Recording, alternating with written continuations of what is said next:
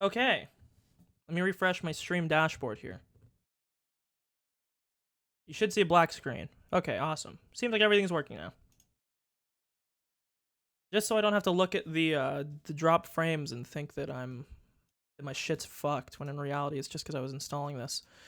So let me open up chapter 2 here. Should be good now. Yeah, the background thing is updated. Video opening might contain spoilers. Do I want to enable it? No.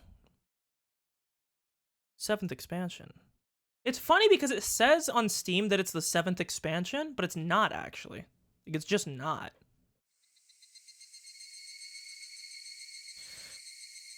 Come on, let me make this full screen. Config. Full screen, yup. Character sprites, console. It looks like it remembers almost all of my settings. Get that voice volume off, bitch. Text speed, like here. Auto speed, like here. Music volume. You know what? We're gonna go full horror mode. Fuck it. So prepare your ears. Oh, it is? Okay. I was about to say. So is this just like an update by some guy?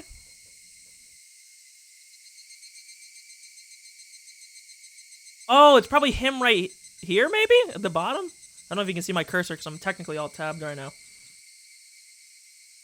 Ryukishi 07? He might just be a member. You know, it doesn't matter, okay? He's the writer, okay. Who cares? So it's just a mod update. You know, we don't care. Boom. Okay. Let me actually get to here. Oh, okay. It makes sense. So, let us start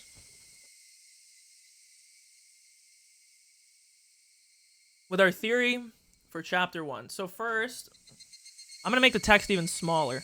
So I'm sorry if this becomes hard to read on stream, but I'll read it out. I really didn't change much. I'll put it to 12. The true university student wants to put it to Times New Roman 11 point, but it's okay. We won't worry about it. Or 12 point. Okay, so first let's just do like, I'm gonna have like some like very basic facts.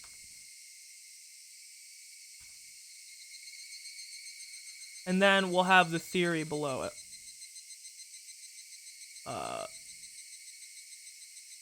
Let's do like chapter 1 update.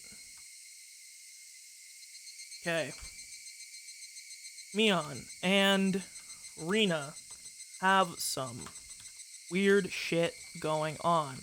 Weird demon possession stuff. Might not actually be.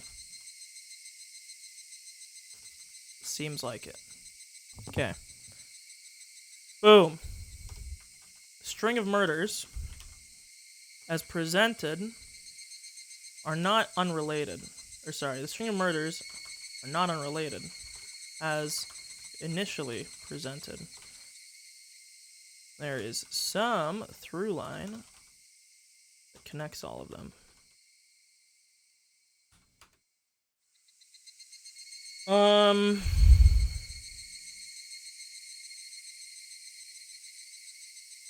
Murders apparently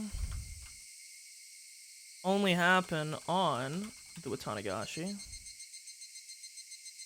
but that doesn't seem to hold true, considering that Keiichi didn't die on the Watangashi. You know what? I don't even want to do a facts, okay? I'm gonna forget them anyways. It doesn't matter. They're gonna get changed. Who cares? We'll just do a theory. Okay, this is the play. So, this is gonna be very rambly, just so you know. It's not gonna be very coherent, because I don't really know what's true and what's false, or what I don't have all the evidence for, or what I do have all the evidence for, so it's gonna be a little all over the place.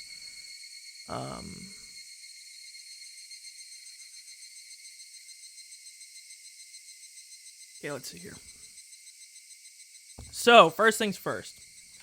Heavily implied that Rina and Mion are directly related to the disappearances and murders going back 5 years.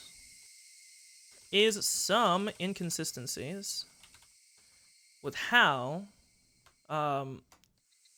with the curse / demon possession theory seems to hold the strongest. Actually, I should save this till later. Okay. My best inference is that Rina and Mion have both been possessed or have some weird split personality shit going on that manifests itself as a demon possession, specifically by, God, what's his name? By Oyashiro, the deity of Inamizawa. Okay. Let me think here. I'm trying to, just get the big overarching points, because I don't want to, I could write a fucking novel about all the shit that happened because of how long it was. So I'd prefer to just keep it to, kind of what I'm thinking. And then we'll go from there. Because otherwise I could write a fucking page about, oh, well, this is and this, and this, and this doesn't match up, and this doesn't match up, and this doesn't match up. Basically.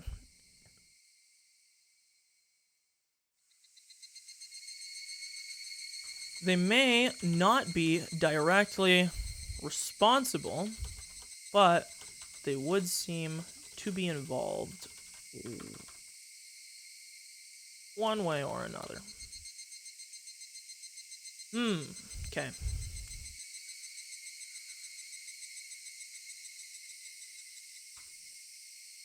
Let's see. Keiichi. The problem is that the end of the game really threw me for a loop, because it was hard to tell what was reality and what was fake. So knowing what I know now, because I understand now, I think, roughly how each of the chapters are going to work.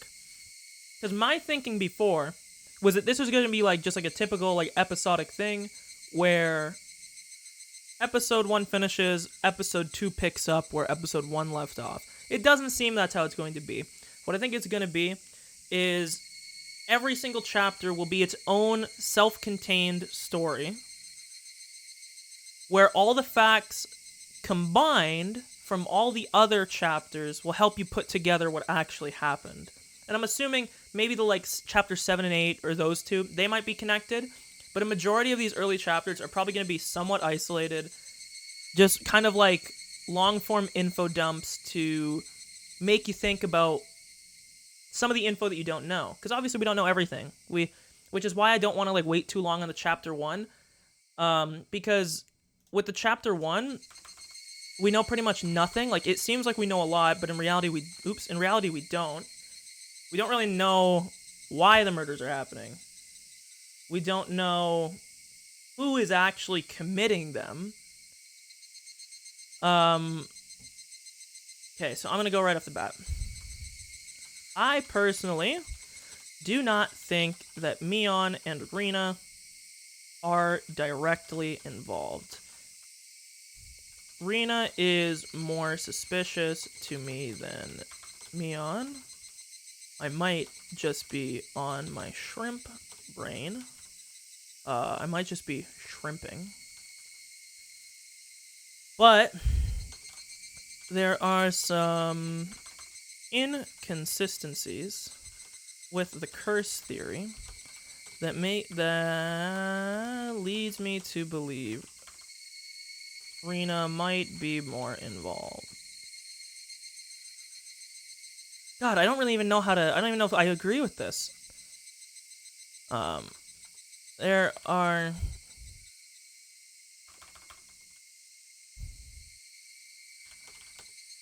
some inconsistencies with the curse.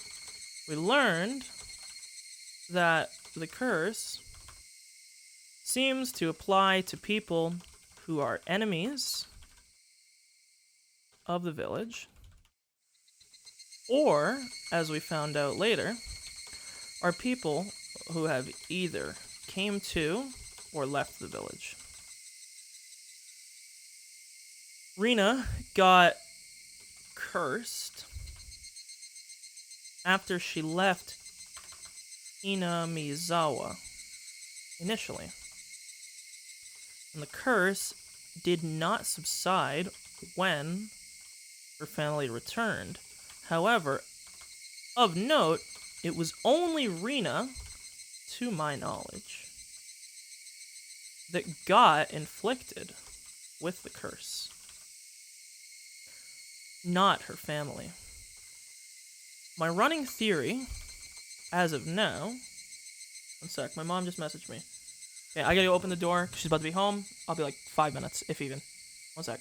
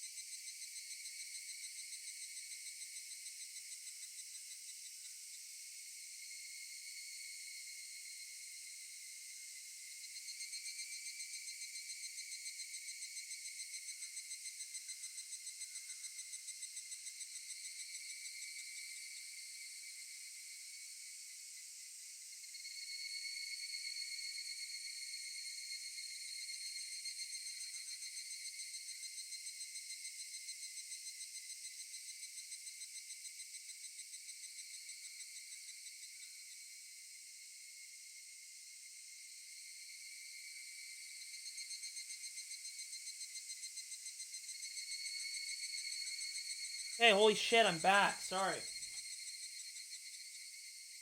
Okay. So I'm trying to think about Keiichi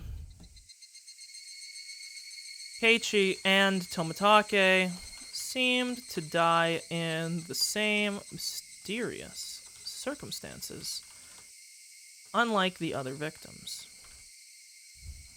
Okay.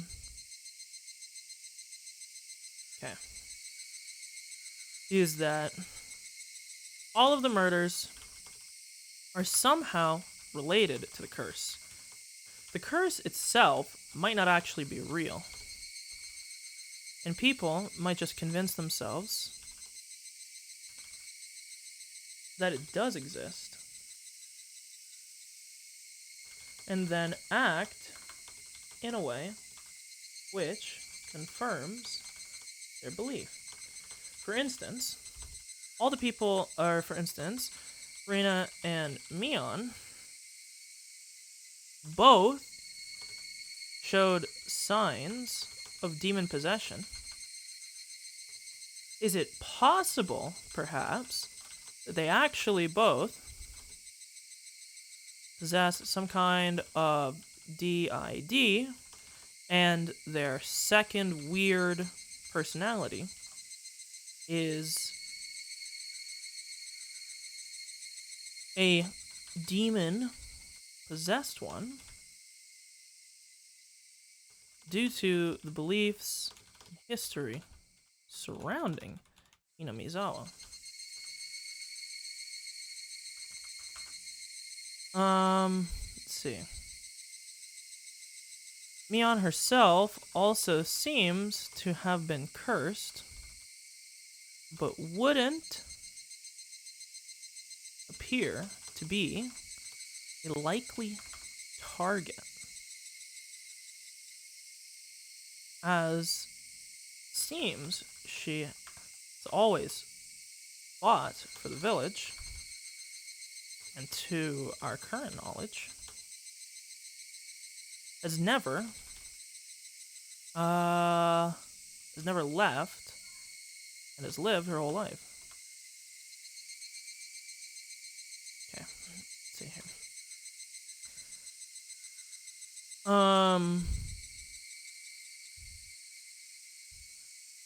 It is also possible, however, that they are just possessed in those weird states. It seems more so that the demon, if it is one, manifests itself as a kind of split personality, or hides within the person it inflicts, only coming out at irregular times. All the murders could potentially be explained as being carried out the same way that Keiichi's death did. The person who disappears could actually have just murdered the initial and then fled after realizing the nature of their crime. The true curse might not actually be on the cursed individuals, but rather on the person who isn't cursed, then acts in a way which causes something bad to those who are cursed, i.e., Keiichi going crazy, thinking his friends are evil, and then killing them, even though he might not have actually been the target of the curse, in the sense that it seems he wasn't possessed. However, sorry, this is very rambly, I know, but it'll make sense in the end.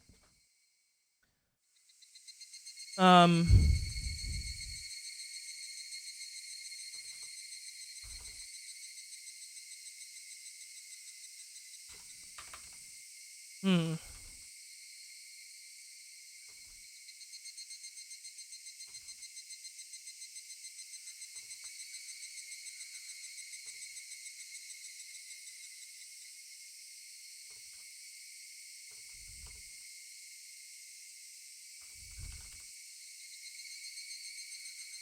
Oh, let me see here. Somehow related to the curse itself might not actually be real, and people might just convince themselves that it does exist and then act in a way which confirms their belief. For instance, Rina and Mion both showed signs of demon possession. Is it possible perhaps that they both DID, or we'll just say like MPD, and their second weird personality is a demon possessed one due to the beliefs and history surrounding Hinamizawa, leading to it expressing as such. It is also possible, however, that they are just possessed in those weird states. It seems more so that the demon, if it is one, manifests itself as a kind of split personality or hides within the person it inflicts, only coming out at irregular times. All the murders could potentially be explained as being carried out the same way that Keiichi's death did. The person who disappeared could have actually just murdered the initial and then fled after realizing the nature of their crime. Split this here. The true curse... I also wanted to put something in here when I was reading this, because there was something that I remembered. One weird thing makes me lean towards demon possession idea is that it seems that those who become possessed have intimate knowledge of events they shouldn't know about, i.e. Mion knowing about Keiichi's lunch with Oishi. It's possible that Keiichi has some curse afflicted on him. I don't like this. This is going to go away. It's possible that Keiichi has some curse afflicted on him that is attached to him. Think the presence he felt when he was, when he demolished his shoe cupboard, or cupboard. Let's see here. We'll say as did Satoshi, and even Rina, considering her past event. Is attached to something which somehow gives those who are possessed knowledge of what happened to those who are afflicted, explaining why Mion and Rina knew so much despite not actually being present, at least to our knowledge. I don't want to ramble too long on this, and then we'll do the TLDR. Probably a curse with real demon possession, but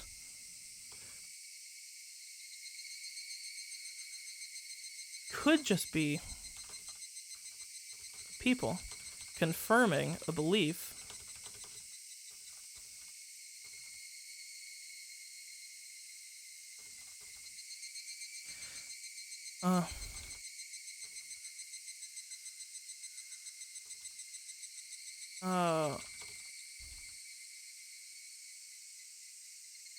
this is turning not into a TLDR, are probably not totally evil. Maybe they're being used by something greater, you know?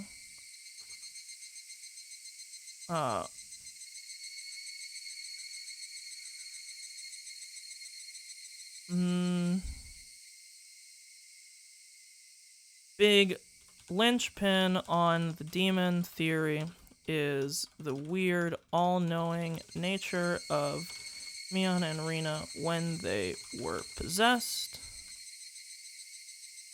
I don't know if possessed is double two S's. I don't think it is. It doesn't sound right. No, it is. Okay.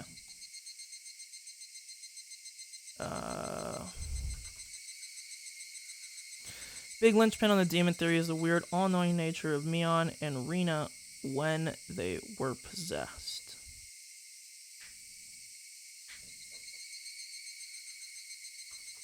If they actually did follow Heiichi, then it's whatever, and probably more likely that it's not a curse, but people acting in a way such that it appears there is one. Okay, I don't want to go too much further on that because it doesn't really make much sense to delve into something when I know 1/8 of the story, right? I'm not going to try and predict exactly everything. I have pizza here, too. Oh, it looks very good as well.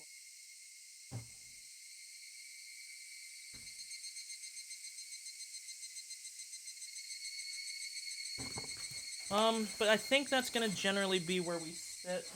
We'll go right here. And then lastly, we'll put big things to look out for. 1. Whether the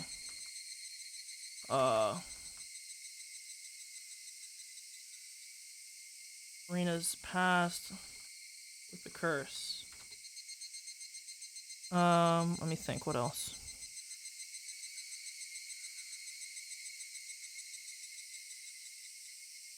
Let's see here.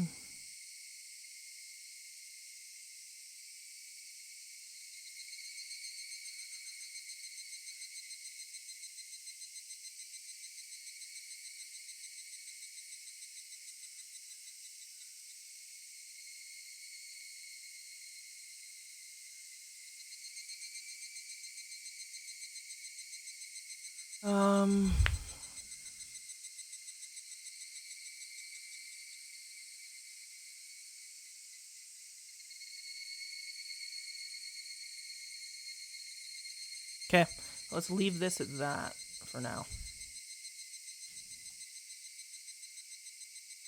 You are late. You missed the end of chapter 1.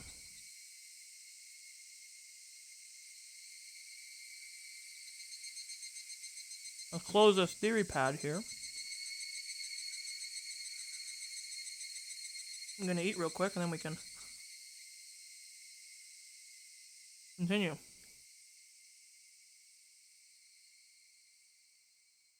It didn't end how I thought it would. Fudge off. Didn't end how I thought it would. I thought this was gonna be similar to other episodic games I'd played in the past where, like, chapter 1 ends, chapter 2 picks off where chapter 1 ends. Seems more so like we're going to dial back the clock and we're going to kind of go through, like, a different path during that same timeline. Get more info and then maybe understand the whole situation better. Seems more likely it's going to be something like that. It's hard to say what I think about it on its own, because obviously it feels incomplete, but I think that's sort of by design that it's incomplete, because there's 7 other chapters, right? So it's hard to say too much about, like, what I think it's hard to say about it in isolation. It did a good job introducing all the characters. I think my only gripe with it was that, and I think they had to do this because I think they had to get you, like, invested in the characters, so it's kind of like a necessary evil, but my only gripe with the game, I think, was that it took a while to get going. Like, it was like, there was, 11 sub-chapters, and I want to say the first 4 was just, like, meandering, like, really not much. Like, of course, I think it's required. I don't think, like, you could just drop me in and be like, here's the mystery, here's all the characters you don't give a fuck about. But I think it kind of had to do that.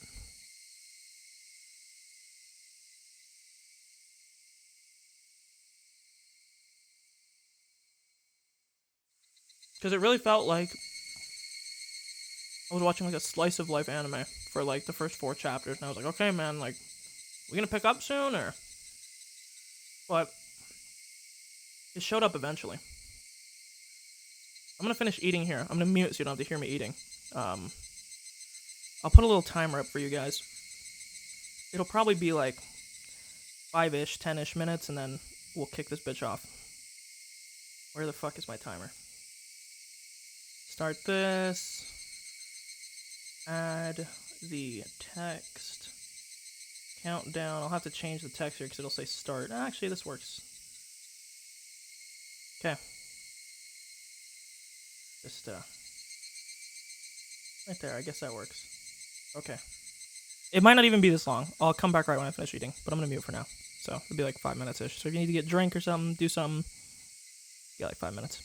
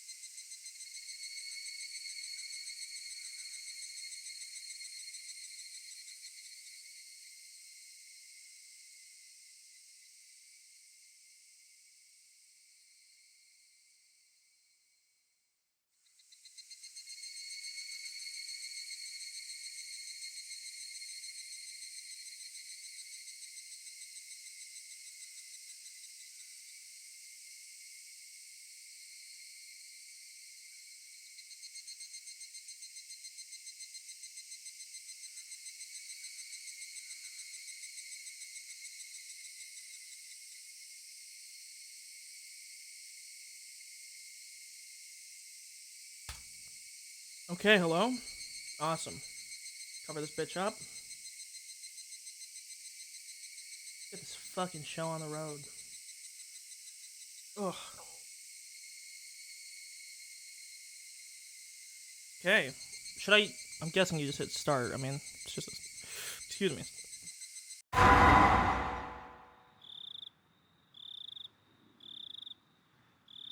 What in the fuck?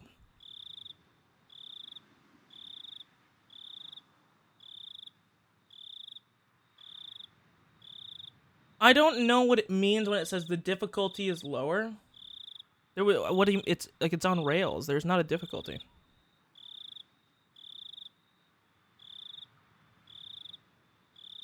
I thought when it said that it was going to make me put, like, a thing together. Is it going to later, maybe? I don't know.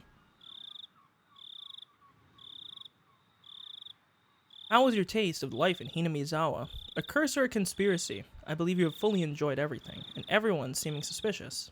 Here at last. It is no surprise attack, but a real direct incident. Please enjoy it.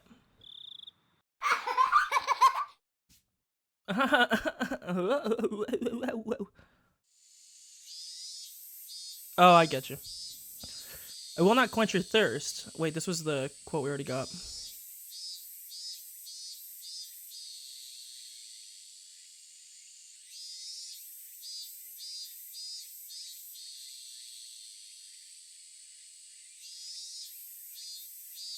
Wait, it was a new quote? It was like the exact same thing.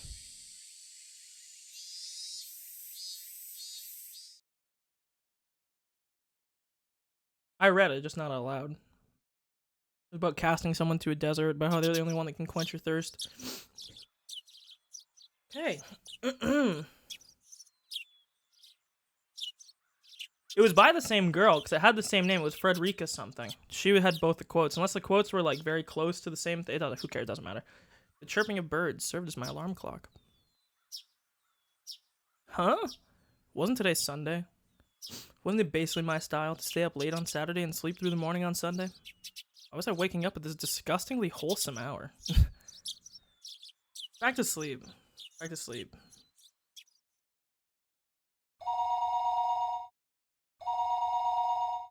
The phone!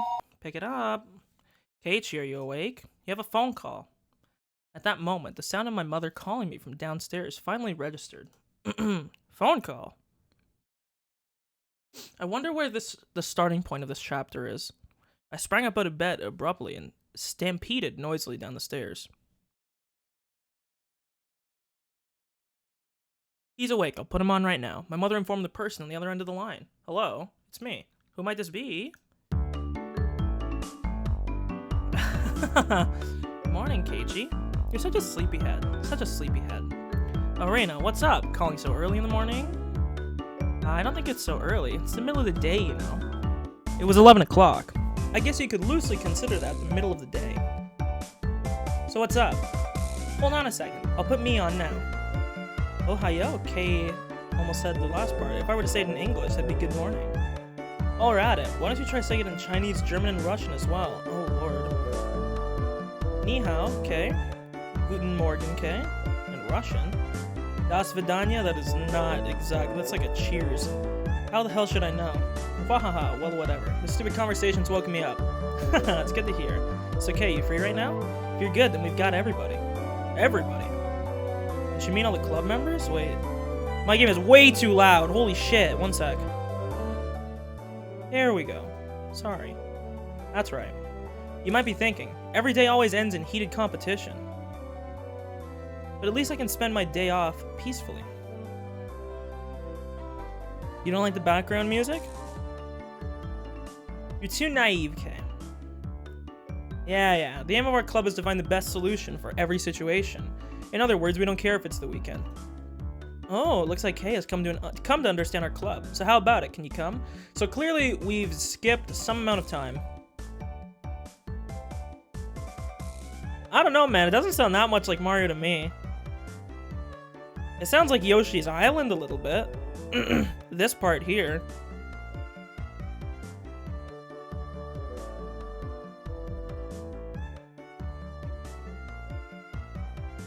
Ooh, looks like Kay has come to understand our club, so how about it? Can you come? So I'm trying to think about where the starting point is. So clearly we've skipped like the first few days of me joining the club. It seems like my guy's pretty well integrated. I had absolutely nothing planned that day. I would refuse Club President Mion's invitation. What other fun ways to pass the time would I have? It's not like I plan on doing anything, and if I said no, you'd probably just declare me the loser by default and force a penalty game on me anyways. If you understand that much, then you can't refuse, right? If you're okay with it, then meet at the usual place at 1 o'clock. We're going into town, so bring your bike, okay? Club activities in town? Well, we could do them anywhere. Besides, since it was a new venue, there was no way this wasn't going to be intense. I'm holding a pretty big grudge from that narrow loss a couple days ago. I'll say it right now, I'm not gonna lose. A couple days ago was Friday's club activity. See, the problem is I haven't mapped out like the dates, so I don't actually know. I don't know what part this is. Like, I don't know. Like, I'm assuming there's a timeline that you could like overlay on each other. I know it was like Sunday, or it was, I don't know what day of the week it was when my dude died, but it doesn't really matter. That uncompromising poker match. Well, we definitely didn't play poker, as far as I remember. It was a fight to the death. Nobody held back. Nobody could tell us who was in the lead or who was last until all the points were tallied. In the end, I won by only 1 chip. Mion came in second. Damn it! I think if I hadn't squandered that 1 chip... She looks kind of different here. I don't know if this is maybe just because of the lighting. Her eyes are like green. They were blue before. It's probably just the lighting. Mion lamented, thus, perhaps more so than the fact that she lost the match. Mion doesn't lose. That's why Mion only whined when she let the champion's throne slip through her fingers. That's why she was more frustrated than anybody over a close loss. So, did she mean for today to be a grudge match? Bring it on. Just like last time, I'll shut you down and make you play that penalty game. Make sure you play in a way that you won't regret when you lose. Wouldn't have it any other way. I'll make it all the more better when I crush you. After that, we exchanged jeers for a bit before hanging up the phone. As I headed back upstairs hastily to get the key to my bike, I bumped into my mother. She was carrying a futon down. Oh, Keiichi, you seem like you're in a good mood. Heading out? Something like that. I'm going into town to play with everybody. Take care. Watch out for traffic. Be back before dinner. Yeah, I'll be back by then. I wouldn't be back. After unlocking the chain from my bike in the garage, I reveled a bit in the resistance the slightly stiff pedal gave as I pushed on it. Alright, let's go. I set off on my bike, cutting through the refreshing morning air. Keiichi! You're late. Ah, sorry to keep you waiting. Huh? Where's Satoko and Rika? Rather than meeting up with them here, it's a lot quicker to just meet up in town. Oh, I see. If I remember correctly, Satoko and Rika's houses were on the other other side past the school. Oh yeah, what's up with doing club activities in town? It can't be that. Oh my god, am I okay? It can't be that everybody's going to put on masks and rob banks all day, is it? I wouldn't mind doing that. Even then I wouldn't lose to you. You see, Mi always tells me the routes and schedules of the armored bank cars. I wonder why. What? I spun around with a serious look on my face and looked at Mion. Well, it certainly seemed possible that Mion was capable of doing that. Seriously, Mion? Okay, no, her eyes are blue. Rina! What are you saying? Haha. Sorry, Mi. Sorry. Haha. The two of them joked around. That bright laughter was the best match for a beautiful day like today. Hey, you two. Satoko and Rika are waiting for us, aren't they? Let's stop fooling around and get going. Around and around, fooling about like 2 fluttering butterflies, I earnestly wished I could just keep watching them like this. But the 5 of us together would be absolutely more fun. That's right. Well then, let's go. The goal is to plunder 1 billion. Once we split the loot, everybody scram. Yeah. Too happy, I tell you. 3 of us on our bikes headed over the gently sloping hill towards town. Accelerating hard, we crested the hill. This is new art, wow. At least I think it is. This isn't. The view expanded as Okinomiya Station came into sight. I occasionally come to the station here. Considering the amount of effort it takes to get here, though, it was quite a hassle. That's why I didn't know much about the area around the station, or Okinomiya itself for that matter. The street we were headed down today was of course unfamiliar to me as well. Going through the going through the railway crossing, we headed past the south end of the station. This is the first time I've been this way. Somebody here doesn't know how to fucking park. Around here, there's lots of things like arcades and toy stores. Me knows a lot about it. There's an arcade. I used to go to one pretty often. My gamer's blood roils within me. Always going to an arcade. Okay, you're quite the delinquent. Next time we're here, I'll show you where it is. It's a good one. There's quite a few machines. Seemed like the town of Okinomiya was Mion's stomping grounds. If I asked her, she could tell me a lot of things about it. I don't know why I'm having trouble reading today. Eventually, we came across a store with quite a few bikes parked in front of it. Was this the arcade? No, it was a smaller shop. Looking at the window display, it seemed like your everyday toy shop. But for almost 10 kids to be filing in and out of the store, they were doing almost too well for themselves. Could it be that store is having some sort of event today? Exactly. Top prize is 50,000 yen. 50,000? What the heck is that? That's the GMP of the People's Republic of Keiichi 5 times over. Two cute figures messing about the front of the store noticed us and waved their hands. Hello, everybody. We've been waiting for you. Good morning. Hey, morning, Rika.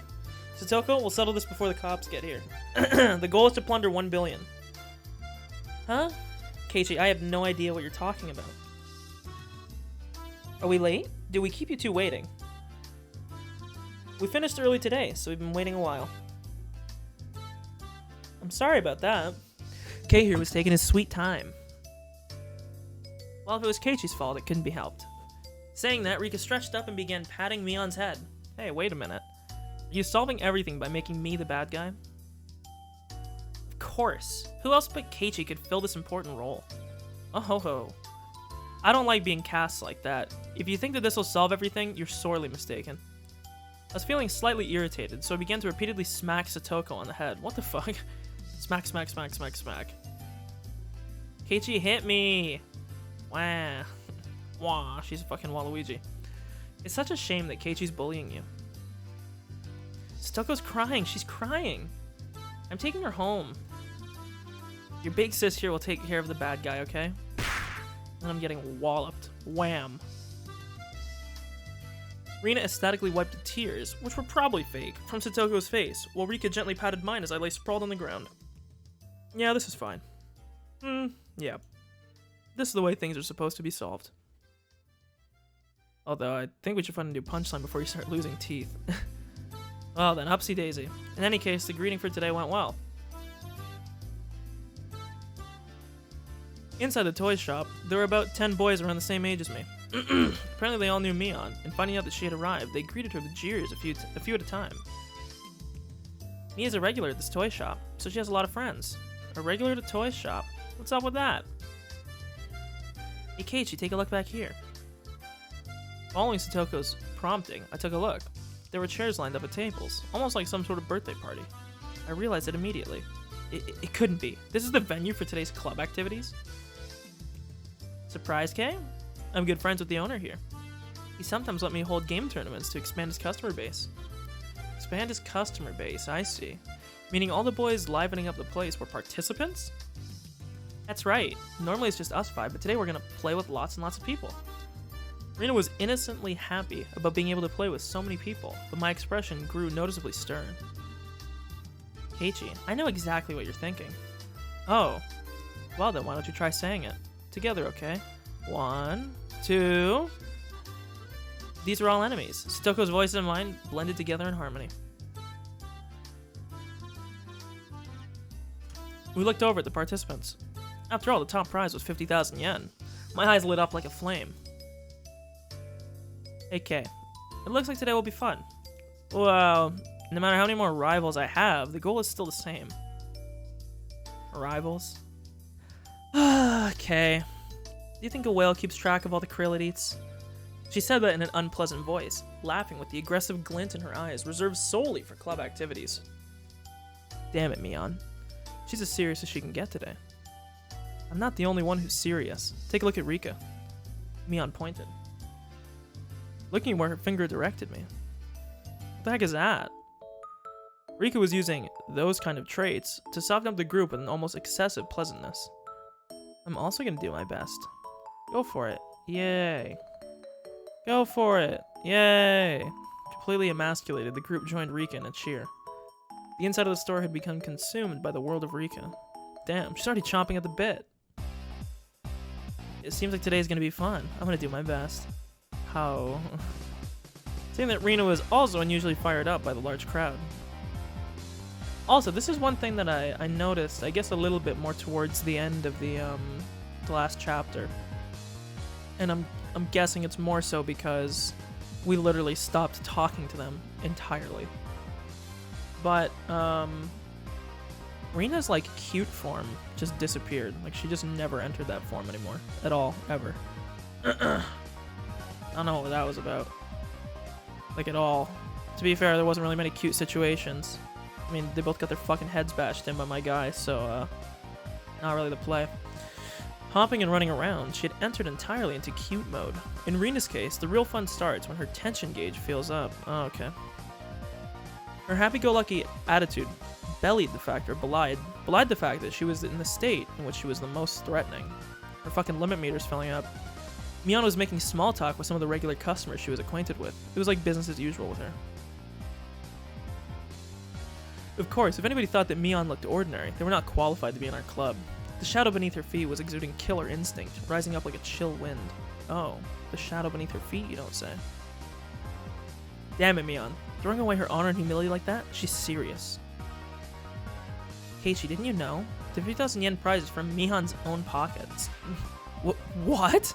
She was putting up the 50,000 yen all by herself? At that moment, a dark miasma that warped Mion's surroundings began to appear. What is it, Kay? Is there something on my face? Eep! A shiver crept up my spine. That Mion, cornering herself like that. She was pulling out the demon lurking within her. Oh, you don't say. Fine with me. Damn it, my knees are shaking like crazy. Demon within, you say? Ooh. Hey.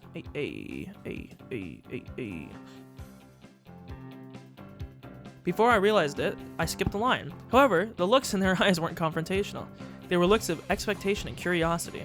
They were the eyes of onlookers who were wondering what kind of match was going to occur and who was going to win. You couldn't ask for a better stage than this. This is getting interesting.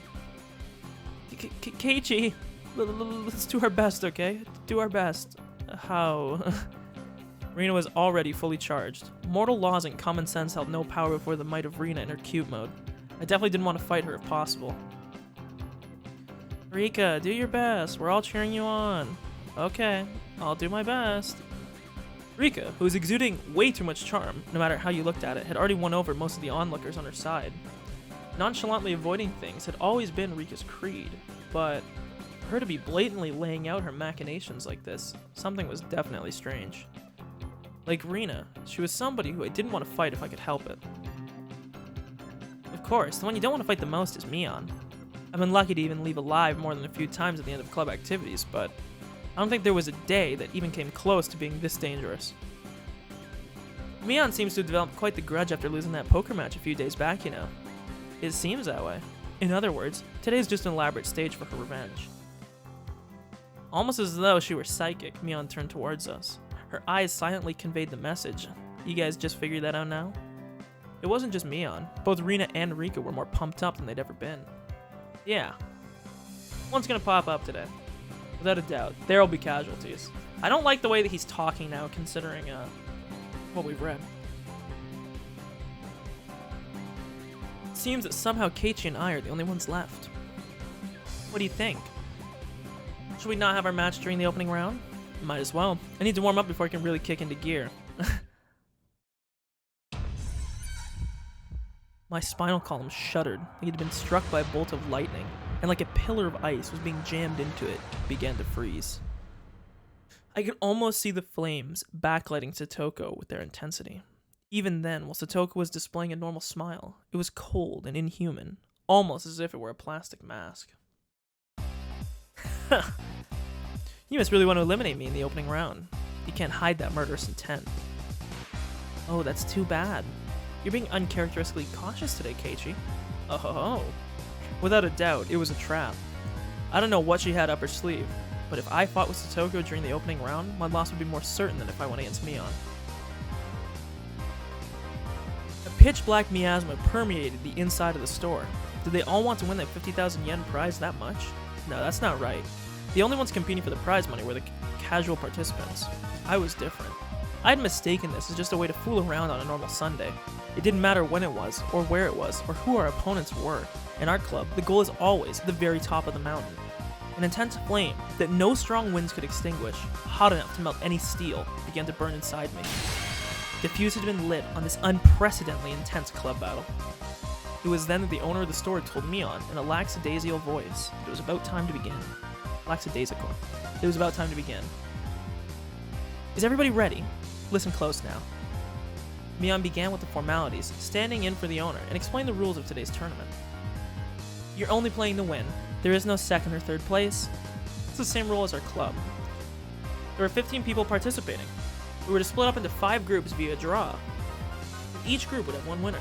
Each winner in the first stage would advance to the next in order to compete in the final. Now, as for how each group will compete, each table can decide how to play however they want. As long as the game is here in the shop, anything goes. Already in club mode DEFCON 1, I didn't let the small gap in the rules go unnoticed. Mion, can I ask a question? Won't everybody push to play a game they're good at, and not be able to agree on which one? Oh, that's right. If we can't decide, we can't start. The spectators also nodded along. It was only natural. I wonder if this is going to be part of her ploy to pick a game that she's really good at. It was only natural. There wasn't anybody who would simply cede to their opponent's suggestion. I prefer if you were all good at sports, and managed to come to a decision on your own, but if it comes to a stalemate, should we have the store's owner decide for you? It was an event at a toy store after all. You'd expect the owner to referee. After that, Mion's rundown continued. It ended with the rule that any losing participants would have to buy the game they lost at a rather nice proposition for the store. Or a rather nice proposition. First, we used the draw and split into 5 groups. Everybody lined up single file and began to draw tickets that the shop owner had prepared. It was my turn. Alright, time to draw. No matter who I was up against, I'd crush him. At that moment, Mion began to laugh with a hawkish gleam in her eye. Of course, I'm sure you already know, but club members will have a separate penalty from a casual participant. I thought as much. What's the gist of it? The winner gets to give the losers 1 order each. Contrary to how simple it sounded, it was a terrifying eventuality, the subject of which no one could predict. Damn you, Mion. Was she really planning on parading me around Hinamizawa in cat ears and a banana hammock with a tail attached or something? The look on Mion's face told me she wasn't going to let me off that easy. On top of that, this time, it wasn't just the person who finished last who'd have to submit to the penalty game. The losers get 1 order each. In other words, even if you don't finish last, you still have to do a penalty game. That'd be the case. What about if there's no winners? Like if all the club members drop out midway through? Okay, are you alright in the head? Wait, what? The look in Mion's eyes became that of a lion bearing its fangs. How exactly are the elite members of our club going to lose to mewling newborns? Okay, don't embarrass me by getting eliminated in the first round. Even so, I didn't feel threatened. The more into it my opponent was, the stronger I would become. You just wait and see. I won't sit here and be bullied by you, Mion. I'll show you. We shall meet in the finals. It's like some Food Wars shit. The results of the draw were enough to make you cry conspiracy. All the members of the club were nicely divvied up among the 5 tables. How did this happen when the draw was that random? The thought that I was already caught in Mion's puppet strings made me feel uneasy. That was fine though. I'll crush all your petty tricks. Now where were my opponents? Everybody was headed to the table corresponding to the number on their ticket. The competition at my table was these 2, huh? They look younger than me. Huh? Aren't you 2 classmates of mine? Oh hi, I'm Tomita. This is Okamura. Okamura greeted me by nodding his head. So my opening round was to be against my juniors from school. Just saying, but it seemed like a pretty easy matchup. Lucky. Time to destroy them without mercy. Alright then everybody, please decide on your games and start. With Mion's declaration, the inside of the store suddenly became lively. Everybody was yelling their favorite games at each other, trying to gain an advantage before they started. Even my 2 classmates, who seemed taciturn at first glance, or taciturn, I don't actually know how you say that word, began to fiercely insist on their own games as soon as the signal was given. I have to figure that out. It's gonna bother me in case it comes up again. Taciturn. It is taciturn, okay. Man, they really updated the Google pronunciation thing. Taciturn. I'm expecting it to be like, taciturn. Of course, I would kick those suggestions aside. There was absolutely no reason to pick a game your opponent was good at. Sorry, they're all games I don't know. Can you pick something a little more well-known? Of course, I didn't agree to the games I suggested either. I could only smirk bitterly. Naturally, after 5 minutes, this table still couldn't agree on a game. Obeying the rules, we asked the store owner to decide on a game. Clearing his throat, the shop owner brought over a board game from the back of the store. It was a game called Billionaire. Quite the vintage we have here. Come to think of it, if you lose, you have to buy this game. That damn shop owner, was he using this competition? Dude. No, I thought he would just be giving you all the expensive games. I thought that would be the play here.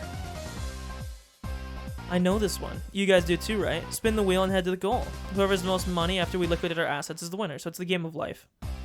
The two nodded in agreement, and finally the game was underway. At that time, I already had a feeling of an impending crisis. I wouldn't realize why until the game progressed a bit. 1, 2, 3, 4. Celebrate the birth of your child. Receive $5,000 from everybody. Sorry. Okay, I've built a bit of a lead. 1, 2, 3, 4, 5, 6, 7, 8. Bonus. Receive $100,000 from the bank. What? The tables were turned in an instant. 1, 2, 3. Proceed to the corporate ladder course. Whoa, that's a good route. Seemed like only my piece was landing on the steady spaces. I had doubts as to why Mion didn't bring out board games for club activities, but that reason was laid bare to me before my eyes. That's right.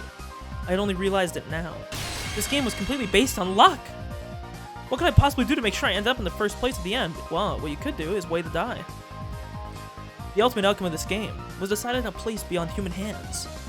How were the other club members doing? My eyes naturally wandered off to the other tables. Mion's table was... what? They weren't doing anything.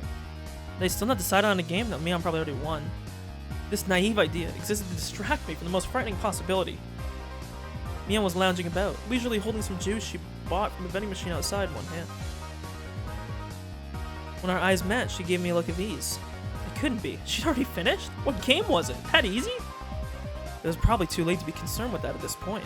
Only 5 minutes since we started, and her opponents were already beyond recourse. They were sitting there, slumped over in disappointment, muttering to themselves, trying to figure out where they went wrong. For that, they'd find no answer. Was there any reason for their defeat, other than that they sat at the same table as Mion? And what about Rina's table? The spectators were causing quite a commotion. It looked like their game was Karuta. The shop owner was apparently the one reading out the cards. Rina tended to dawdle along and space out a lot. Wouldn't she have a hard time with this game? Then I'll read it out. The dog gets tired on a walk. BAM! At the same instant, the shop owner began sounding out the words. The card in question disappeared off the face of the table. No, the face of the earth. Impossible, where'd it go? It was against Rina's cheek. She was rubbing it there. How so cute. I'm taking it home. Looking at the card Rina was rubbing against her cheek, it was some anime-themed version of Karuta, with rather cute moe illustrations decorating the cards. Basically, it was a picture of a pretty dog girl with a slightly large chest, panting, and half in tears as she was being pulled along on a chain. Dude, Monka W, what the fuck is that image? With those types of pictures, even I could play with godlike speed. Of all people to play that game, it had to be Rina. It was entirely possible that her fingertips were on the verge of breaking the sound barrier. It's over. Mion smiled coolly. Seeing no further reason to keep watching, she turned back. So cute, so cute. Even if Rina wins, I'll still buy these cards. I'm taking them home. How? After that, the second the cards started being read out, bam, bam, such decisive sounds echoed. Well then, how about Satoko? Oh, she was playing a rather orthodox game. Concentration. Judging from the distressed look on Satoko's face, it seemed that she was struggling somehow. One of the main characteristics of concentration is that the pace of the game speeds up as it goes on. As the number of cards to memorize decreases, it becomes easier to match several pairs in a row. It wouldn't be exaggeration to say that the first person to take over the flow of the match can run away as the winner. The cards still in play had decreased. If you'd memorized the cards that had been turned over before, you should have a good chance to sweep the table at this point.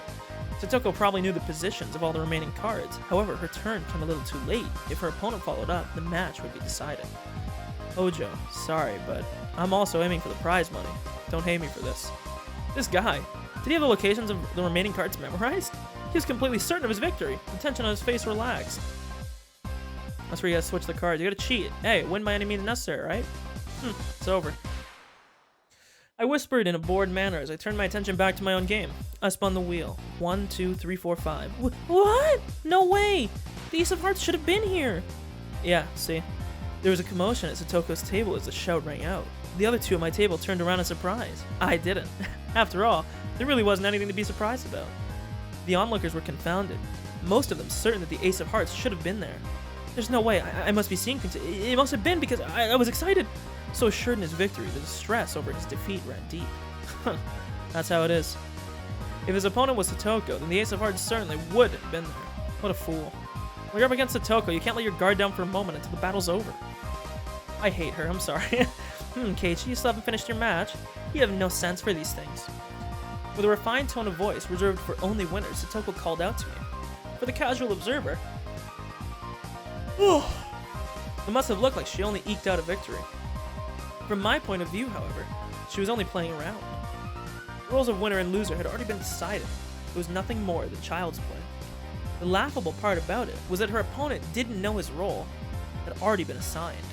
Nice work there, setting up a farce of a trap with the Ace of Hearts. My opponent only walked into one of my traps. Even then, one was more than enough. Satoko was a trapper. Her true talent was never having one misfire. Setting off only one trap was more than enough? That ain't cool. Ain't that cool? I read that as that ain't cool. The fact the other club members were winning one after another with their own brand of play only added to my impatience. I think I read that totally wrong. The fact that the other club members were winning one after another with their own brand of play only added to my impatience and my own lack of progress. I didn't read it wrong. I'm just having a stroke. Oh right, how is Rika doing? How's our club's sly little fox doing? What the heck is that? Over in the corner, the mood of that table was decidedly different from the others. The game at Rika's table was... You know that battery-powered fishing game? The one where the fish open and close their mouths as they rotate on the platform, and you use the magnetic fishing rod to pick them up? That old thing? It seemed they planned on competing by seeing who could catch the most fish, but... It'd become an atmosphere you could hardly call competitive. Wow, I caught one. You're so good. Rika, you're good at this. Oh my, she caught another one. Rika is really good at this. Star. I knew that Rika had already charmed her opponents, along with the onlookers, before the matches had even begun, but brilliantly played. The corner had become an informal meeting of the Rika Furude fan club. It's Rika's total victory. Total victory. Rika's good at finishing, isn't she? What Rika's trolling for probably isn't fish. Hearing that, she glanced over my way briefly. This is my way of getting serious. That's what I heard. This is a masterful technique that only Rika is allowed. No, only Rika can do. Yeah, a masterful technique. Maybara, it's your turn. Oh, sorry. Guess it is. 1, 2. Fine for tax evasion. Pay $50,000. In contrast, my game, what an unseemly situation this was. Noticing the uneasiness creeping across my face, my companions came to see how I was doing. Keiichi, could it be that you're struggling? You're struggling? Okamura, right now, how much money do you have? Okamura, who had wrung lots of money out of the elite course, began to count through a stack of white $100,000 bills. About 980,000, I guess. How much money do you have, Tomita? I have 880,000. I'm still close enough to turn this around. Those two, it looked like they would easily surpass $1 million. Well, okay, how much do you have? Mion's tone of voice was grim from the get-go. It was her disappointment and disgust as club president. It can't be helped. There's no strategy involved other than spinning the wheel in this game. How am I supposed to cheat? Tell those two to close their eyes and count to 100 while I rig the wheel? You know there's no way I could do that. Rika gently pat my head. Still, she wasn't too happy. How pathetic. At one point, I thought you'd be a worthy adversary. I've been utterly disillusioned. Don't give up, Keiichi. There has to be some way to make a comeback. Do your best, right till the end. Like I said, how am I supposed to make a comeback with this game relying entirely on luck? Right, Mion? Mion's face, however, was unbelievably indifferent, like she was watching something completely unexciting. She then turned her back without saying a word. Hey, me... It was a pathetic voice that irked even myself. I'm disappointed. Everybody was serious about this, but Kay was the only one who wasn't. What do you mean by serious? Are you telling me to control the spinner through sheer force of will? How can I do that? If you were serious about it, you would have settled this game 10 seconds from when you started. Me, you don't have to get so angry. Wait. I wonder what she means by that. You could just bribe them to let you win. Maybe it was because it had become an awkward situation, but the spectators dispersed from around my table. Damn it, are you saying I'm not serious about this? Are you saying if I were serious, I would have settled this game of chance in 10 seconds? If I were serious. If I were serious! Everyone was praying for my victory. They believed in me. Did I betray their expectations? Is it because I wasn't serious? Ugh! Should we continue the game? The two of them were timidly trying to resume play. I didn't respond to that. The table sunk into silence. Meibara, should I take that to mean you're giving up?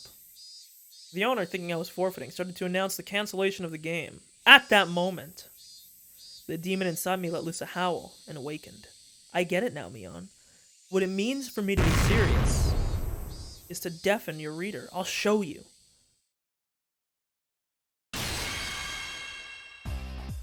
Bam! I clamped my hands on their shoulders, speaking in a low voice after pulling them closer. Tomita, Okamura, let's make a deal. Let me win. See, he is gonna bribe them. The two of them, not immediately understanding what I just said or the meaning behind it, were momentarily confused. Hey, Meibara, no violence. Let's settle this game properly. Just listen to what I have to say. What is it you guys want? 50,000 yen prize? Well, of course. Winning that kind of money is a once-in-a-lifetime opportunity. Even supposing you win, what are you going to do with that money? How are you going to enjoy it? The two of them considered it briefly. Buy a new game or something? Snacks? Maybe some juice? That's petty. So petty. Are you guys stupid? Then how will you enjoy it if you win, Meibara?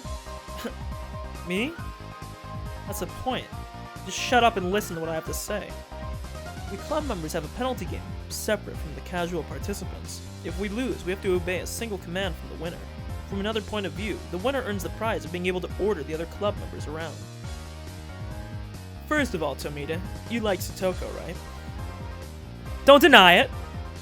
Next, Okamura, you like Rika, right? Don't turn red! I drew the two of them, red-faced and conscious of whether anybody else heard what I just said, even closer. Lollies. Moe.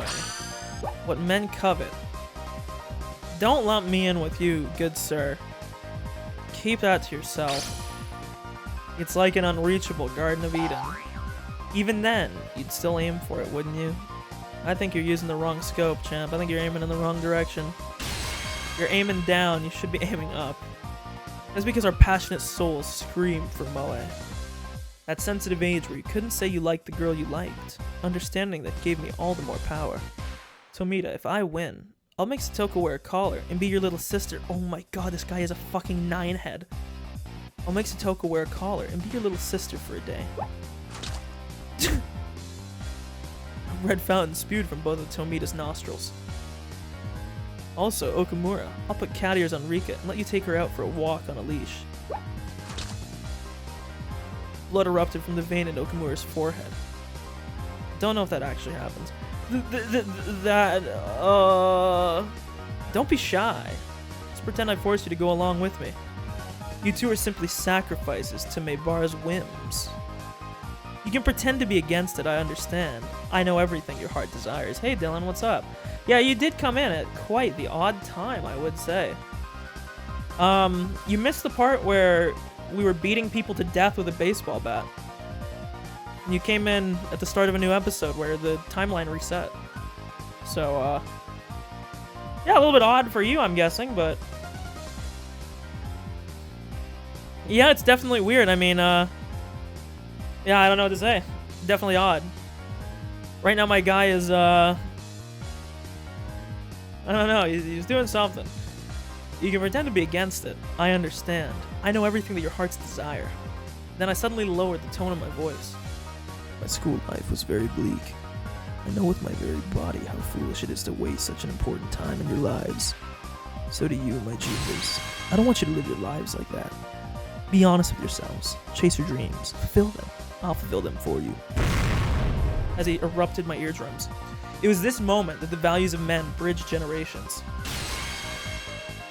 Maybara, did I ever have a mentor who spoke my mind for me so strongly? Never! There was no way there was. That's because in a man's lifetime, he'll only have 3 fateful encounters. That valuable first time was being experienced right this moment with these two. I hope you're not giving them a first time of any kind, brother. Holy fuck. It's fine then? Let's do it. 1, 2, 3. Game over. It was such an assertive declaration of the game is ending that everybody in the store turned and looked. It's been less than 3 minutes since I was on the verge of forfeit, and all the spectators were certain of my loss. Keiichi, what happened? Who won? It was my complete victory. What did you say? Exactly how did you overcome that situation? There's no need to explain what happened. It was a gentleman's agreement. Right, guys? Yes, sir! The two of them, stifling tears of gratitude, answered strongly from the bottom of their hearts. Exactly what kind of miracle occurred here during those 3 minutes the spectators all looked away from my utter disadvantage. You did it, Keiichi, yay! The spectators were puzzled at how I was able to so quickly overcome that hopeless situation. That guy, is he able to control the spinner wheel with his eyes or something? It's a miracle. What devilry is this? He's in cahoots with that Mion, you know? There's no doubt he had some strange trick up his sleeve. I looked at the crowd, who couldn't help but be excited, out of the corner of my eye. Now fully awakened and in battle mode, I let out a derisive laugh. So this is what it means for me to be serious, Mion. You took your sweet time. Baring our fangs at each other, we laughed together in a most unsightly fashion.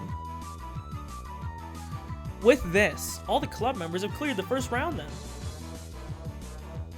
Which means this time, it's a match against everybody. A match. I've already decided what I'm going to buy with the prize money. That's only natural. Right? Satoko and Rina smiled, sneered at each other. These guys. Do they really think they can win against Keiichi Maibara when he gets serious? Mion, that was a mistake. You shouldn't have offered me advice just now. What a mewling newborn you are. You're a million light years too early to think you can win against me. Mion. Light years are a measure of distance. True, he's right. I mean, they are a measure of distance, but in a roundabout way, they are a measure of time. But I guess technically, yes, they are a measure of distance.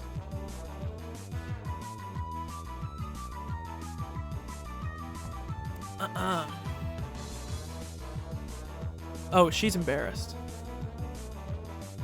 What are we doing, me? How are the 5 of us gonna face off? How? Poker? Oh, well, no. We have such a splendid lineup. It'd be a waste to rush things. Me saying something complicated again. It couldn't be. Why you... Mion's hair flowed elegantly, almost like a cape, as she turned her back to the table. As for today's contest, I, Club President Mion Sonozaki, will reserve judgment for now. The method and time are yet undecided. The more spectators, the better. It should be in front of everybody from Hinamizawa and Okinomiya. By then, we'll know the best way to finally settle things. Are you running away from this? This is too unfair, even for you, Mion. You newborn. Do you still not realize what's happened?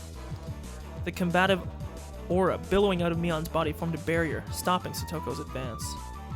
We'll meet again. Prepare yourself for your inevitable defeat. With a shrill laugh, Mion left the store. After a moment of silence, the crowd erupted into cheers. When will they resume the contest? Mion's serious. The other members did great too. That new guy, Maebara, he's got some strange power. He turned the tables in an instant. Maebara, you've got to win. Yeah. I'll dunk someone like Mion head first into the river Styx for you. That part of the... Dude, knowing what happened in the last chapter, like, using river Styx analogies, bro, I don't know if you want to be doing that. Because you did dunk her into the river Styx in the last chapter, bro. The part of the crowd that apparently overheard the covenant between Tomita Okamura and myself erupted into a cheer again. Mion's gonna win anyways. She's the undefeated Empress. I'm betting on Mion. No, it's gonna be Rina with that ungodly speed. Satoko, the trap artist. I don't know if you want to call her a trap artist. Rika, the siren. It may be a long shot, but it'll be Maebara. However, right now, I had no ear for those cheerful voices. Setting the stage for this huge match and then running away like that, I wasn't gonna forgive Mion. Outside of the store, Mion was getting on her bike as the shop owner was seeing her off. Don't run away, Mion. If you're the club president, don't run. Fight me. Oh, sorry, Kay. Right now, I've got to get to my part-time job. Huh? Like you would see in a sketch comedy show, my legs slipped in opposite directions until I was doing the split. What? Yeah. While you were playing your game, me received a phone call. It's too bad. It's just getting good, too. Not our lucky day. They're getting crushed at the sale over at my uncle's store. They don't have enough people to work the registers, so he called me for help. When you say your uncle, does he manage a supermarket or something? Just a small store. But whenever you put stuff on special, all the housewives swarm in like locusts. Don't they have any common sense? Even though they don't have enough staff, they're selling a carton of eggs for 10 yen, limit 1 per customer. That's literally like cents. That's like nothing. I was a little surprised. You'd never think that this was the club president exuding such a dark aura inside the store just a short time ago. He was the usual Mion right now, almost exasperatingly so. My shoulders slumped. That's right. Club mode was over now. But it was really heated today. It was really fun. Damn Mion. She really knows how to fire people up. Me too. Oh. I got so fired up my head started to tingle. Especially Kay. That was scary. I thought he was gonna eat me alive there. It's work, so I guess there's nothing you can do, but it really is too bad. I really want to continue this some other time. Any time is good. How about we do it at the Watangashi Festival? Oh lord. When is the Watangashi Festival in this? There was a time skip, so there's gonna be a lot less time between like how it was in chapter 1 and now. It's gonna be very quick, and I know that this chapter is called Watangashi, so the cotton drifting 5 demon firefight. That's right. I'll think about it. Right now, what were Rika and Mion talking about? Watangashi Festival. Cotton drifting 5 demon.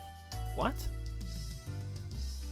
I love it when things turn out all over the top and manga-like. It'd be nice if we could have another thrilling club activity like this soon. She laughed with a smile that made you feel refreshed just looking at it.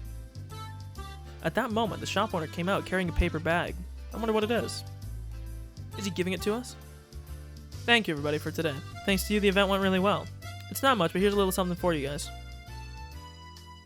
Hey, Uncle Yoshiro. Isn't there a little something for me, too? Wait, this is your uncle? My. Quite an adorable one, is it not? When Satoko and Rika opened up the bag, there were cute little stuffed animals inside. No, Connor, it reset. So, I'll pause the background music here for a second, and I'll catch anybody who was not up to speed. Okay, so did you see the end of chapter 1? I don't know if you were here or not.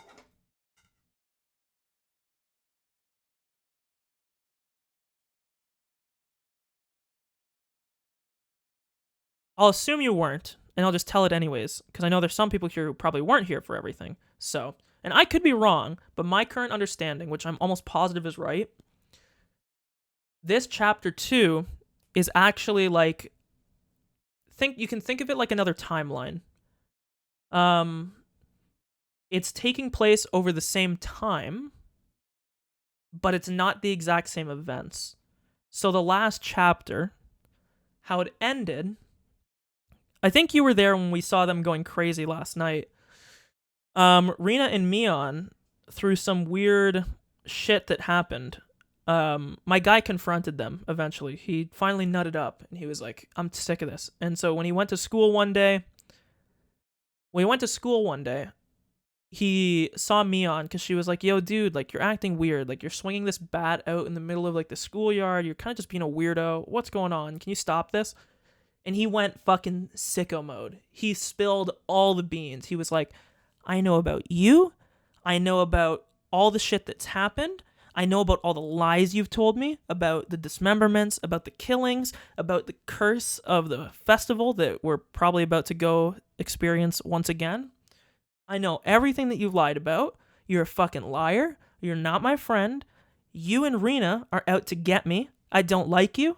We're not friends. Don't talk to me. I want nothing to do with you, okay?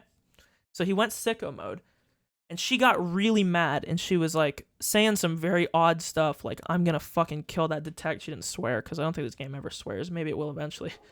But she went into, like, this weird thing. Her eyes lit up, and she was like, I'm gonna kill that detective. He's the one who fed you all this. And then my guy started getting chased by Rena through the town, and she was carrying a hatchet, and he was thinking that she was going to kill him. He ran to the damn construction site, and he got attacked by 2 strangers. They were actually just villagers. And he passed out, and he woke up in his room, and Rena was there, and she was normal. And he was like, what the fuck? Rena was just evil. It's like hunting me down with a hatchet. What's going on? She's like, yeah, I brought you back to your room, and I've been taking care of you. I called the doctor. A doctor's going to be here soon. You're chilling. You're just, you're doing your thing. Just chill out. But then she starts to act a little bit funny. And then he goes downstairs because he hears the phone ringing, and he's going to pick it up. And then the doorbell rings. He opens it up. Mion's there. And he's like, why'd she call Mion? Like, why is Mion here? Mion shouldn't be here. I thought it was the doctor. They force him back up into his room, and then shit starts to get really odd. They start going crazy. Their eyes go weird again. And they pin him to the wall, and they're about to inject him with a syringe, which we actually don't know what was in this syringe. It is insinuated that it was the same thing that the photographer guy, Tomatake, got injected with that made him commit suicide. It's like a suicide drug that makes you like claw out your throat. And my guy was like, oh, and he was like freaking out, going crazy, and he blacked out. And when he woke up, both Rena and Mion were dead in his room, beat to death, and he was holding a baseball bat that was bloodied. And he did do it because he had the memory, but he like didn't want to replay it. But basically, he had like a rush of adrenaline. Beta. It was kind of the opposite of a beta. It was more so kind of like a amazing. It was pretty amazing what he did. But he threw Rena off him, kicked Mion, and then he beat the shit out of them with a baseball bat and killed both of them. And then he realized that when she said doctor, she actually said director. And he was like, director? Huh? He looks out his window. And I don't know if you were there yesterday during the one scene where the van was trying to run him over, but that same van pulls up in front of his house and like 6 or 7 guys get out of it. And he's like, what the fuck? Yada, yada, yada. He runs away. And then all of a sudden there's like a mini like time skip. And then we're in the detective office. And the detective is on the phone. He gets a call from Keiichi, who's at a phone booth. And he listens to Keiichi like vomit and rip his throat out and die on the other end of the line. And then we get a summary of the events. Basically. Chapter 2 now is like a reset of the timeline, because obviously, Keiichi's alive and Rena and Mion aren't dead, so it's a reset, and it's back before the festival ever happened. And in chapter 1, the Watangashi festival was when everything went downhill, like when Tomatake got murdered, and then everything started falling apart, and he started like not trusting his friends. So we're basically in like the happy, like, haha, nothing's wrong part right now. And we're going to see where this takes us.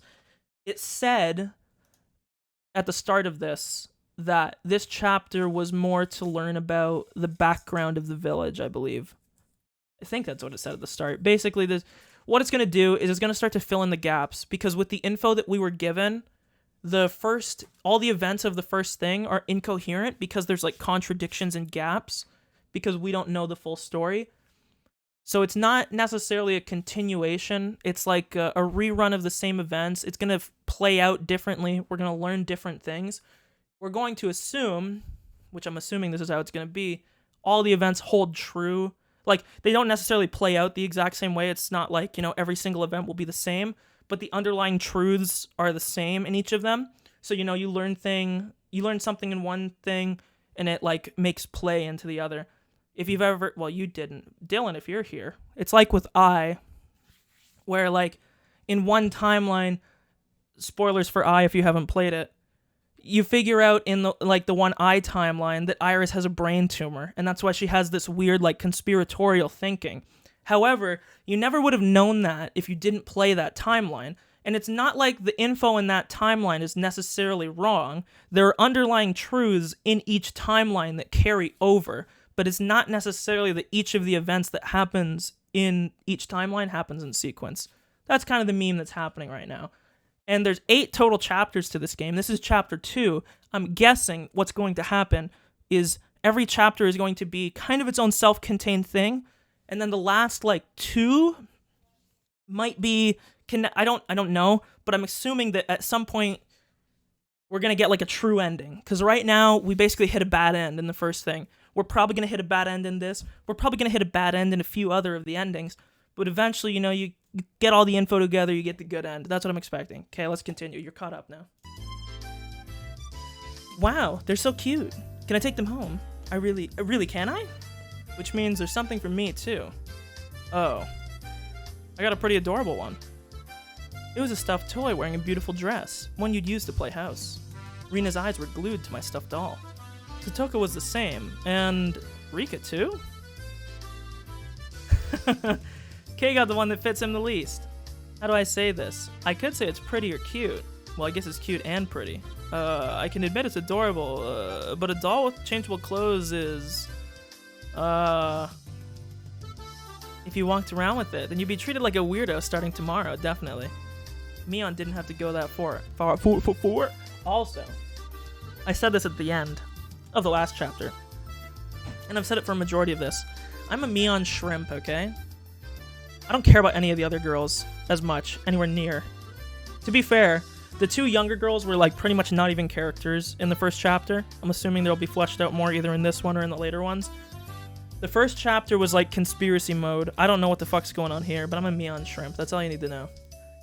Mion didn't have to go that far. This wasn't something a guy like me should be carrying around. Mion was the only one who hadn't received a present, so I thought about giving it to her. However, after brief consideration, I gave it to Rina instead. But the problem, as you can see, the game is somewhat railroading me down the Rina track, but I don't want to be on the Rina track. Huh? Look at this. Look at this. Why? You fucked up, man. You fucked up. My heart aches over this. Huh? You're giving it to me? To Rina? Thank you. Just protecting myself. If I didn't get to Rina, then walking the streets at night would be scary. Haha. No doubt, no doubt. I thought about giving to Mion, but it didn't feel right. Haha, you know it. She's crying on the inside right now. I sometimes wonder why I wasn't born a boy. It's better that you're a girl. If you were a boy, I would have killed you already. Dude, I don't like... This is what I'm saying, that, like, the weird language usage, I don't like. Because, I mean, you did kill her already. In a different timeline, sir. You should kill me while you still can. If you don't, Kay, you might not live to regret it. Hahaha, this isn't funny. Mion laughed after saying such an ominous line. Everybody laughed heartily along with her. Ask God to make you a boy in your next life. I'll also have him make me a boy. Then together the 2 of us will start with taking over the country as a warm-up. Haha. Mion, if you don't get going soon, the shop owner told her meekly. A lot of us looked like we were having a lot of fun, so it must have been hard to put a wet blanket on things. Later then. Today was really fun. I'll see you later, guys. Tomorrow at school. Don't be late for work. Everybody waved their hands and watched as Mion left. Before I knew, the sun was already setting, and the breeze carried a hint of chill. Hint of a chill. I don't know if it said hint of a chill. No, it said hint of chill. Okay. Should we play for a bit more in town, or should we go home? The road gets scary when it's dark. Then I guess it's time to leave. We certainly caused a ruckus today. We sure did. Okay, let's go home. The wind blew gently, as if to cool down those of us flushed with enthusiasm. The road back to Hinamizawa was long, but I didn't really mind. Oh, that's right. Rina, you achieved an overwhelming victory, didn't you? When Rina gets like that, I'm sorry to say it, but there's no winning against her. It was because the cards were so cute, see? I bought them. Oh. I hate how she talks, man. Rika was the same as usual. When it comes to boys, it's like taking candy from a baby. It was an easy win. How much was calculated and how much was natural? I got scared when I think about how Rika will turn out in the future. Satoko was amazing too. The way it ended was really exciting. It wasn't the sort of game where I should be complimented. Oh ho ho. See, this is like kind of like an ominous thing. The feeling I have right now is similar to when you're on like summer break at high school and there's like 2 days left before you gotta go back and you just have this sinking feeling. You're like, man, I just don't want this to happen. And I just know like it's all good times now, but something's gonna go bad. Keiichi, you also showed your fangs at the end there. Well, I guess. I'm the type of guy who's strongest when he's cornered. Tomita and the others seem to be cheering you on really hard. What was that about? You made some sort of promise with Tomita and Okamura. It's probably a secret. A secret? A secret? A secret? Oh, I wonder what it is, I wonder. Sometimes for a man, there are times we can only understand one another by fighting. Desperately laughing, I frantically tried to avoid the subject. After that, everybody continued to praise each other for how they defeated their opponents and reflected on how fun today was. Everybody look, the sunset is beautiful. Satoko, getting even more excited, pointed. Waiting, I don't know why I had a stroke there. Waiting where her finger indicated was an immense sunset, casting even longer shadows of us on our bikes. The cries of the Higurashi were gentle and comforting.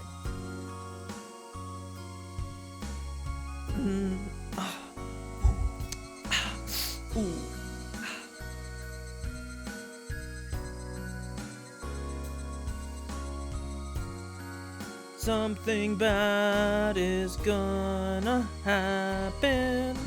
Wait, that's the end of the first subchapter? Holy shit, that was nothing. I know it took a while, but I also talked around and fucked around for like 45 minutes of it. That was like less than an hour. Also, I don't want to... Well, I want you to answer this question. For those of you that have knowledge, because I know there's at least one or two of you in here. Answer this vaguely. Are there the same amount of sub-chapters in each chapter, yes or no? I don't want you to tell me how many there are in a given chapter. I'm guessing there's not. There's not. Okay, thank you. That's all I want to know. Let's view the new tips. Who's Mion's uncle?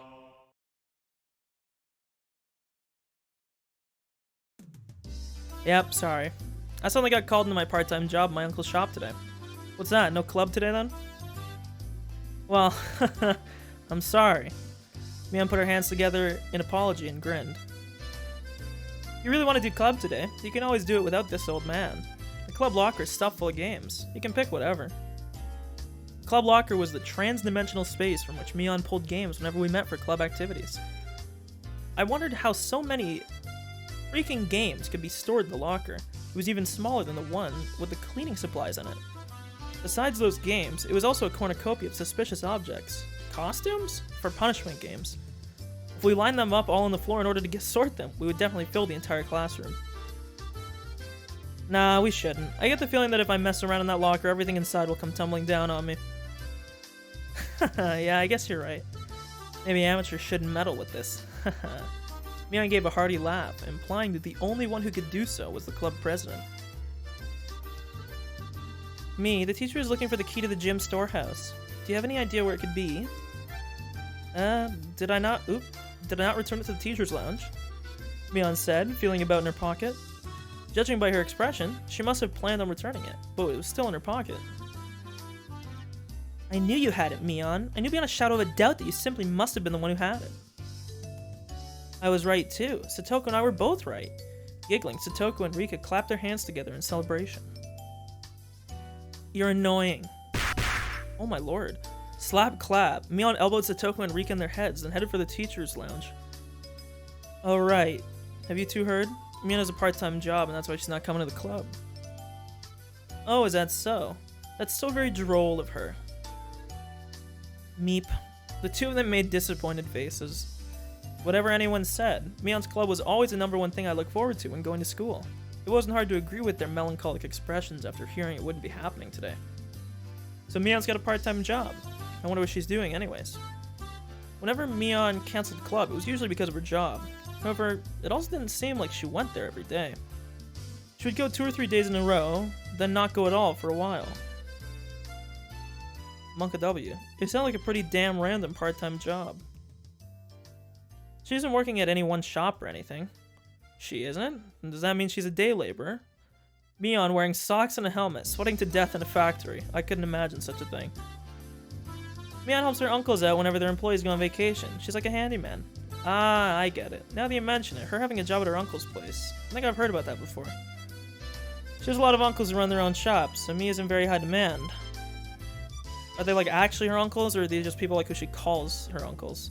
She has a lot of uncles who own shops? A lot of them. Oh, you were unaware, Keiichi? There are many relatives of Mion's and Okinomiya who run their own stores. Oh, I forgot, though. Her family is like very entwined in the village. Oh, wait a minute! I just thought of something! And we'll see if it comes true.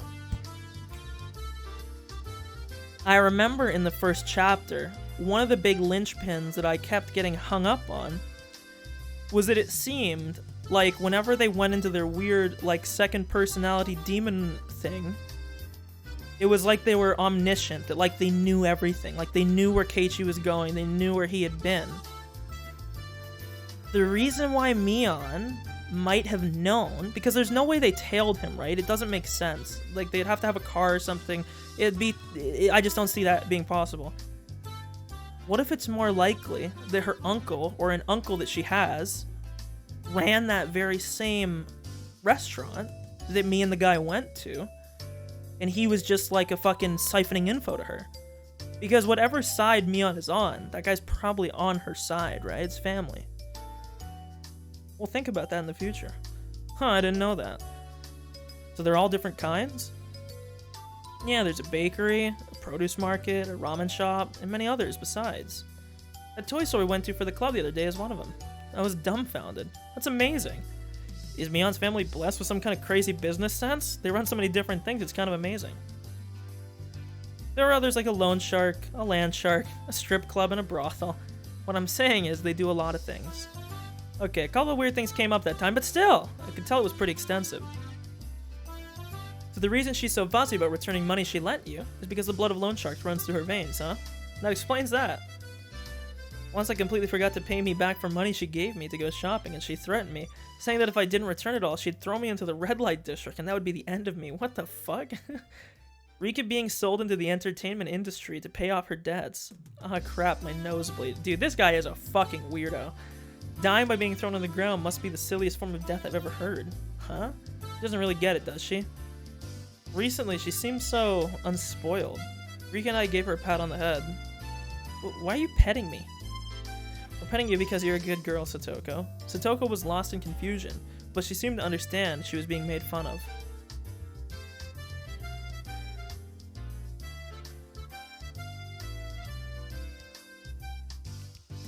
Okay.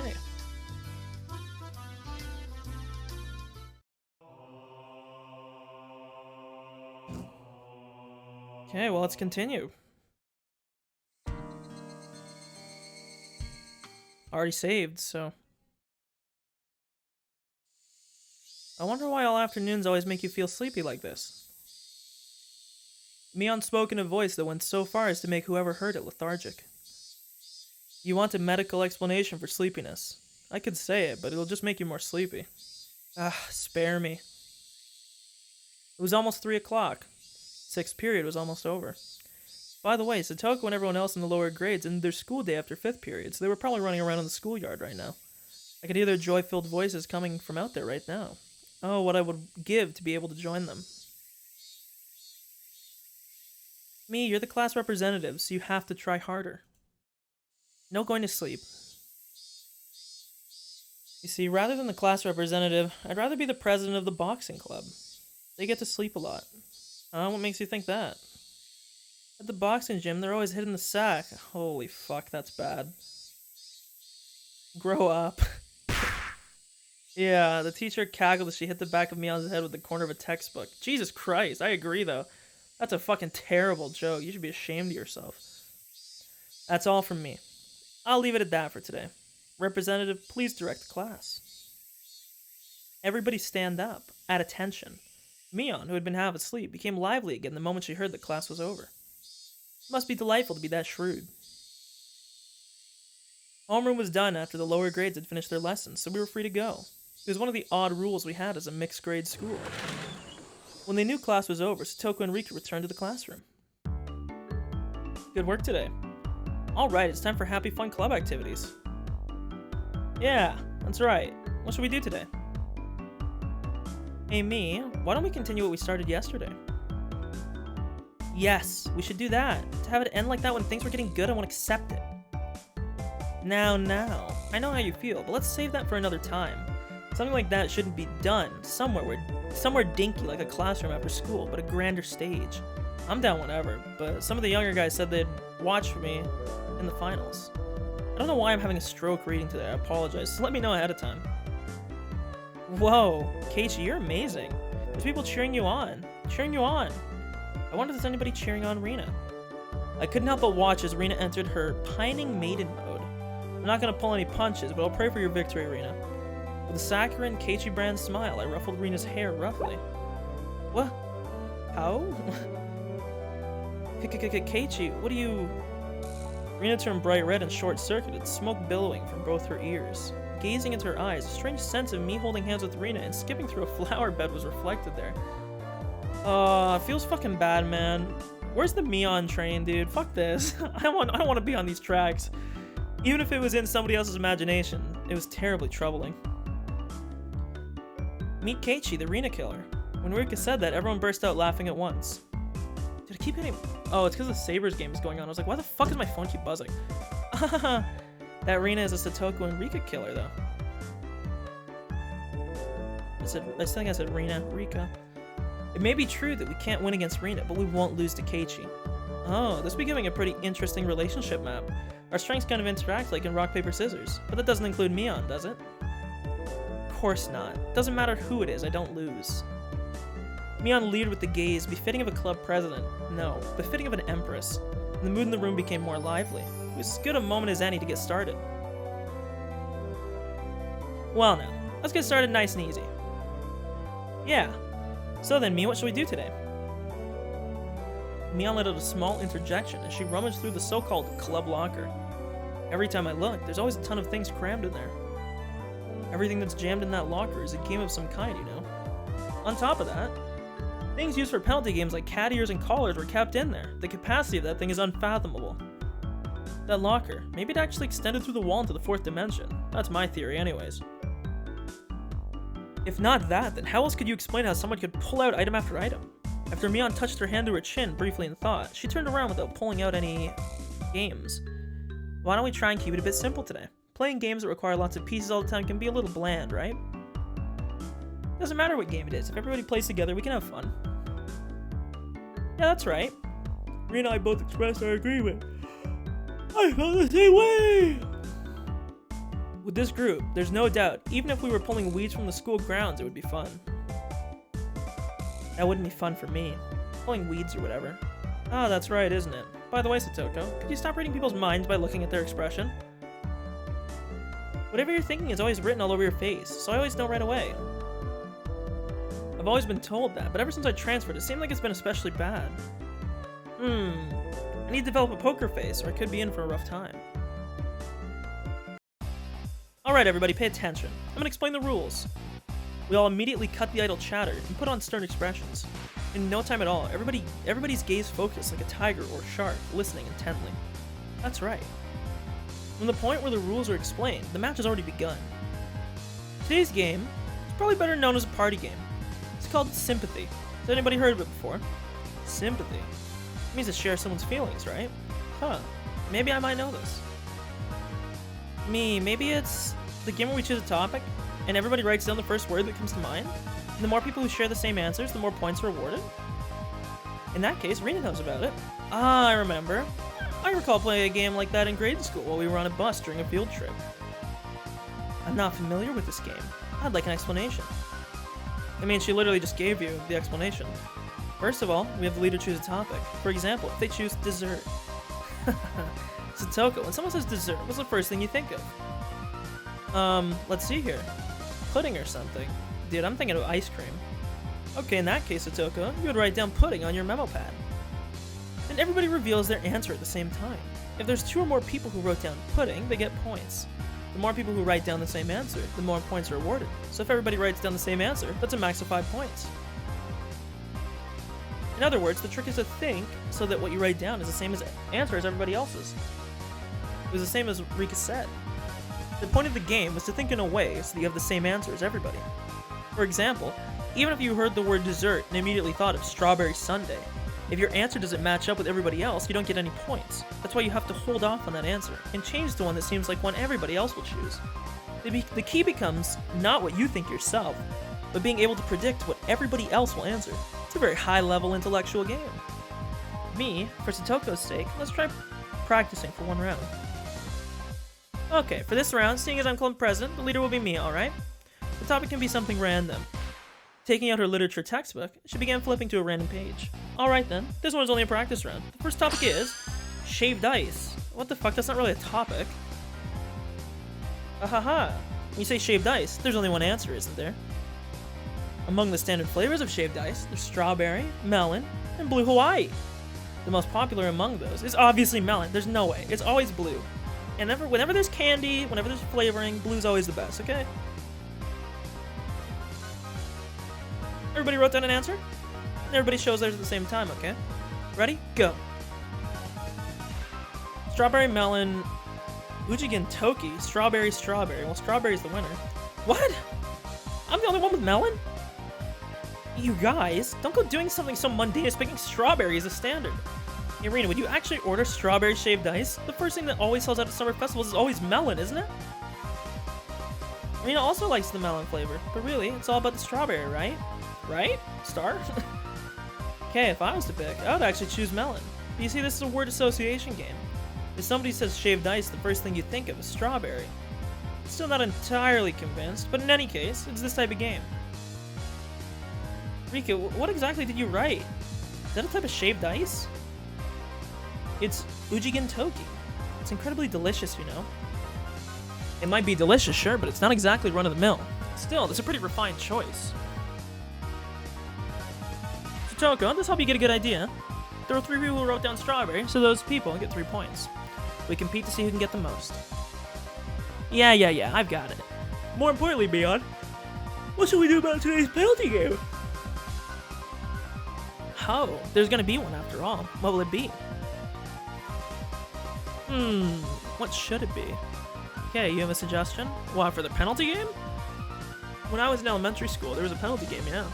It can only be that. Schlepping. In other words, the thing where the loser has to carry around everybody else's baggage.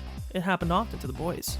Elementary school kids walking around completely covered in backpacks. You see it a lot. I've never seen that in my life. But how will we do that? Satoko and Rika's houses are the complete opposite direction from ours. And how about the loser carries just the winner's stuff to their house? Getting everybody's stuff to their house would involve covering a pretty sizable distance. Okay, yeah. Just that much might be alright. Somehow, today's penalty game is pretty simple. With a penalty game of this level, it wouldn't even be fun to make Keiichi do it. Shall we raise the stakes a bit? Not just playing Porter. Ta-da? Well, I don't know what that meant. How about we have someone schlep stuff around, dressed in this? What? Why a maid outfit of all things? It's cute and all, but no way. But you see, what do we do if Keiichi loses? If we don't have a size that fits him. Oh, I didn't let that little detail go by. I have a nice XL size one prepared just for Kei. So Kei, are you ready? I'm gonna have you walk around outside dressed up as a maid. From the headband to the garter belt, even the underwear, I've got it all prepared for you. This is insane. Why do you have every possible size of that thing in the locker? This is bad, Keiichi Maebara. Somehow, it's become a situation where only my failure results in an overly cruel price to pay. What if I make a mistake and lose? I wouldn't be able to walk around in broad daylight anymore. Oh, ma'am. About that Maebara boy. Did you hear about him? Seems like he has a penchant for cross-dressing. I thought it was going to go into a very odd direction here. Oh my, really? That'd be so embarrassing, you know? They gotta stop with this fucking eruption noise. That's way too harsh. That's just incredibly brutal. If we're to return this penalty to some semblance of normalcy, now is the only time. Everybody, I think we should refrain from the unwholesome penalty game. Why on the way back home from school? Do we have to be accompanied by a girl wearing a maid uniform and carrying our baggage? Having them say master while dragging them around the village in such an embarrassing outfit? Wait, why am I panting? What is this? This feeling welling up inside me. You're horny, bro. Calm down. Hey, let's just make it a normal penalty game. What if Keiichi has frozen stiff? Boom. Burning with passion, I firmly place my hands on Rina's shoulders. Rina, there is no problem with the penalty game. I just have to win. That's right, everybody. I turn to everybody with an idiotic grin, my pearly whites flashing with a brilliant gleam. Okay, you've come around to the idea, eh? No matter what the penalty game is, there's no reason to be afraid. You just have to win. Right, everybody? Yeah. Yeah. From Mion to Rika, everybody energetically thrusts their fists up high. Only Rina seems somewhat undecided, standing there looking flustered. She's a little bit slow, isn't she? Well, that's nice. Just fucking... You're such a fucking... You're just like chilling. It's like, huh. She's a little bit slow, isn't she? If she wins, even for Rina, it's quite a delectable opportunity. Hey, Rina. Don't you see this is a pretty big opportunity? Rika or Satoko in a maid outfit, coming right to your doorstep? This is a historically great chance, isn't it? Sploosh. Rina began spouting a fountain of blood from her nose. The look in her eyes completely changed. She shifted into cute mode. I was waiting for this Rina, that look in her eyes. How? To my doorstep. It's not like Keiichi or me wouldn't be good too. Alright. It looks like everybody's prepared themselves. Get your memo pads ready. First question, ready? Mion opened up her textbook to a random page and read out a word that caught her eye. The first topic is summer break. Beach. That's what I'm thinking.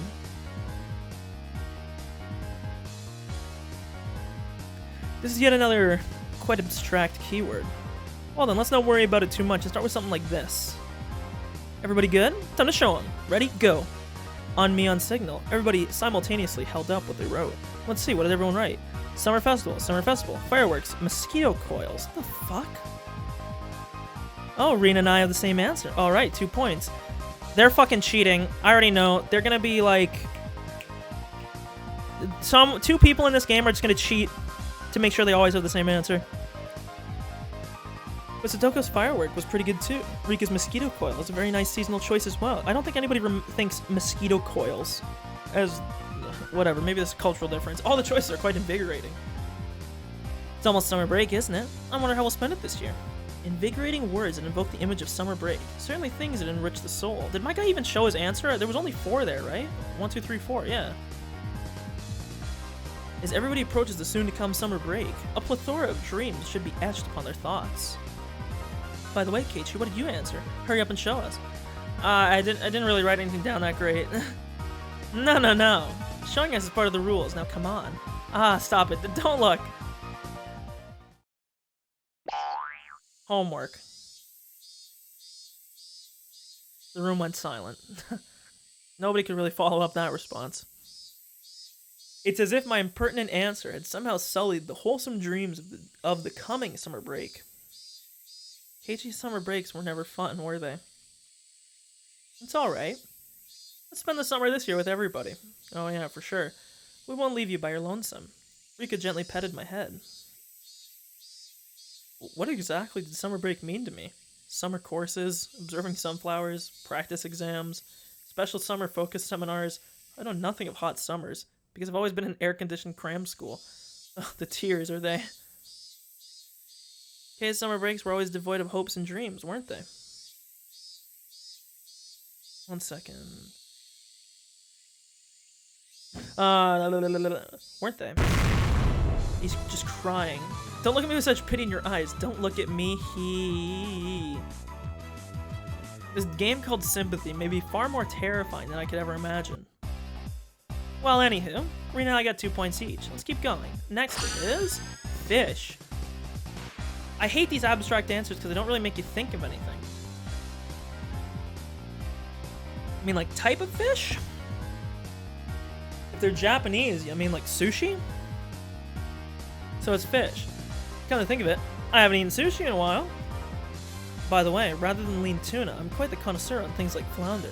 I wonder who will match with this answer. Alternatively, you could just... I mean, I feel like the secret to this game would be, like, just picking very broad answers. I just put sushi. Because for a Japanese person, anyone would think of this. Alright, everybody. This time we'll start from mine. Ready? Go. Sushi. How about that for an answer? When you see a lively fish, do you want to steam it or grill it? No. To have fresh sashimi is the epitome of cuisine. Rather than write sashimi, however, I'll choose the more amiable term in sushi. Exactly. See, this guy's a 9-head. But contrary to the intrepid resolve of my reply, everybody's expression was listless. Oh, that's right. When you say fish, I see. Sushi is tasty, isn't it? He's just... Stop talking to me that consoling tone. Stop it! Well, then should the rest of us show our answers? Ready, go! Dolphin, whale, aquarium, aquarium. Rika and I have the same answer. That's 2 points. Rena picked whale, eh? I thought about that too, but I ended up picking dolphin. Ah, really? Rena wanted to write down dolphin at first, but Rena didn't think anybody else would write it. Rena wants to know why Rena refers to herself in the third fucking person. Either one of them is very cute. Everybody, excluding me, stopped and stared blankly as their thoughts drifted over the horizon. It seems as if they can hear the roar of the open sea form over there. I'm having a stroke today. I think I have 1-day dyslexia. This means everybody has 2 points. Well, everybody but Keiichi. Keiichi's answers were worth 0 points, but Rena thinks they were very unique and interesting. To immediately think of food when you hear the word fish. Okay, you should really be ashamed of how destitute your soul is, huh? Don't say something like my soul is destitute. Besides, those are Mion's and Rena's answers anyways. Those aren't even fish, those are mammals. Objections overruled. Next. What a horrid game is this today? As the games pile on and on, it seems as if I'll be further exposed as a petty human being. I'm the only one who still hasn't earned any points. I want to at least get a point in the next round. Alright, the next topic is Sakura. Do they mean like cherry blossoms? Like... Damn it, this time I'll do it. Keep your cool, Keiichi Maebara. Don't think what you would normally think. Everyone else here is a girl. Stop thinking like a man. If you write down Sakura Mochi here, you'll only be repeating the tragedies of the past. Throw away that gastrocentric male sensibility. Just for now, think of yourself as a girl. You are a girl. You are a girl. I am a girl. Everybody finish writing? Let's do it. Keiichi, if you notice you're getting points right now, won't it be a bit dangerous? This time it's perfect. I've completely suppressed my own instincts. This time, I will have a match. No, I will make it a match. Keiichi, you seem pretty confident about this one. You see, this time Rena thought like a boy, so I can match up with your answer. Sakura Mochi. I like them too. I wrote it down. This guy just 9-headed his way into a fucking hole. Now this is not the time to think with your stomach. Well then, did Keiichi write the same answer as me? I put down Hanami. That's right. When you say Sakura, it just has to be Hanami, yeah? I wrote that down too. Mion and Satoko's response was Hanami. Hanami, seriously? That's the kind of event where old geezers getting drunk and doing all sorts of depraved things is the standard, isn't it? And why of all times you decided to abandon answering from a girl's point of view? Well then, Kay, what sort of girly response did you write down? It's nothing. Let's move on to the next topic. Before I knew it, Rika had circled behind me and was intently reading the memo I had written behind my back. Cardmaster! Okay, you know what? That's not bad. You know, we respect it. It became dead quiet. The abrupt silence enveloped the room. It would be fine if someone at least laughed at me, or played it off as something dumb, but nobody even flinched. The feeling in the pit of my stomach reached a critical mass, causing my once blood-drained face to flush with a sudden wave of heat. Sakura can only mean Cardmaster Sakura, can't it? It's a super popular anime that's broadcast every week on the government-run networks. It's broken through to every demographic from little girls to grown men. You've seen it, haven't you? No, you've definitely seen it. Even I've seen it. Yeah. Even without the forced explanation, I know about it. It's that thingy where she fights in a different costume every week, right? Yeah. I know. Yep. It's cute, isn't it? Rina sometimes browses through it at the magazine stand to keep up with the story. I saw it for the first time recently. Sakura is cool and so cheerful all the time. I like that girl who's always filming with the camcorder. It's not just popular with little girls, it's also surprisingly well received by older boys, isn't it? I think the K was one of those. I felt like I had inadvertently blurted out something unnecessary and completely self-destructive, but that wasn't the main problem. Just so you all know it, don't you? Then why didn't you write it down? Sakura means Sakura Kinomoto. One sec. Fuck, I keep looking because thinking that Buffalo scores and I just get disappointed every time I look.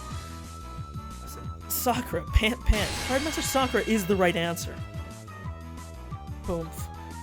Mion quietly put her hand on my shoulder.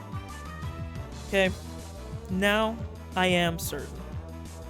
Okay, you are, to your very core, a geezer. Irrevocably so. Why is everybody looking at me with those eyes filled with pity? It's not true, Keiichi. Okay, let's do our best. Here's where the comeback begins. There's no coming back for Keiichi the geezer. And then give up quietly and accept your penalty. What was today's penalty game again? Dressing up as a maid, complete with hairband and garter belt, while carrying around the winter's stuff. No. Alright. If you're real members of this club, show me you won't let anybody come back from this disadvantage. Alright, let's keep it rolling. My guy just got Omega rolled. It wasn't even close. He got dunked on.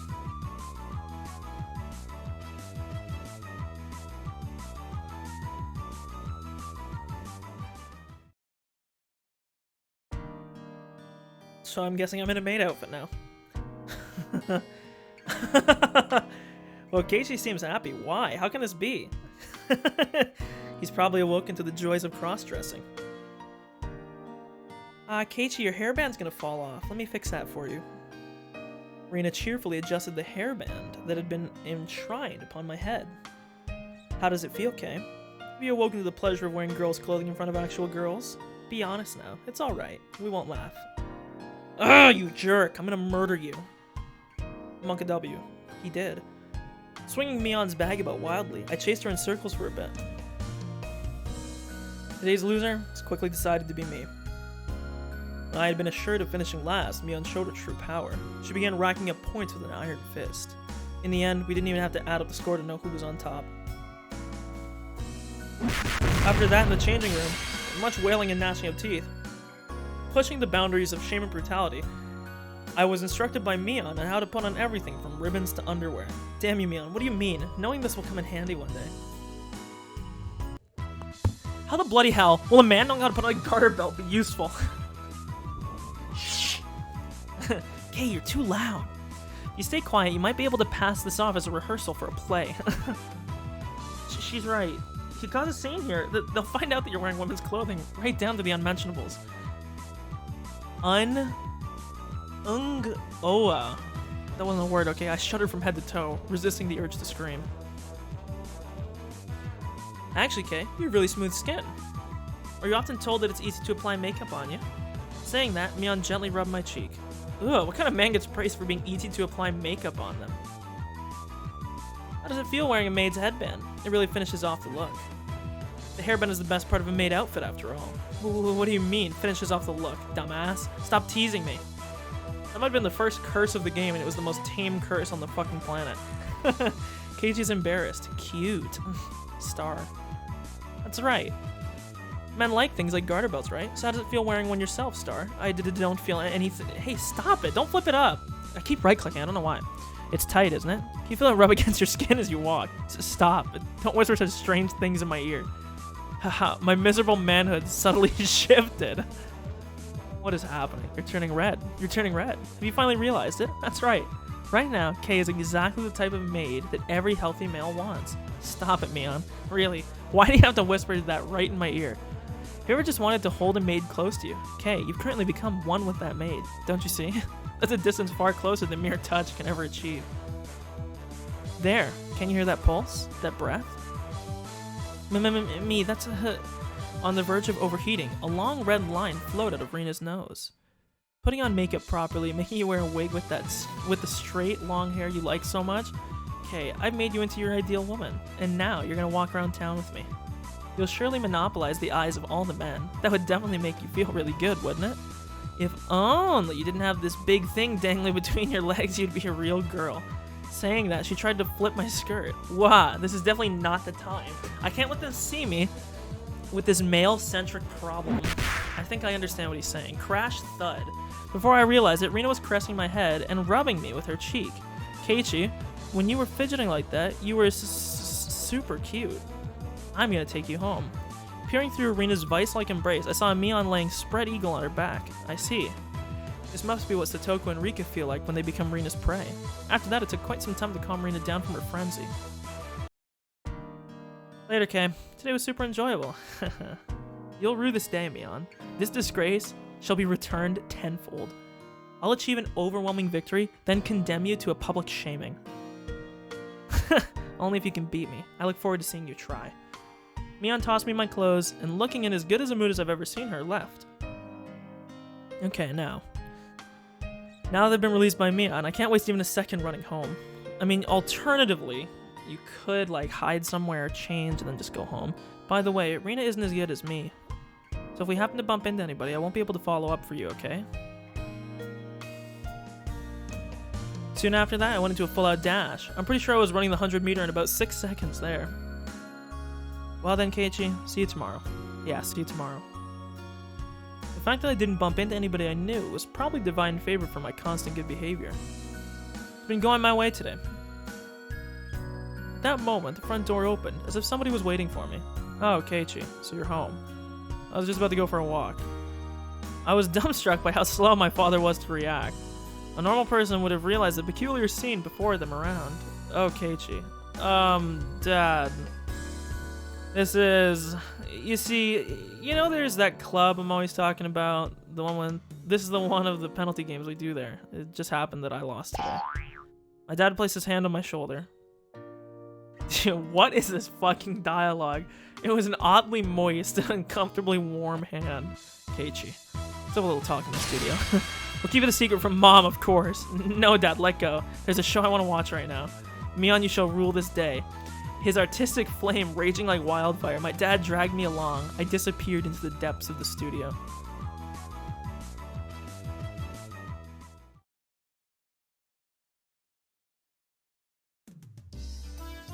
Keiichi, are you home? Oh, you were in the bath. Is that makeup remover? More importantly, what's the matter? Sorry, I have a headache and don't think I can make dinner tonight. I'm terribly sorry, but can you go out to eat with your dad? My mom is a go-get-em superwoman at work, but it occasionally takes a toll on her health. So this kind of situation is hardly a rarity. That's fine, but what will you eat? If it's just for myself, I can probably find a way to scrounge something together. Take care. Keiichi, we'll take the car, so hurry up. Dad quickly got the car ready. He must be hungry. He really only moves so energetically when it's time to eat. Sorry to keep you waiting. So where are we going to eat? I recently found a nice store. Let's go there. My dad usually only complains about things. For him to actually praise something is unexpected. I wonder what kind of place it is that he'd rank it 3 stars. As one who seeks the way of the gourmand, I, Keiichi Maebara, am genuinely intrigued. This is where Tomitake died. The headlights of the car cut through the early darkness of the Hinamizawa night, carving a straight path towards town. We're probably going to go to that same cafe that I went to with Oishi. I was pondering where such a gem of a restaurant could be hidden away. It was shockingly the family restaurant right by the station. Dad, that great restaurant you were talking about was this. The words Angel Mart. Yep, it's the same one. Ow. We're written on a very family-friendly, restaurant-esque cartoonish logo. It had the air of a girl-oriented, all-you-can-eat cake buffet rather than a proper restaurant.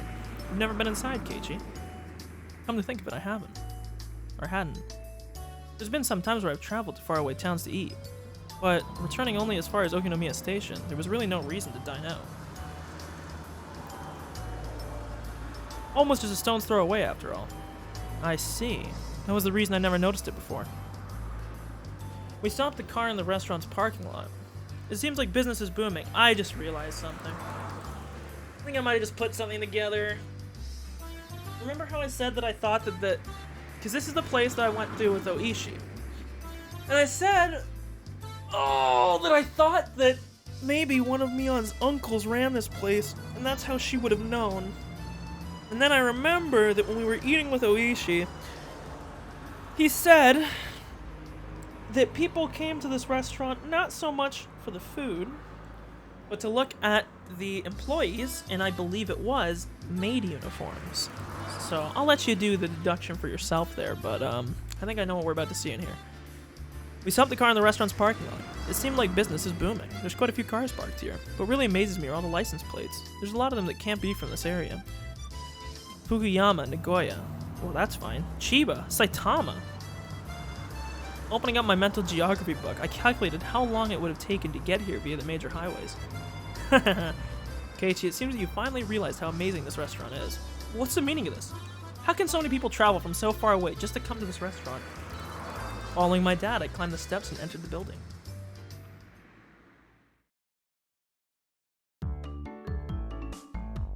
The bell attached to the door clattered as we entered, and a waitress soon greeted us. After confirming our party size and whether we wanted a smoking or non-smoking seat, she guided us inside. Dad ordered 2 of the daily specials. It seemed they were ready-made, so there wasn't much of a wait at all until our meals were brought to us. The taste was, no offense to Dad, not so different from your run-of-the-mill family restaurant.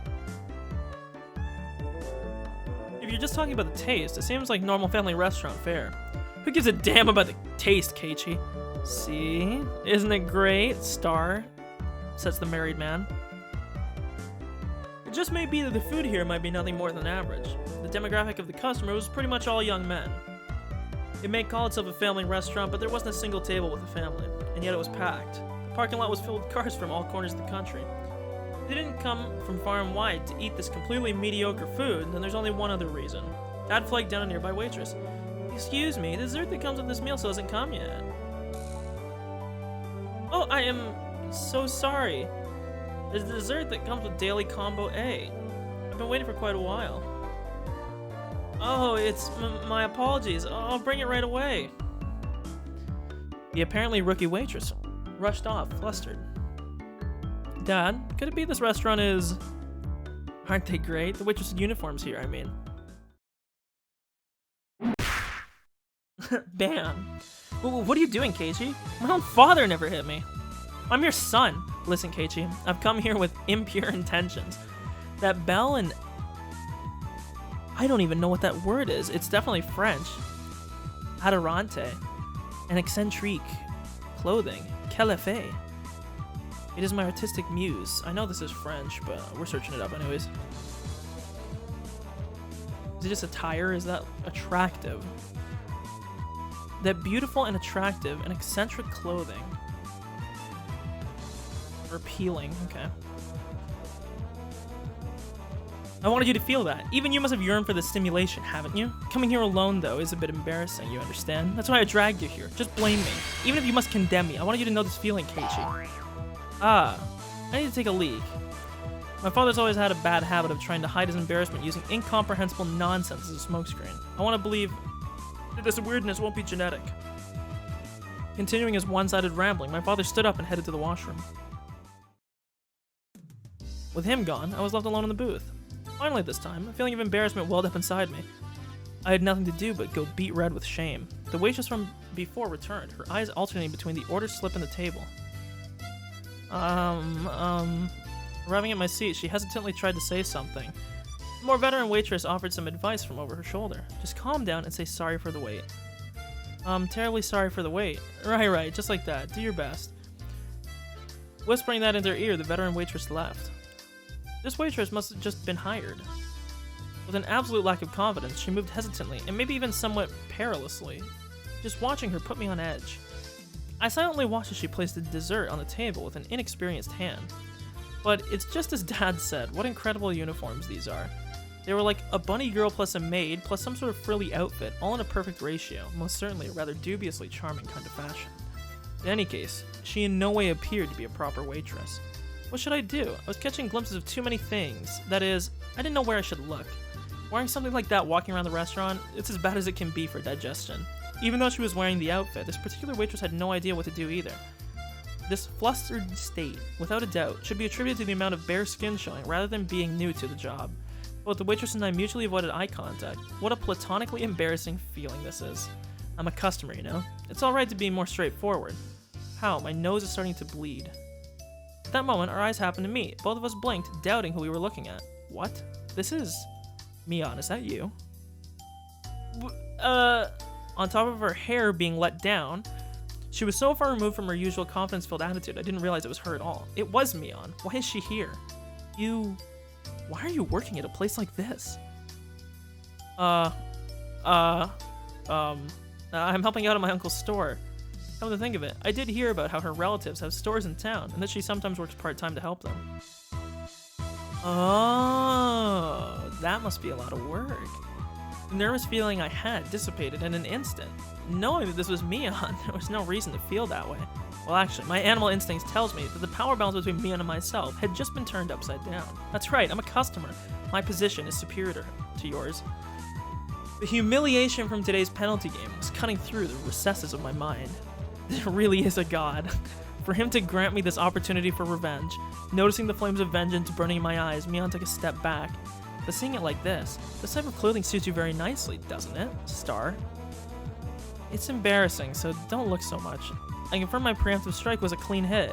There's no mistaking that Mion is currently defenseless. While confirming my attack was successful, I simultaneously lined up the combo. Mion, you have pretty big breasts. It seems like they're ready to spill out even right now. All the customers are definitely looking at you. Don't say that. Don't play coy with me. I know that you enjoy drawing all the male attention with that embarrassing getup. I mean, if you didn't, there's no way you'd dress up like that. It's not like I'm doing this because I like to. Is this alright, Keiji Umebara? Aren't you taking this a little too far? Even if it's payback for that humiliation during the day, isn't this too much? Hey, shut up, Logic. Yeah, you know what? Fuck you, Logic. I don't like you or your music. Be quiet. To pay back Mion tenfold is a chance you'll hardly ever get. Wearing this kind of getup, your mother must be disappointed. That part where you can almost just see something is the best. Come closer. Eek, please stop. You still lack the spirit of service toward your customers. Please forgive me. Oh, I want to take you home. No, not that. Entering a version of Rena's cute mode, blood spewing from my nose like a waterfall. I was going until I had no regrets. I was going to complete this verbal humiliation. Revenge for today's event. Yep, I'll spare you for the rest of today. I didn't read that right at all. Yup, I'll spare you the rest for today. Oh. Seems that Mion's neutral circuits, I can't read today. It seems that Mion's neural circuits had completely shorted from the embarrassment. I might have teased her a little too much, or so I thought, but such a meek Mion is something you hardly ever see, so this was good for now. Leaving aside what exactly was good. I never knew. To think that the high and mighty Mion would have a hard time being a waitress. That's right. This is such a surprising side of you. I want to show this to the Mion from this afternoon. Actually, I want to show Rena and the others. Rena will definitely flip out with joy. You think she'll say she wants to work here? That's wrong. I could never imagine in my wildest dreams such a cute outfit would suit you, Mion. I'm saying that's wrong. While turning bright red, Mion finally spit out the words that were lodged in her throat. What do you mean, that's wrong? I'm not Mion. Wait, what? Then why did she play along so far?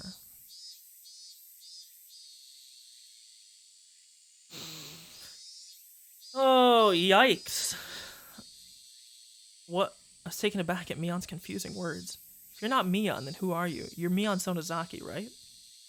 I'm sorry. I should have said this earlier, but my name is Shion Sonozaki. Mion is my older sister. Well done, bro. My eyes unconsciously widened with surprise from this brazenly crazy talk. Mion, probably thinking that there was no way such a far-fetched excuse would work, turned bright red while fidgeting nervously. Shion Sonozaki. Yes. I'm often mistaken for my sister. When we met, you had the kind of response that you wouldn't make if we were meeting for the first time. It's because my sister was always talking about you, so I knew who you were. A little bit of a cringe-worthy excuse, that is. When I looked at Mion's eyes, which begged me to believe her, the urge to tease completely subsided. To us, Mion had to be a leader who was normally overflowing with confidence, a guiding force. If I were to lash out at that Mion, I would have certainly ruined something I shouldn't have. That was something I would never wish for. So I understand, this foolishness here is something very different from the everyday Mion. That's why Shion. I see. In that case, I'm sorry. Oh, no, as long as you understand. My sister has a lot of enemies, you see. Huh? Well, now she's self-aware of that fact now, is she? As I unintentionally laughed aloud, Shion laughed with me. Shion, is this your first time being a waitress? Doesn't seem like you're used to it. Actually, Kei is my first customer. A little flustered after saying that, she quickly asked if it was okay for her to refer to me the same way her sister did. Seeing that blatant quirk was so cute, I couldn't stop laughing. So you said you've worked part-time at your uncle's store before. I thought you would have been more used to it.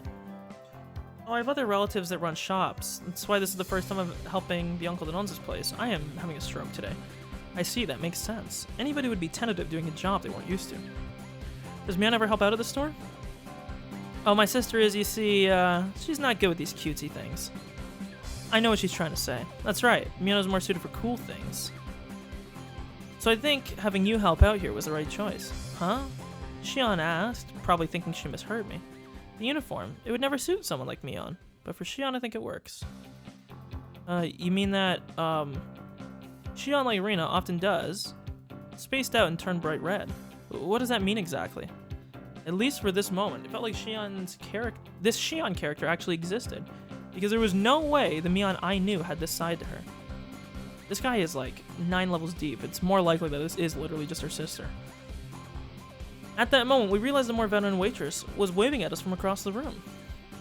Sonozaki, can you please... You can take your break now. Oh, okay. Mion finally returned to her senses. It seemed as if it was time for her to take her break. Well, then I'll take my leave. It was fun talking to the infamous Kei.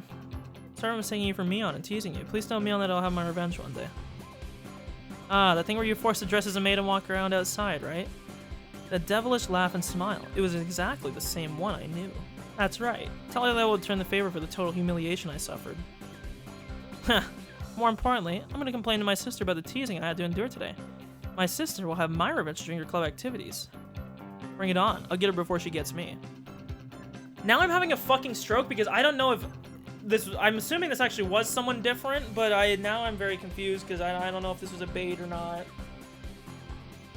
It's very possible. Her family is very large. I wouldn't be surprised if she had a sister that looked like her, but I don't know if this was a bait. I guess we'll find out. And Mion laughed with a warm smile, devoid of any remaining nervousness, and disappeared into the back. I felt like I had a very valuable experience today. That's right. For now, I know the high and mighty Mion has a weak point to panic and get embarrassed about. But of all things, for her to say she has a twin sister, I thought that maybe I should ask Rina tomorrow if she really has a sister, but maybe it's better that I didn't ask. It's a bit mean-spirited. I've decided this person I met today was Shion, the younger twin sister, so I'll refrain from doing anything that would deny that. It's not that we actually made a promise or anything, but that little exchange gave birth to a new rule between me and Mion. Somebody tapped me on the shoulder. It was my dad. It was a long trip to the washroom. He probably came up with a new idea for an art piece when he was sitting on the can. Kate, are you about ready? Let's go home. Seeing the bill, my father had his customer card stamped. It was pretty much filled. Damn, Dad, you're quite the regular. Was that new waitress just now someone you know, Keiichi? Oh, so you were watching from the shadows. That is the oddest taste of tact sometime. Somebody from school? From Hinamizawa? Yeah, she's a little sister of my friend Mion. Her school isn't in Hinamizawa, so she must go to one in town. I've never seen her at my school. So not all the kids in Hinamizawa go to the same school. Only about half, yes, we did hear this. The other half go all the way into town on their bikes. In this way, the feeling that I was really talking to Shion... Dude, now I don't... This guy, I hate when he's saying this because he's mind-fucking me. What should I say to Mion tomorrow? I met your little sister. I skipped that by accident. Something like that? Even with Mion being happy like that... Or I'm having a stroke. Even with Mion being like that, us having a secret between the two of us made me both a little happy and a little embarrassed. I don't think that was Mion, bro. I don't... I mean, maybe it was, though? Like...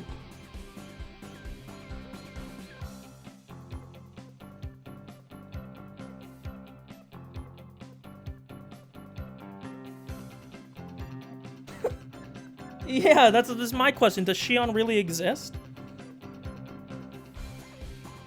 Like, I'm guessing that this is a real person?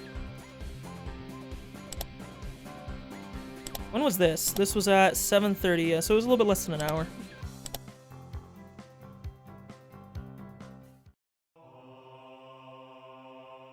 Is there really a Shion? Please answer my question. Fuck. Huh? Mion's family? Yeah, more broadly. I was wondering if she had any brothers or anything. I was actually wondering whether her younger twin sister named Shion really existed. And my curiosity got the better of me, so I quietly asked Satoko about it. I wonder. She might not. She wasn't being very clear about it. Has Satoko never gone over to Mion's house to play? From your reaction, I guess you've never met any. Yeah, I've never seen any of her relatives except for her grandmother. As far as I could tell, there were already dark clouds over the Shion is real theory. Rika would know more than I. You would do well to ask her. Satoko waved to Rika, who was basking in the sunlight. What, is she fucking cold-blooded? Rika, do you know anything about Mion's family? Rika was surprised at the sudden question. Mia has a big family, so I don't really know everything about them. That many, huh? For example, is there someone named Shion Sonozaki? Well, I might have heard wrong, so she might not actually exist, but... You mean she? Shion exists. Huh? That was unexpected. So she was real. Their names are quite similar, you know. I could get tongue-tied trying to tell the difference. I've heard she's Mi's younger twin sister, but I haven't met her too many times. Rika knew a bit about her as well, but hadn't seen her much. I think I met her once at a funeral a few years ago. She's not in this class, so maybe she goes to the school in Okinomiya? She may have lived there too. Mion herself lives apart from her family with her grandmother, after all. She didn't live with her parents. That was a bit odd. Was there something between them? It's a very complicated family. She seems to have many relatives. There are doubtless many different circumstances. For now, I learned that she had a younger twin sister named Shion, but her family structure, including her own position, seemed very mysterious. Oh, what were the three of you talking about? Let this old man in on it. Oh, Mion, you came at a good time. Might it be true that you have a younger twin sister? Mion. Crap. A younger sister? Well, yeah, I do. Mion grew uncharacteristically red in the face, at a loss. I think she's looking at me. Oh, dude. Because now I thought I had an answer, but now it seems like she's playing something off. I don't know now. What kind of person might she be? I would very much like to meet her sometime. You shouldn't bother. She's not. Now I start to think that there isn't a real. She's really conceited. Besides, other than talking to her on the phone once in a while, I haven't seen her for a long time either. Yeah, okay, dude. I don't think there was a Shion. I think this is bait now. Or there might be, but I think Mion was lying. Okay, look, this is the real nine-head theory. Shion does exist, but we still didn't talk to Shion there. That was a cover. It seems like she was declaring that Shion from yesterday was actually a fake. Actually, this was pretty funny, so I let it go for a little while longer. Another Mion under the name of Shion. Will I be able to see her if I go to that restaurant again? I had a mysterious feeling, as if I'd made a new friend, despite knowing that she and Mion were the same person. Okay. I think that clarifies the situation. So Shion might actually exist. But we did actually just still talk to Mion.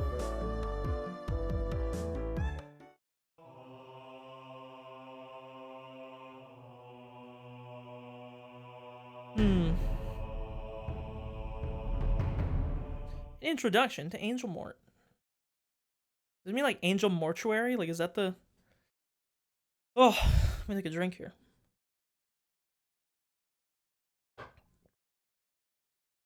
Reprinted from the Victorious War Photographer's Guide, April issue. Complete Conquest Analysis. Family Restaurant Chapter. Now at last, we come to the blazing hot third day. To Angel Mort, a super famous restaurant, an envy of all enthusiasts, despite being located in the remote Shishibon city of Blank Prefecture. What exactly do the most famous stores Or why exactly do the most famous stores avoid the centers of human habitation?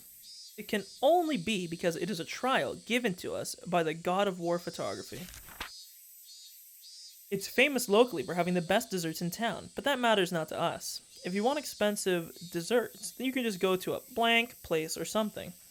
We aim not for sweet treats, but for sweet uniforms. The fragrant aroma of sweat wafts from these obligatory waitresses' uniforms, creating no less than a public torture device. How can their bashful flirtation be on par with all other restaurants with cute uniforms across the country? War photography hunting away. Oh yikes. The smoking areas are the real superpositions? Aim for your chance at them with the tenacity of an octopus. For you, yesterday, I failed to get seating. Today I will aim for the ultimate golden seat, the corner box in the smoking area. Otaku are overwhelmingly non-smokers, so I'll procure a spot in the smoking area and set up camp there, as expected of Ryu the hunter. He's saying his victory was decided the moment he chose a seat. In actuality, Ryu used the same tactic during the grand opening of Akihabara's blank and succeeded in getting the best seats in the house. Back then, he also went early in the afternoon, just after the lunch rush, and not only did he find his target seat empty, but he also obtained it with ease. By utilizing tricks such as ordering a little at a time, he effectively increased the number of opportunities for engagement, carefully scoping out his chance for a picture. But, as if cursed by that from the day before, the god of war photography did not smile upon him. After suffering successive firm defeats until 3 p.m., he finds no chances coming his way. And after 4 p.m., a man began to take his orders. It looks as though he's been seen through. It is the rule of a hunter to withdraw with grace once marked. My aim was perfect, but the fork technique I used at 2:30 seemed to have backfired. Maybe they were wary since I sat in a booth and left my bag on the floor. Perhaps the hidden camera in a bag trick is already old hat. If there were 2-digit EGs involved for sticking here, I'm having a stroke. If there were 2-digit EGs involved for sticking here half the day, I'd have a high encounter rate. I am mortified. Even so, he still got a few pieces of gold, as to be expected from the hunter. He attained this nice angle, despite lamenting his failure. He is an artisan. More surprising, though, is that this uniform conquest across Japan has yielded not a single arrested person. What an amazing start for the hunter, who brags about having been to approximately half of the total prefectural police stations in the country. Blank, that thing the day before. The day before, our hunter took on the shrine maiden cuisine blank in Nagoya. His hunter spirit showed through too zealously, and as soon as he entered the store, he was seen through, placed in a booth, and waited on by the head priest. Despite waiting half the day, the much-anticipated shrine maidens appeared only at the time of his first order. A seriously huge blunder for a hunter. Holy fuck. Now then, here we have the giveaway of the hunter's original photographs that always receive such high praise. We'll present one passionate reader with 3 all-you-can-eat low-angle pictures of the Angel Mort uniforms chosen by the hunter himself. This is mad creepy, holy shit. With such blazing hot pictures, you too can become a war photographer today. I also have no clue what that was supposed to... What the fuck that was supposed to...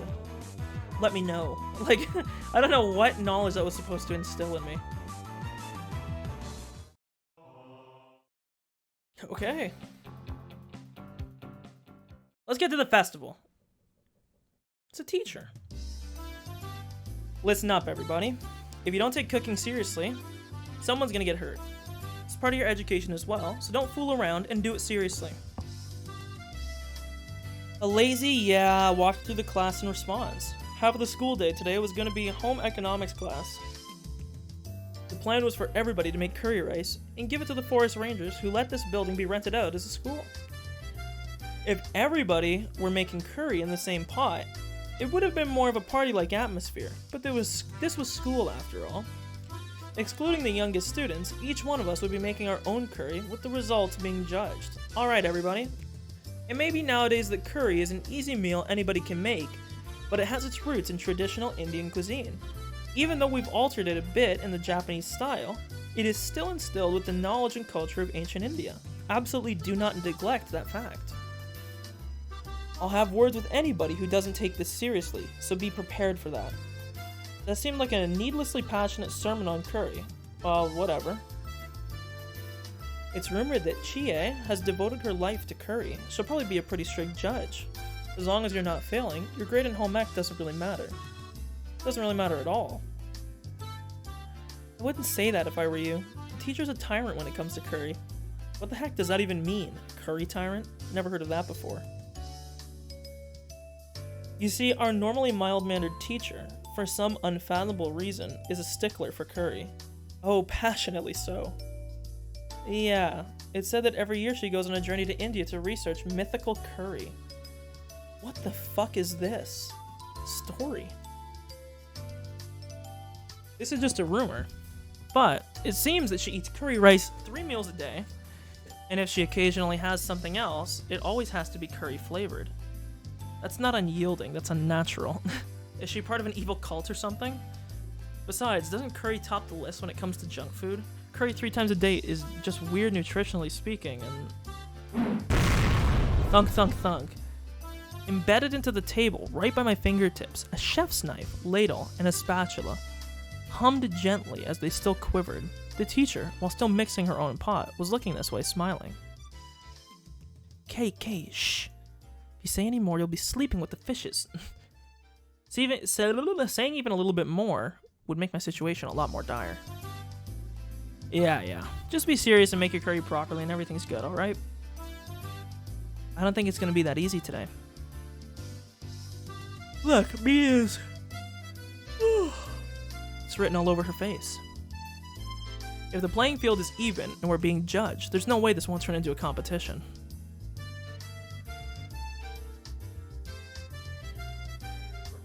Looks like we're all on the same page. It's a cooking contest. I knew it. There's no way Mion would leave such an enticing event alone. So how should we determine the victor? By how the teacher judges it? As I was saying, but wait, there's more. The teacher reappeared with the principal in tow.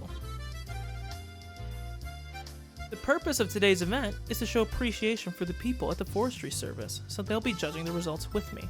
Yep, your teacher and I, as well as 5 people from the forestry service, will be judging your cooking. Good luck to everyone. Even the principal. Looking around, it seemed like the interest of everybody in the class had been piqued. So that's what's happening. This isn't gonna just be some casual curry cook-off. Rena's good at making curry. I'm not gonna lose today. My grade in cooking... My grade is cooking in a group.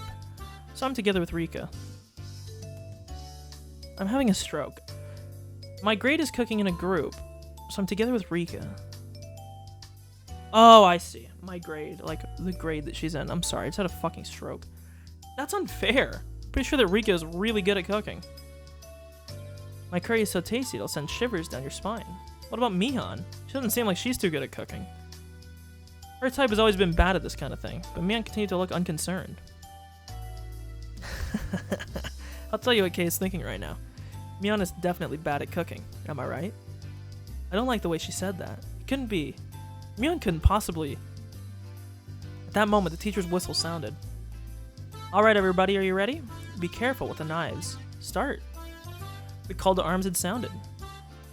Are we just like cooking outside in the middle of a fucking field? Like... We had to use an outdoor kit to cook the rice, but it wasn't that difficult for a camping veteran like me. Put the rice into the canister, push your palm to the bottom, and fill the water to just above the wrist. Are you alright with only that much water? If you don't put in it more, it could be bad. You filthy liar. If you put in any more, it'll just be left with some half-cooked porridge. Satoko, if that's meant to be a trick, it won't work. I'm used to cooking rice with these utensils. First it starts to bubble, and then the steam starts to puff. And don't take off the lid no matter what. Keiichi, you're amazing. This is a little unexpected. Did you learn this at summer camp? My dad really likes to go camping, see? Whenever summer comes around, our family goes out a lot. But this means everybody's good at cooking the rice. In other words, the critical part of this challenge will be the curry. Curry is Rika's specialty. We'll cream you all. You lost me at Rika's. Why don't you help with the cooking too? Maybe Satoko is helping the most by doing nothing at all. That's a fucking pretty brutal roast. The end justifies the means. I just have to win. It's a pretty malicious comment for Rina.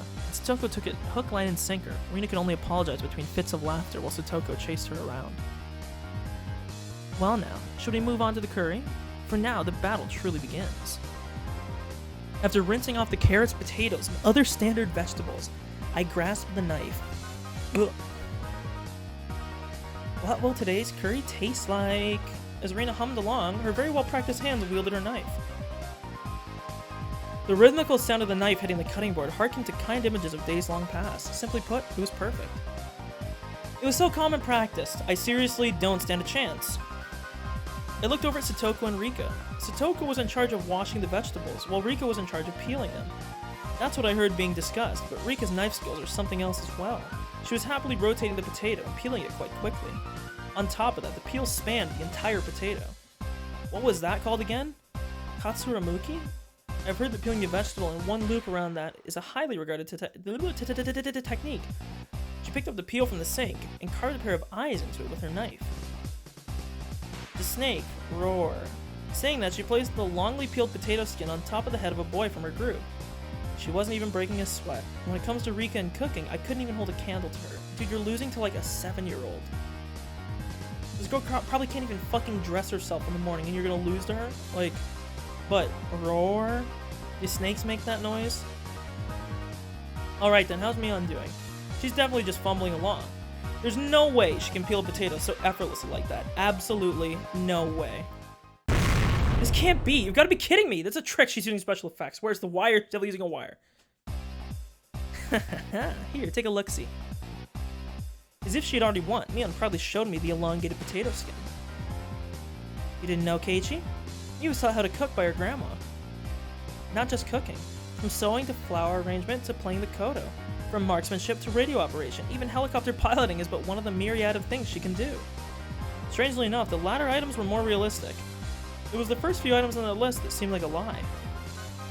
She's actually really good at cooking. It's just such a hassle that she never does it though. Damn it! I'm also really good at cooking, especially Chinese food. Keiichi, boiling something and pouring it in a bowl doesn't count as cooking. Shot down before I could even say it. Oh ho ho. Too bad for you. Today Keiichi shall be assuredly languishing in defeat all alone. Just fucking smacked her upside the head. Tough words from somebody who can't even cook by herself. There. I'll destroy Keiichi for you. This does not look good. Everybody's smirking at me. Don't raise the white flag yet, Keiichi. Don't throw away this match. Calm down and think.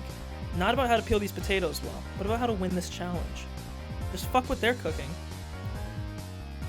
There's too many people watching. I'm gonna go work at another sink.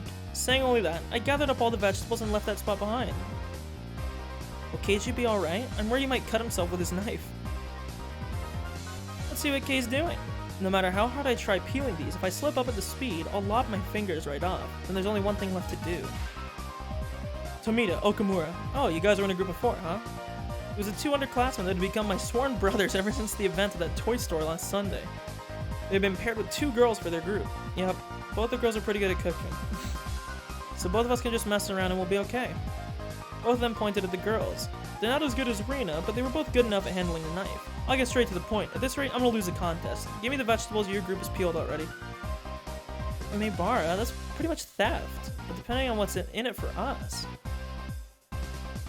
In other words, it depends on the terms of negotiation. Of course, because all 7-year-olds talk like this. Quite bold of you guys. Well, that's to be expected. Then let's do this. If I win, I'll let you eat the curry that Satoko and Rika's group makes. How about that? I don't know about that. Both of them were hesitant after such a weighty proposal. Just one more little push seems in order. Very well then, let's make them an offer they can't refuse. I pulled both of them close by the shoulders and made my offer in a hushed tone. Of course, that includes the part that Satoko and Rika have already eaten some of. I'll even throw in the spoons. Splooge. Okay, don't use that term, okay? A red mist spouted vigorously from the noses of the 2 underclassmen. Keiichi is also pretty good at this. Those are some very nice potatoes.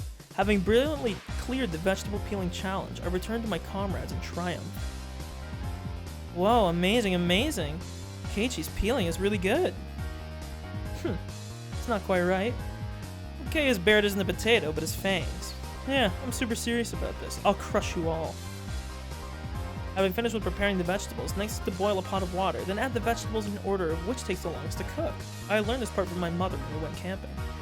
With cooking in order, it probably won't garner a lot of points. Looking over at Rena, she had a variety of vegetables cooking together in a delicate balance.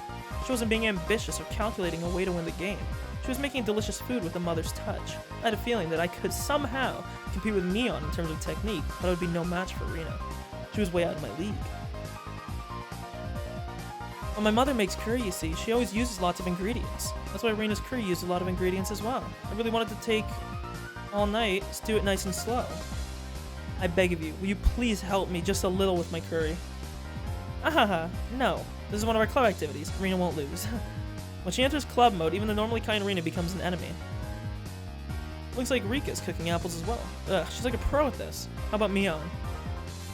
Mion, what the heck is that? Where do you get that meat from? I predict what we'd be doing today by looking at the schedule. Prepared accordingly. My curry is going to be marvelous. On closer inspection, it looks like Mion brought her own vegetables and spices and other ingredients. They were spread all over the place, dude. This girl is ruthless. Mion, just for today, you brought all this stuff from your house. Objection. Gee, there's no way this is allowed, is it? Objection overruled. As long as it makes for delicious curry, anything goes. And that normally serious teacher to go so far as to append a star to the end of her sentence.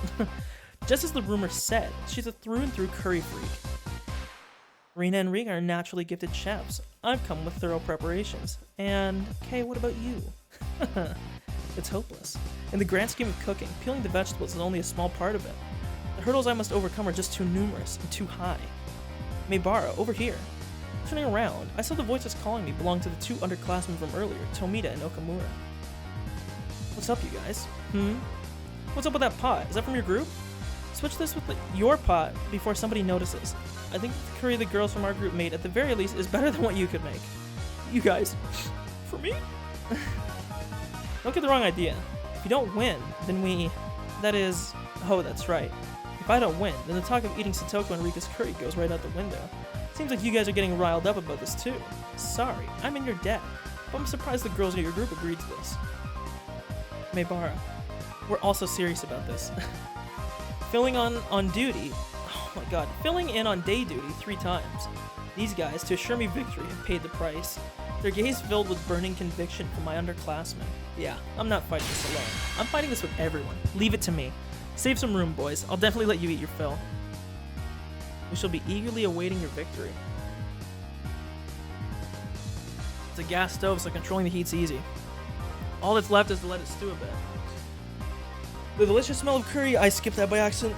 The pot gifted to me by my 2 underclassmen certainly drew some double takes. Rena even looked surprised when she came to take a look, so it must be pretty good.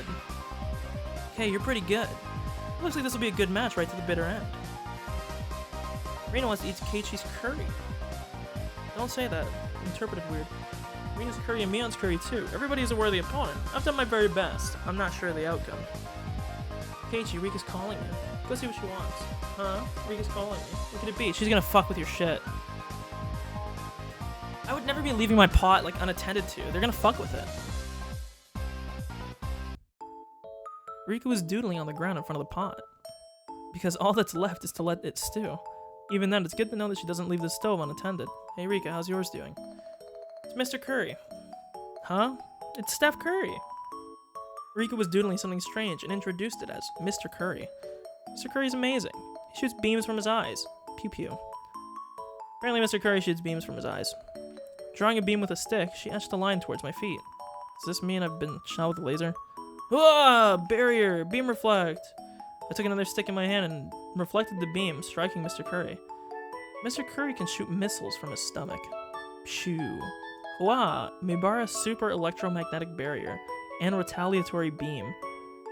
Mr. Curry absorbs the beam energy and fires his impulse wave cannon. Rika and I scratched at the ground, thoroughly engrossed in our doodle war. Wait a moment. Hey Rika, you called me here for a reason, right?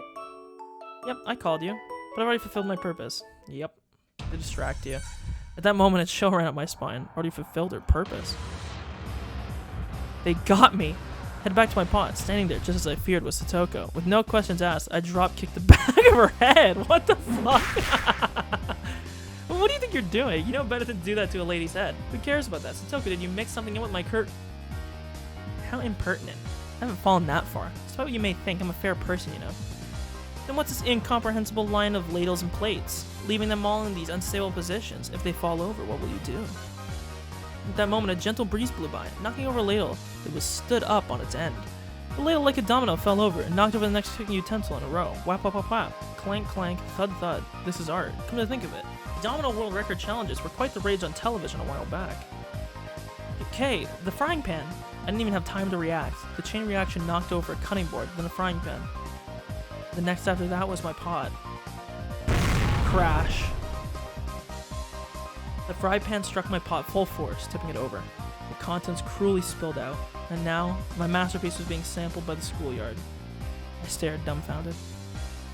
It was such a beautiful and elaborate mousetrap that for a moment I lost touch with reality. Oh my, this is a catastrophe. I didn't do anything, you hear me? Oh. At the very last moment, I'd let my guard down. I ignored the culinary incompetent Satoko for far too long. Even if she couldn't cook, Satoko still had this method of fighting back. Just then, Rina, who had been sampling her own pot, let out a scream. What? Rina's curry is salty? Was Rina also sabotaged? Then what about Mion? My rice is salty. I've been had. Oh. With this, all the obstacles in my way have been taken care of before the fight even begins. All that effort wasted. So sad. So very sad. Rika and Satoko rubbed my dumbfounded head to their heart's content.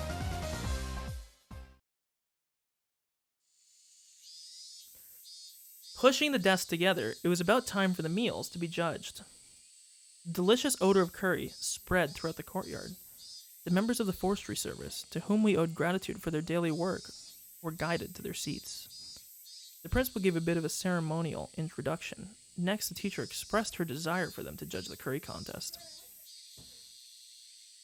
The men from the forestry service seemed to like that kind of thing, and gave their enthusiastic approval.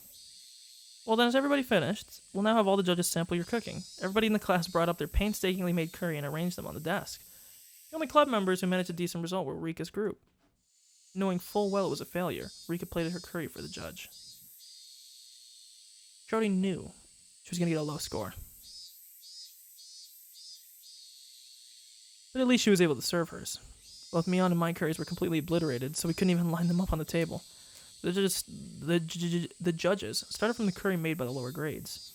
They had a lively discussion, praising the food. Finally, it was our curry's turn. Next up is Ryugu's curry. Yes, this looks quite appetizing. The principal cheerfully shoveled a spoonful of Rina's salty curry into his mouth. Of course, his expression immediately changed. Oh my, what happened, Ryugu? It seemed so delicious when you were cooking it. Chie must have had some expectations, judging from her disappointment. Oh, I'm sorry. I might have added a bag of salt by accident. The rest of the judges grimaced after they each had a bite. I feel sorry for them. Failure is but the seasoning for success. I'm looking forward to next time. Do your best. Saying that, the principal devoured the rest of the oversalted curry in one go. Truly a man amongst men. Rina was down and out. Her offensive capabilities were something else, but she was defeated due to her weak defense. Well then, please savor our curry next. I see that Furude's group put a lot of effort into their curry. Let's see here. It's simple but very nicely done, Star. There was also the incident with Rina's salted curry right before this, so the judge's assessment was extraordinarily high. Maybe not just extraordinary, but perhaps today's forerunner? The judges began a heated debate. One of those judges let out a sigh as he removed a chunk of carrot with his spoon. Yeah, this kid's curry really isn't that bad, but I don't like carrots, you see. Firstly, I think the carrots are a staple of curry. Wait, what normally goes in curry? Carrot does not ring a bell when I think curry. I also don't really like curry though, so.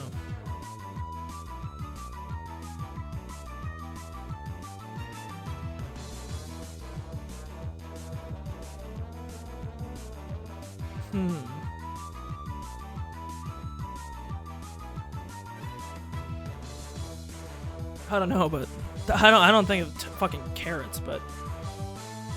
However, seeing that Rika read the nameplate on the chest of his coveralls and began to speak.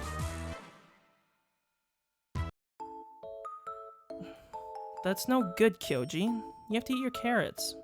What is she saying all of a sudden? Everybody turned to Rika with a stunned look. What Rika just did was super effective. The carrot-hitting judge began stuffing his face with the curry while tears streamed down his face. Kyoji, there's seconds if you want them. Whatever. While crying like that, he continued to shovel curry into his mouth. That's right. Rika's curry was by no means simple. No, that curry had the taste of a mother's cooking. With the carrot-hating judge out of the picture, Rika's assessment was unanimous. Oh ho ho! Nobody can stand up to Rika's curry.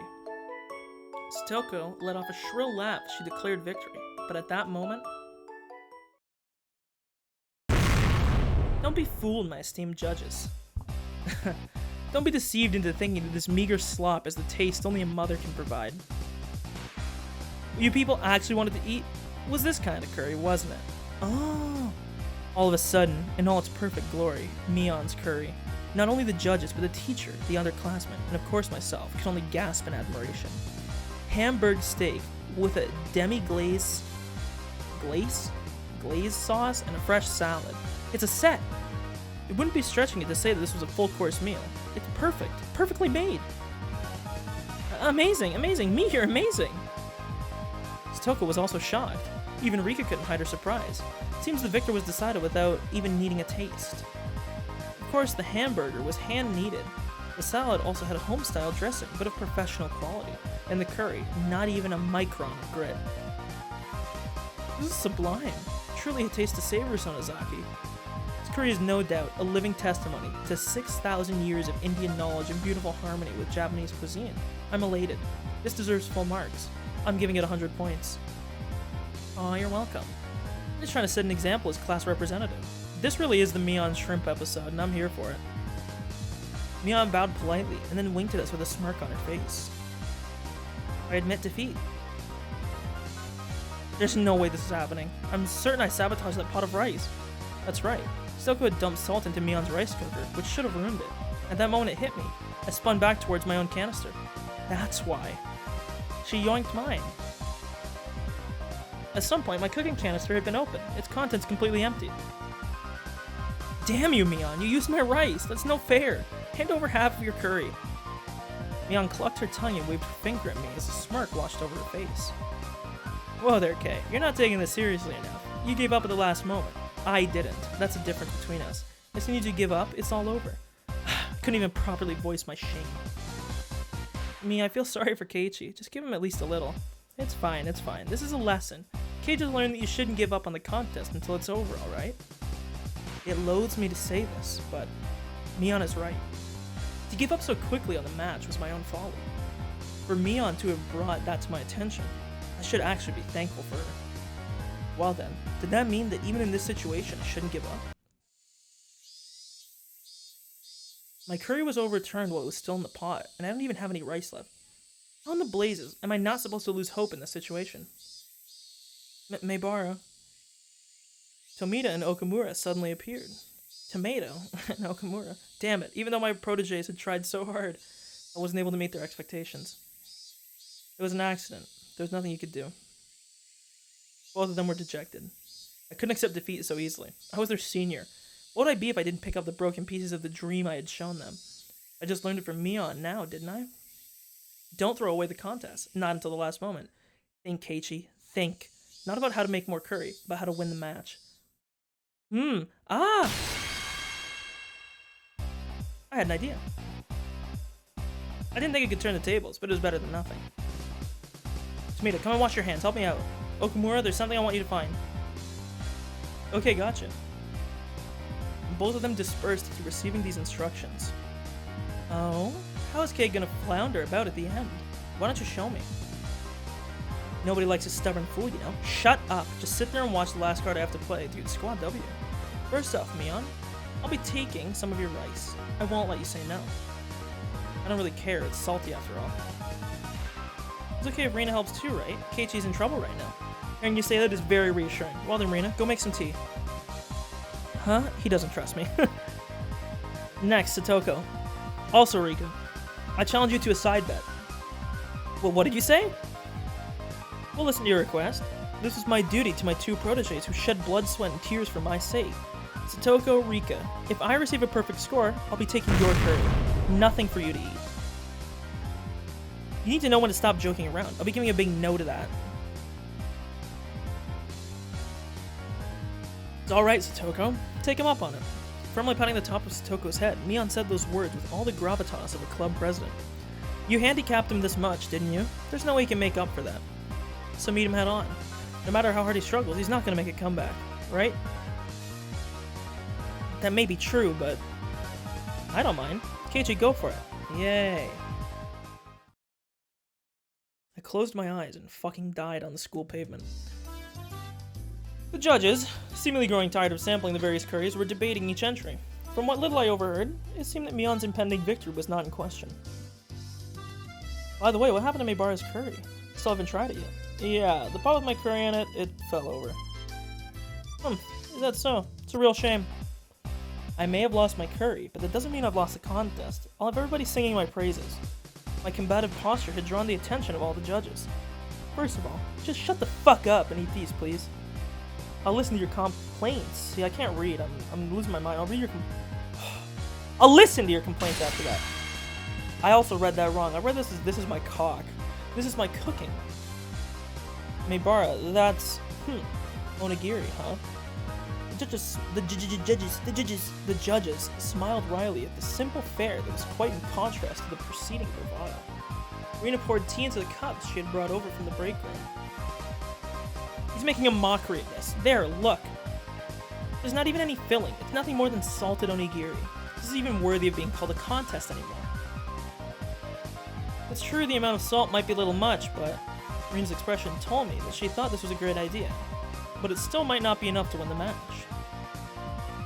Meibara, is this really enough to make a comeback?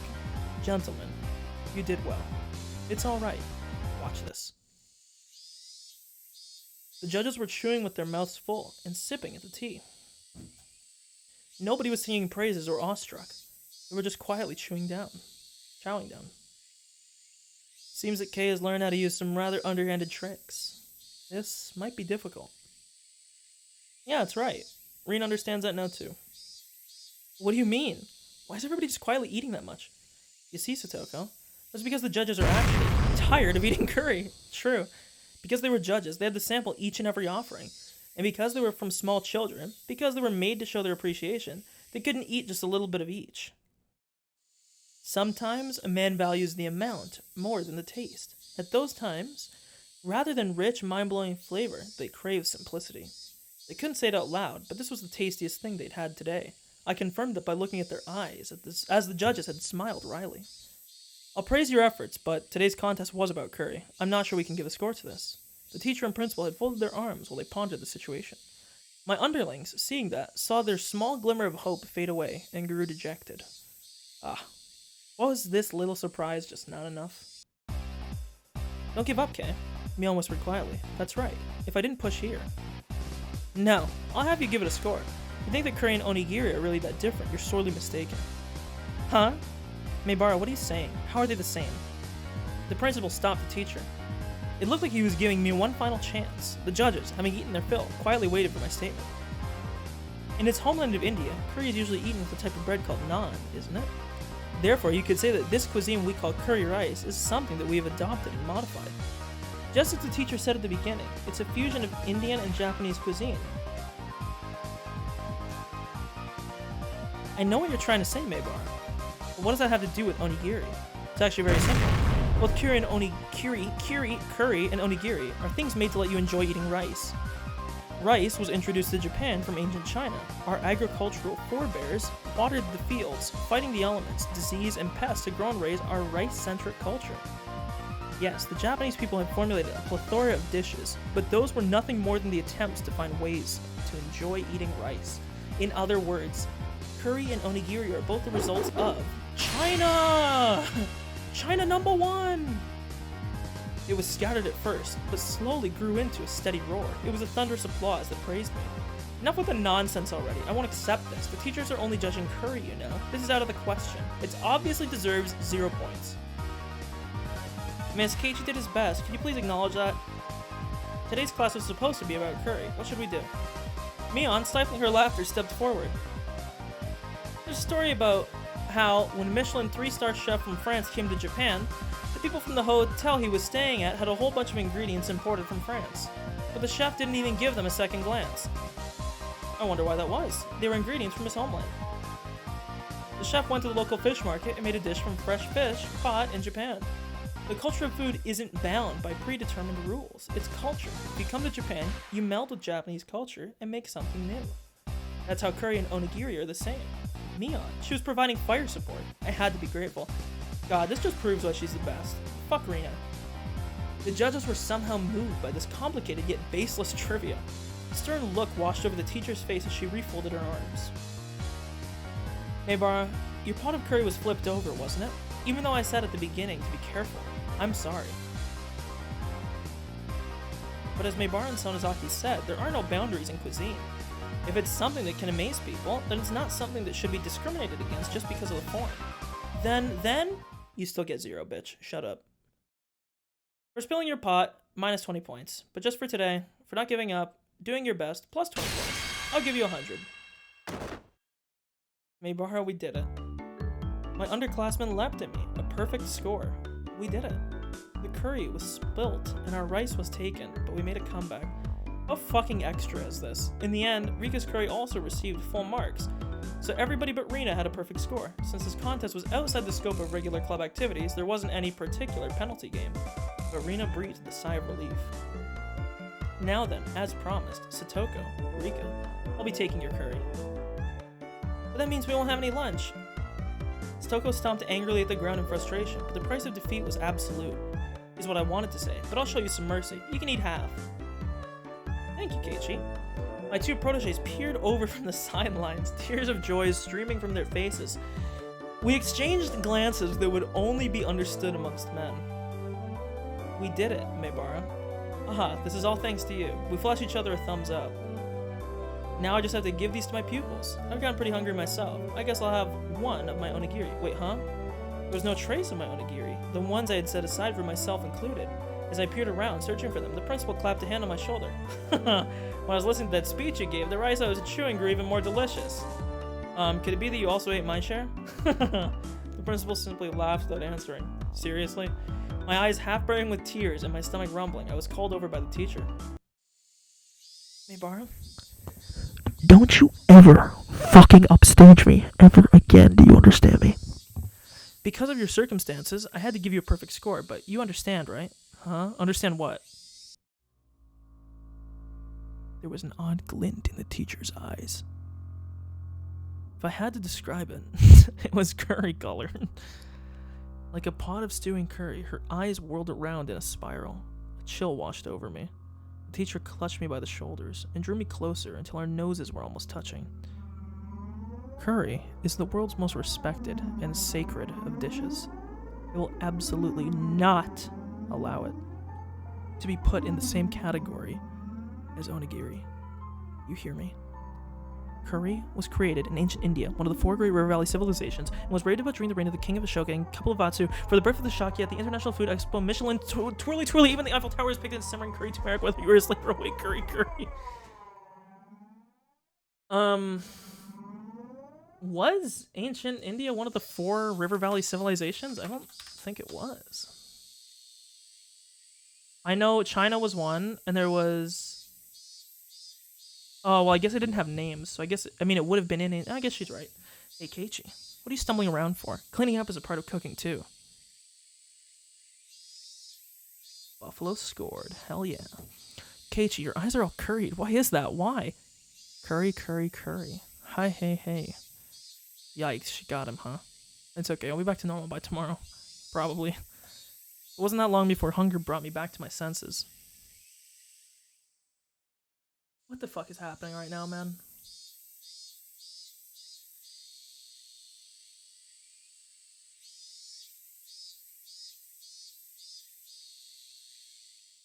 Wow, that's actually not the end of this chapter.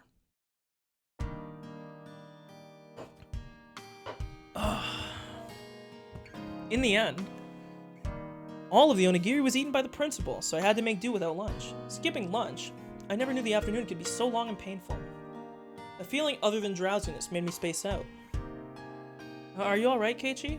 That's why I said you shouldn't eat Rina's curry. As if I could eat this curry with enough salt in it to make my blood pressure rise just by looking at it, is what I said as I initially refused. I could only regret it. The hunger, the stomach ache. Well, well, you did a good job making it through. Your absolutely hopeless situation, that is. Hey, you're pretty strong when you're cornered, eh? I don't need any compliments now. I need food. There's something for you to eat at home, right? We don't keep snacks lying around at home, and I'm out of cup noodles right now. Since you're enduring that hunger so much right now, I'm sure tonight's dinner will be really tasty. I had absolutely no intention of laughing along. Well then, I'll take my leave. I have my part-time job again today. It's really used when you're not used to the work. Ah, that job at the Angel Mort family restaurant, huh? That uniform, question mark, was somewhat stimulating. Being a waitress really is hard work. Eh, Mi-chan is working as— I said Mi-chan. Fuck, Mi is working as a waitress? Really? Really? What kind of place is it? No, I'm right. I'm working at a toy store from the other day, or the toy store from the other day. Shion is the waitress. Ah, my bad. I completely forgot that was how it ended up being. Ah, I'm sorry. You guys look so similar, I mixed you up. Keiichi? Who's Shion? Rina asked the obvious question. Mion's younger twin sister. She's got a different personality, but she's a dead ringer for Mion. That's right! We look similar, but our personalities are completely different. I'm very kind and thoughtful, but Shion has a cold and scary personality. I think that when you guys were born, Shion got all the feminine aspects. Unlike Mion, she's a cute, cheerful girl. Okay. Rina interjected as her eyes darted back and forth from our exchange. Is that true? Rina's never met her. Mi, did you ever tell me you had a younger sister? Shion's existence was already being exposed as a cover-up. I couldn't help Mion out here. I could only have her end this charade. Oh yeah, I still haven't introduced her to you, Rina. My younger sister name is Shion. I don't know. I never heard of her. I never met her when I went to Mi's house. Yeah, that. You know I'm the only one that lives with Granny. And Shion lives at the family home in Okinomiya. We're not that close, so yeah, she doesn't come here too often. Rina's face indicated she wasn't sure if she was convinced. She was usually a bit of an airhead, but she was unusually sharp when it came to these kinds of things. Well, it's not a lie. Please believe me. As you said, yeah, I believe you. A smile suddenly blossomed on Rina's face. Rina wants to meet her. I'll go and see her sometime. What store is she working at? What store? That is... she's getting more tangled in her little web. I could tell that Mion was getting increasingly frantic. I wanted to help her out, but it was hard for an outsider to butt in on family issues. Sorry, I have to get to work. Later. Rina, Kay, see you tomorrow. Unilaterally ending the conversation, Mion headed home. No matter how you looked at it, she was running away. We'll just label this one as an emergency escape. He was kind of cute. I wonder why. Rina giggled in amusement. Now, is this the end of the chapter? Nope.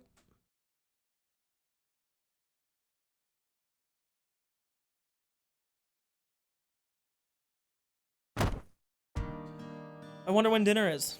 Would lying down be the best way to conserve energy? I sprawled in the entry without even taking off my shoes.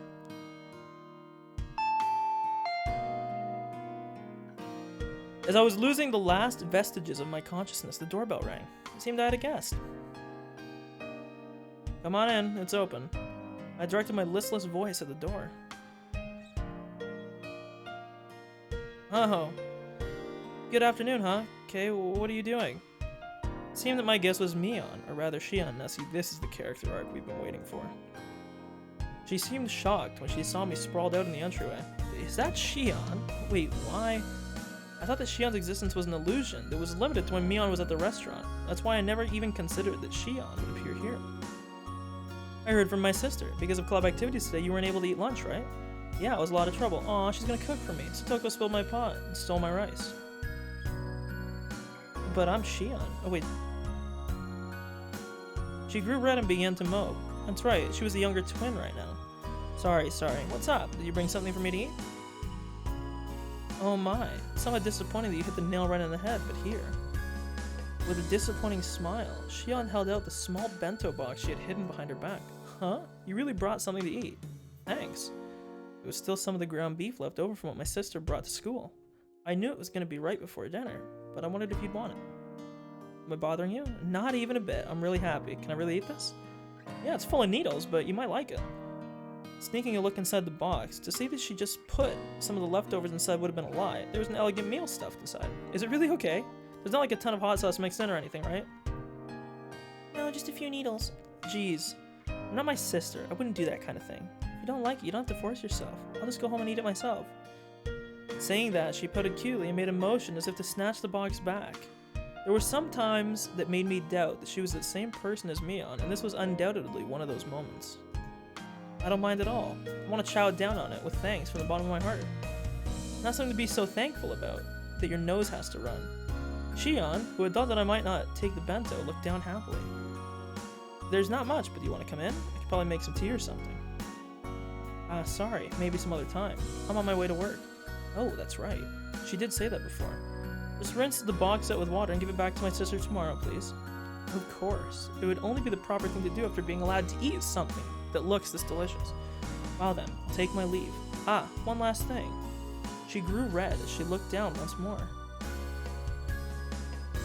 During that contest, my sister took it right without permission, right? My sister fools around too much, so she sometimes gets carried away. She wasn't doing it to be mean. Hey, it's not like I mind it that much. There are no grudges when it comes to club activities after all. In fact, I should be the one that's thankful for all the thrills and entertainment. Could you tell that to Mion for me? Yeah, I think. My sister will be very happy to hear that. Well then, I have to go. Shion smiled brightly. After bowing deeply, she left as she looked at her watch. I'm happy, but is this really okay? I looked at the bento box she left behind. A faint warmth spread through the palm of my hand. If it were Mion, I could see hot sauce, mustard, maybe even a... Not even reading it. I already made that joke. I opened the box again and hesitantly tasted a bit. I took a bite, and another. There was no funny business. There was no danger at all. For it was delicious. That's right. It was Shion, not Mion, so there shouldn't have been anything to worry about. I rushed back to my room, eating as I gave my thanks. It was so delicious that my stomach could cry. I think it's called diarrhea. Shion, no Mion, when she heard I was so hungry I could die, she brought this over to me. It was delicious to the last bite. By the way, nothing strange had been mixed in. I was a bit embarrassed at myself for being so skeptical. Now this is the end of the episode, there's no way.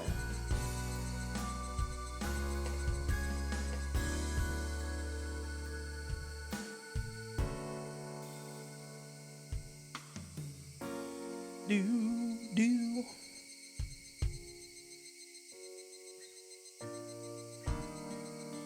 New tip, it was delicious.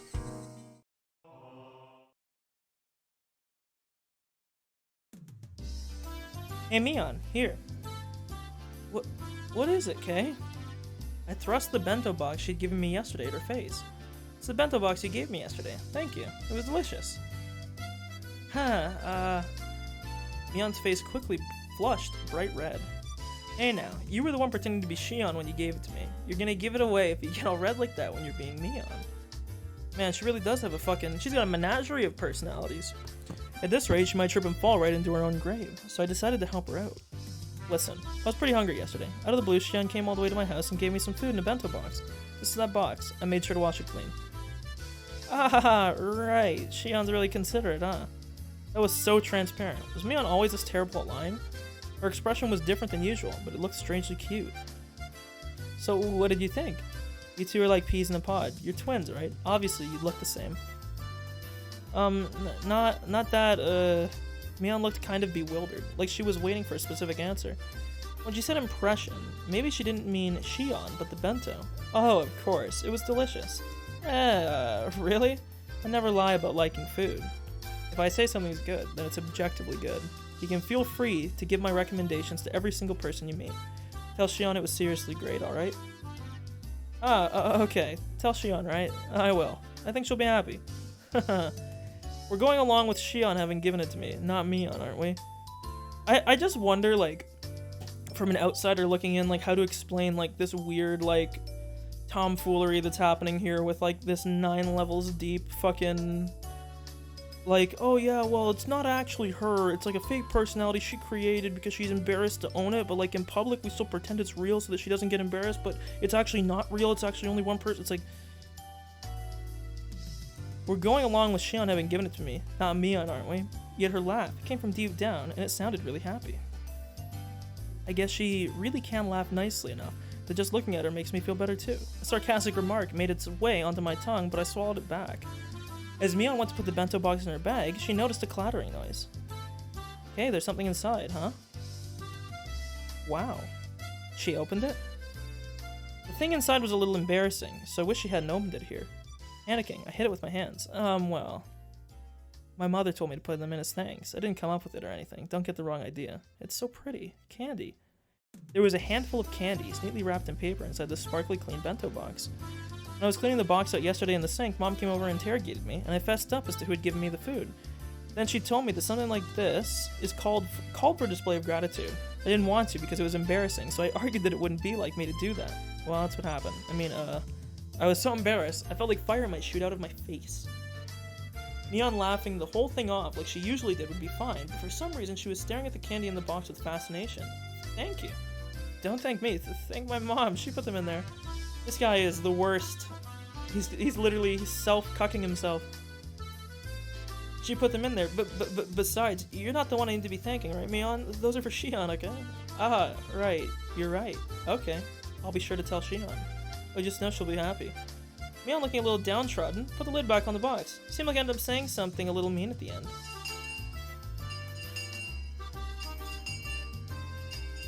Me, you look sort of cozy today. Did something happen? Did it? Perhaps she caught a fever. The red in her face is probably due to the increase in body temperature. Hey Rika, why are you petting my head? Toko, I'm sure you'll be able to catch fevers soon enough. Yikes.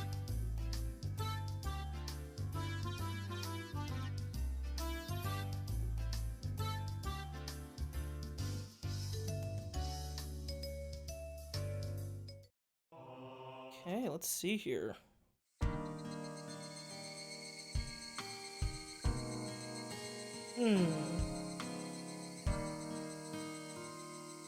Okay, we're gonna do one more, and then tomorrow, we're going for a mega stream.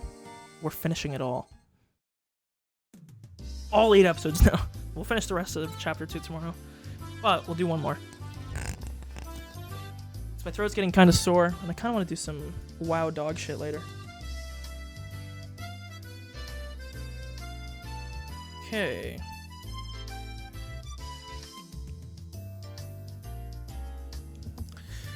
I might have explained this before, but phys ed at our school is really just an exercise in disorder. After some random warm-ups, the rest of the time is spent doing whatever. Be free to cause a ruckus or just fall asleep. I'm not really sure, but doesn't the Board of Education have some sort of curriculum for this? Something like, when you're this old, you should have this amount of physical activity, or physical ability. I have no idea what you're saying, Keiichi. It's rather difficult to understand. Well, you see, it's something like a rule for teachers to follow during class. Maybe you weakling city folk need something like that, but do you really think us country-raised kids would lag behind in physical ability?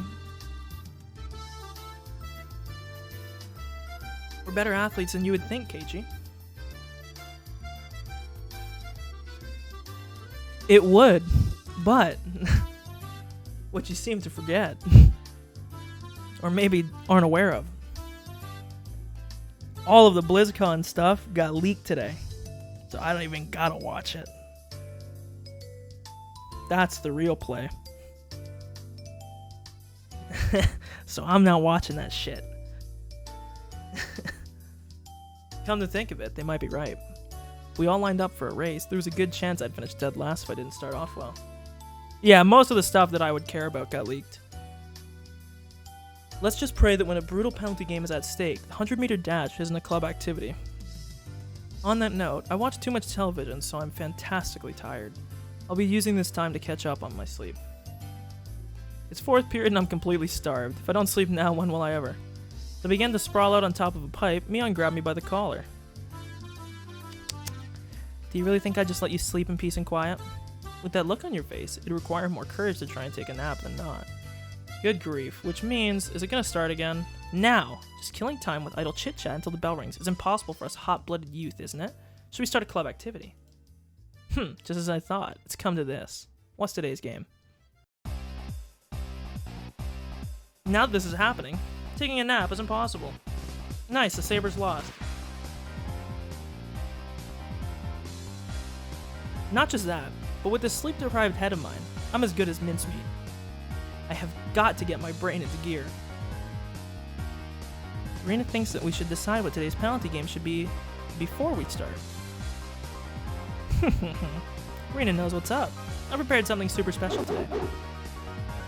She began to announce the cruel penalty game with a grand, spinning flourish. But before she could do that, I'm sorry. I have something that I wanted to do. Of all people, it was Rika announcing her non-participation. Even rare events do eventually occur. Losing her timing, Mion spun like a top as she tumbled to the ground.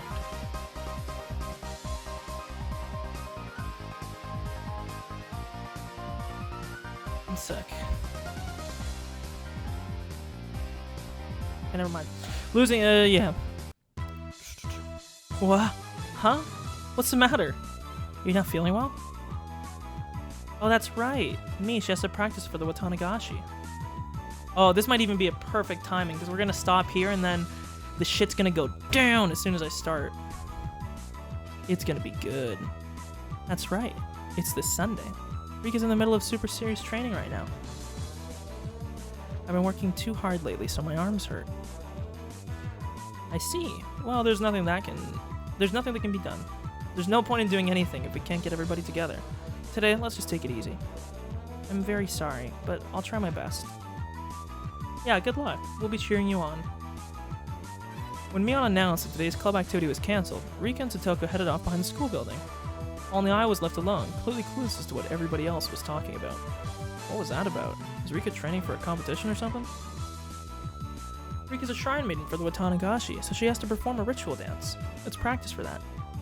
Why don't you explain things in order? First of all, what is this Watangashi? Next, what do you mean by shrine maiden? Last, what do you mean by ritual dance? Didn't you get to notice at your house, Kay? Wasn't it written there? The Watangashi festival is this Sunday. Huh? Come to think of it, I have a feeling Mom did say something about it during dinner the other day. The Watangashi is a festival that happens at the shrine on a Sunday every June. It's very lively. I see.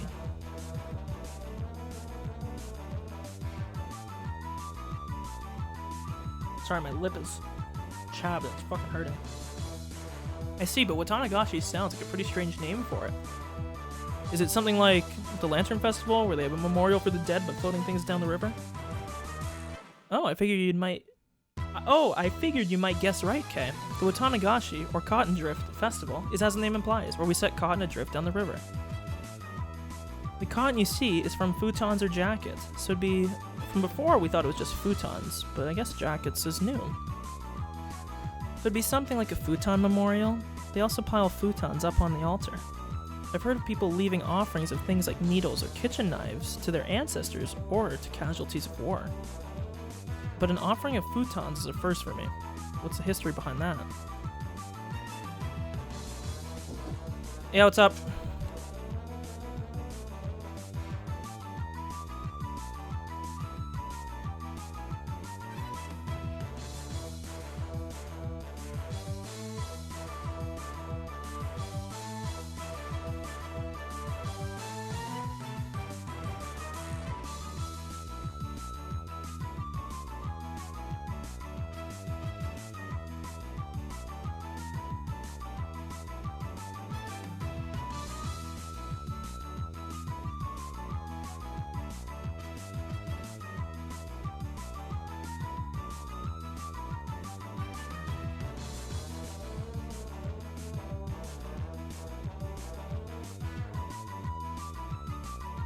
Okay, sorry.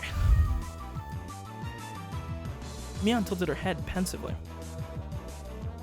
I don't think there's a complicated backstory to it. The winters around here are pretty harsh, so things like warm futons and coats to ward off the cold are fairly important, I guess. Ah, I see. In other words, it's something like giving thanks to the futons that took care of you during the winter then. Then the Shrine Maiden holds a memorial service for them and sets them adrift. That's what the Watangashi is? Mion and Rena indicated that I had a correct answer with a round of applause. Excuse me. And you see, that Shrine Maiden performing the memorial is Rika. Oh, So Rika's a shrine maiden. Now that you mention it, Rika does have a mystical air about her. Right? Rika's a shrine maiden. Rika in a shrine maiden outfit. So cute. Certainly does seem like it would suit her. Yeah, it might be cute. I finally get what you're saying. Rika's training is for her performance as a shrine maiden then. That'd be it. The shrine maiden has to purify a number of futons as a part of the ceremony. It's practice for that. It's a lot of hard work. The shrine maiden has to carry a large ceremonial hoe. Again, you don't need to keep referring to Rina like that. As a part of the rite. And it's really heavy for Rika. Well, Rika is pretty small. Exactly how heavy is that hoe? About 80 pounds probably? 90? It's pretty heavy. Even though Rika has been practicing with a mochi mallet. Wait a minute. That's way too heavy. Forget about Rika. That'd be rough for even me. The sacred ceremonial hoe. Again, if she dropped it by accident, it'd be big trouble. Well, it's a once-a-year kind of deal. All we can do is cheer from the sidelines. It'll be okay. She pulled it off last year. Really. And the least I can do is cheer her on. Even something that little would help, right? I was rather curious about exactly how she practiced. Mion laughed as she shook her head. Leave her alone. If you go, Rika will get all cute and won't be able to practice. Rika will get all cute and won't be able to, Didn't quite understand. I'm sorry, am I, like... Really, those...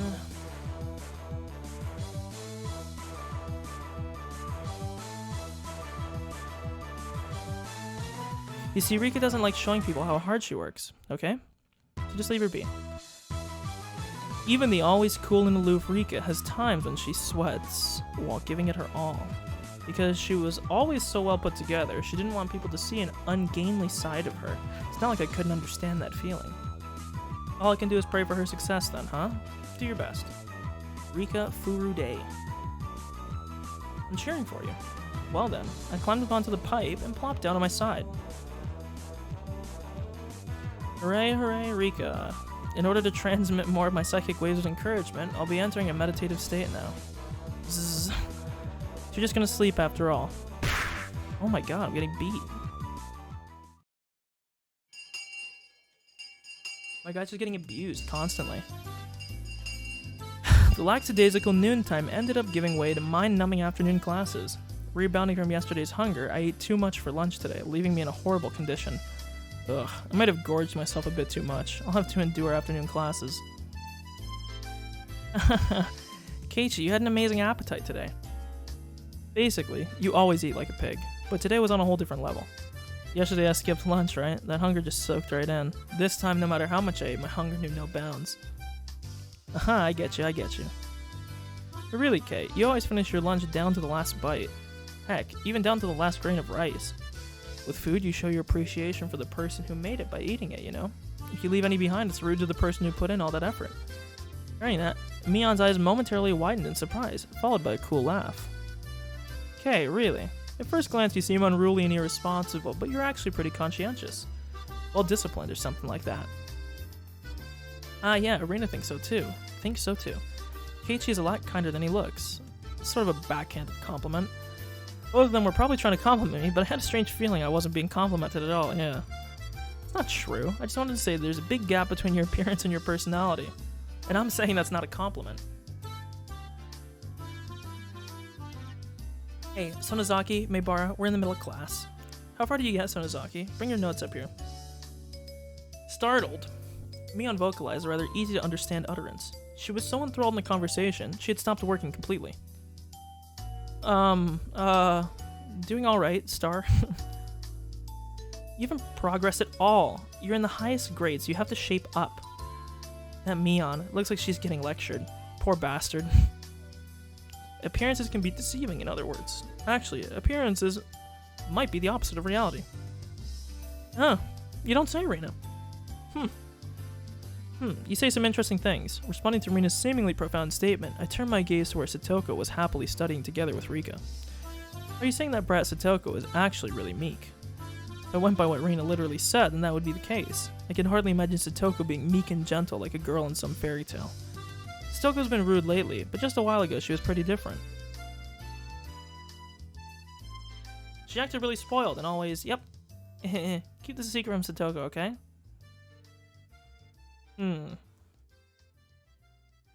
Even if she was to hide behind someone, I wouldn't think it was because she was attached to them. but since it came up, I tried to imagine a gentle and coquettish Sakota. Or Satoko, not Sakoto, Satoko. Right? Yes, Satoko. Hey, Satoko. What is it? I'm not saying that. Satoko smiled cutely and walked towards me. By the way, for every 3 steps forward Satoko took, for some reason, I took 3 steps away. Why are you running away? Sorry, Satoko. For you to approach me with an affectionate smile on your face, I just have to think it's some sort of trap. That's so mean. You meanie. Wow. So sorry. I didn't intend to be so mean. The weeping Satoko came closer to me. I'm a sucker for tears. Click. Clank. Huh? A bear trap. My leg was being clamped down on by jagged metal teeth. Oh, you fell for it. Now for the next part. Satoko raised her right arm triumphantly, and traps began to trigger one after another. Suddenly the wall sprang forward, throwing me 3 blocks away. Quite a vivid imagination. And there I saw a giant metal bat covered in spikes hurling towards me. On top of that, in the direction the ball would knock me was a giant guillotine. I'm not really sure, but Keiichi, you're not thinking of anything completely ludicrous right now, are you? Not really, not at all. That's a lie. You've got the kind of look on your face that says, I'm gonna be crushed by a giant spiked metal ball. Wait, does it say... It said ball, I thought it said bat. See, this shows you. I'm having a stroke today. How could my expression convey what I was thinking like that? Sorry, imagining a meek and gentle Satoko is impossible right now. I'll try again when I'm in better shape. Next, I look over at Rika, who was working diligently on some kanji drills. In contrast to Satoko, her default state was meek and gentle. If Rika came at me saying blank, I'd hug her tightly. I could get used to that. Weird chimp. Keiichi, you're drooling. Sorry. Then how about Rika? Are you saying that her appearance is deceiving as well? Saying that out loud, I felt a tinge of doubt. Was Rika really all sweet? Despite her appearance, she really was quite sly. Sweetly. How do you put it? Evading things deftly? I get the feeling that Rika isn't only just sweet. Her appearance is definitely deceiving. I couldn't put exactly what I was imagining into words, but Rina managed to say what I wanted to. She turned to me with an impish look in her eyes, like saying, you shouldn't say something like that. When Rika grows up, I'm sure she'll become an incredibly devilish beauty with men wrapped all around her little finger. Don't you think that would be cool? Rina said that lightheartedly, but I, as a man, couldn't laugh at that. The scary part about that was that it felt like it could be true. Noticing my gaze, Rika turned towards me and let loose with an angelic smile. Both Rina and I, feeling as if that was directed towards us personally, had our hearts skip a beat. Rina, your nose is bleeding. Appearances can be deceiving, huh? Well then, what about our dear leader Mion? I stared at her as she tried to weasel her way out of scolding by the teacher. By Rina's theory, that unrefined, calculating, conniving Mion also had a side that belied her experience. Then what you're saying is, that Mion, despite her appearance, is actually a good person. Me is a good person. Oh well, that is true, but what I'm trying to say is... Yep, I know what you're trying to say, Keiichi. Catching on that I was struggling to express my feelings as words, Rina smiled even more brightly. You know what? Mi is mysterious, right? She's a girl, but it's like she's a guy. That's right. Mion was more than aware that she was a girl, but it was exactly as Rina said. When Mion livened up the moon, it wasn't... I'm having a stroke. I said moon. Livened up the mood, it wasn't as though she felt like a guy or a girl specifically, but a friend of the same gender. If she were a guy, we'd probably be like 2 peas in a pod. Although that's the same way it is right now. But you see, even that me is actually really feminine. Rina, how much did Mion pay you exactly? It's not true. Jeez, I'm trying to have a serious conversation, you know? Rina began to pout. Now probably wasn't the time to joke around. Mi is the club president, so she's trying really hard to lead everybody. But she's really a very cute girl. I really don't want you to forget that, Keiichi. Rina's gaze focused off into the distance, beyond where Mion was.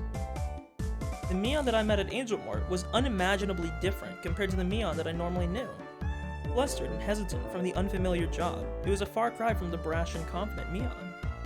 Even though she had to hurry to work, she went through all the trouble to bring me food when I was on the brink of starvation. And she did so not as Mion, but as Shion. What exactly was Shion to Mion? Probably her hidden self. What kind of person was Mion exactly? Keiichi probably couldn't even begin to imagine. As if to say it was our little secret, Rina held her finger up to her lips as she giggled. Mion, finally free from the teacher's preaching, returned to her seat, cradling her head to hide her embarrassment. Huh. This old man, you see, thinks that grade school is enough for everything you need to study for in life. Saying that, she plopped down into her seat violently. Mion was actually really feminine? Right. I wonder if I can meet Shion again. I wanted to talk to her again. Hell yeah, see? Now my dude is becoming based. He's starting to understand. The principal waved around the bell that served as the school's chime. The teachers rushed back to the blackboard and began to list everybody's homework assignments. Whoa. Looks like there's gonna be a lot of homework today. Gotta buckle down. Well then. That means even Rina? Huh? What do you mean? Appearances can be deceiving. Would that apply to you too? Uh-oh. Huh? Keiichi, how do you see me? How? The Rina Ryugu that I knew sometimes took things too far, but was generally a kind and gentle ideal girl. Really? That makes me happy, I guess. If she was the opposite of what she seemed, that would make her... And if you were really the opposite? Just try saying it. I won't be mad. That's what I felt she meant. Rina is... Huh? Rina is... Even if you were the opposite, you'd still be Rina, right? This question shouldn't have been so nerve-wracking to answer. Maybe it was because the person in question was staring at me, but even saying that took a strange amount of effort. That's no fair, Keiichi. It bothers me when you say it that way. Perhaps unable to endure my silence, Rina's face began to burn red with embarrassment. Rina, okay, let's go home. Mion walked over and started getting ready to go home. Whenever school is over, she really does get noticeably more energetic. So she hates school. It was the same relaxing walk home as always. Digging around my pocket on a whim, I noticed something that should have been there was missing. What's the matter, Kay? The key to my house I always carry around is gone. Man, where did I lose it? It's fine today since my parents are home, but still, this is bad. Sure is troublesome. Did you forget it somewhere? Oh, this is kind of a Monka W. Or did you drop it? Which one was it? Did I take it with me this morning in the first place? Huh? Huh? Did that key have anything that would make it stand out? Yeah, it's on a keychain. It was a blue fur seal, something I made for summer. Rina has it for sure. Huh. Does it have its eyes shut like it's taking a nap? Oh, how did you know? Yeah, that's it. Mion looked away and began to whistle. See, you went for dinner at Angel Mart a couple of days ago, right? That night the staff found a key, and there was a fur seal keychain attached to it. Yeah, she just realized, yeah. As she said that, she suddenly grew flustered and added that Shion had told her about it. Huh? So I dropped it then. Hahaha, but aren't you glad they found it? I'm sure they're looking after it for you. That's right. Why don't you go? Shion looks the same as me, so you'll know her by sight. This is a rather unexpected development. Once again, I had no choice but to go meet with Shion. But I also had to thank her for the bento from yesterday. Besides taking some time and chatting with this other side of Mion might be interesting. Half jokingly, I began to think about things like this. Right, Angel Mart was it? I'll head over to Shion's restaurant and get my key back. While I'm at it, having a nice spotted tea might not be a bad idea. You sound like an English gentleman. That totally doesn't suit you, Kay. Is this the restaurant? The one that Mia's little sister is working at? Yeah, why don't we go together, Rina? Sorry to disappoint you, but I have plans with my father today. I was actually wondering about Rina's family, so her parents are still around. Rina seemed pretty disappointed about having to miss such a great opportunity. You said they're twins, but do they really look that much alike? Enough to mistake which is which? Yeah, they're totally the same, at least on the outside. Unlike Mion, she's well-mannered and really cute, though. In response to my teasing, Mion pouted and began to argue with me. I couldn't help but burst out laughing at Mion's little farce. After all, they weren't just identical, they were the same person. I bet you there's people that, like, just at this point were like, wait, they're the same person? After going home, I changed my clothes and dug my bike out of the garage. Just thinking that I would be able to meet Shion again gave me a mysterious feeling. Shion. A name for a different kind of Mion. She was a mysterious and ridiculous person, believing she had fooled everyone like that. I noticed that I was pedaling along quite happily. Could it be that I was looking forward to meeting Shion? I felt a sense of giddy anticipation, like I was headed towards a new friend's house for the first time. What Rina said about Mion actually being really feminine sprang to mind once again. The guilt from spying on another side of Mion, the self-consciousness from being the only one that knew about that side, these feelings mixed together. How was Shion for you? Mion's little twin sister. Until she felt like coming out and admitting she was Mion, it was fine to just call her Shion, right? Mion might be trying to have some fun by acting out a different persona. Persona!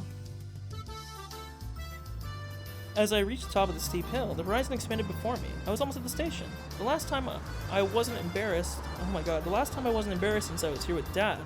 But this time I was alone. I was strangely self-conscious about it. Meet Shion, get my key back. That was all this task was supposed to be. If I dawdled around like this, maybe Shion would find me before she headed in for work. Hey, what are you doing, Keiichime Bar? You're just here to get your key back, you know? Hey, no, we're not. It's not like you're some love-struck schoolboy here to hand over a love letter, but you could be. The thoughts inside my head were slowly turning into a jumbled mess. I came to the realization that I was downright giddy. That's why, just for a bit, just a tiny little bit, I got a little carried away and did something really stupid. I kicked over a parked motorcycle that was blocking the sidewalk. It was in the way, sure, but there was absolutely no need for me to kick it. I definitely think I got too carried away. Thunk, clap. Crash. As the three bikes toppled one after another like dominoes, a loud noise they caused snapped me back to my senses. Oh shit. The hell you think you're doing? The owners of those three bikes were right there. They looked exactly like you'd call thugs up to no good. They lifted their heads up in an imposing manner, and yelled angrily in a way I had never heard before. The three of them beelined toward me, the worn-down heels of their thin-soled shoes slapping noisily against the pavement. I could only stare listlessly, as if I were watching some far-off event that didn't concern me at all. By the time I realized it, I had been grabbed by the collar and lifted on my tiptoes. Done be playing dumb. You knocked him over, didn't ya? Huh? Three thugs were completely ignoring the rules of grammar, but the way they spoke was enough to make me tremble. Just like that, my composure drained away, my legs buckled, and my throat grew dry enough to crack. I'm sorry, I accidentally... Accident my ass! You kicked it, didn't you, dumbass? I was completely at fault, so there was nothing I could say in my defense. As a result, I was pulled even higher. The hell, man? The paint's all scuffed. Yo, brat, who put you up to this, eh? This is your goddamn fault. What are these voices? The three of them continued to yell at me. I had no idea what each of them were saying. I thought he was going to say I couldn't tell which from which, because their voices are quite odd. Getting further enraged that I was only listening while dumbstruck, they grabbed an empty plastic crate from a nearby store and began to smash it repeatedly against the telephone.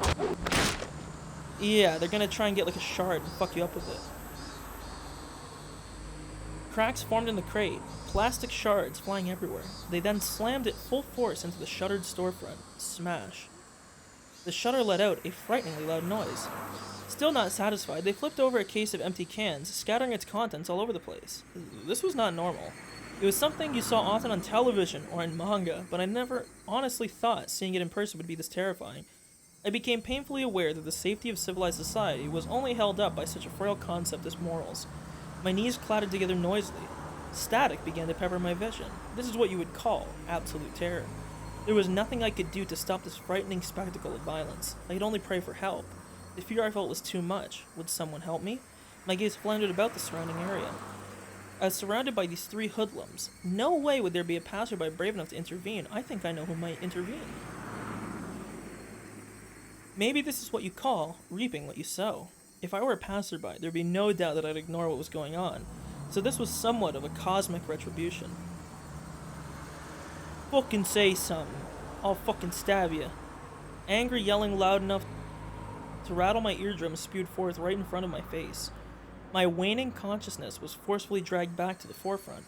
The thug had cocked back his free hand and twisted his body when suddenly a metallic taste filtered through the back of my throat. A chill ran down my spine like a jolt of electricity. Seeing what was going to happen next, I squeezed my eyes shut as tightly as possible and grit my teeth.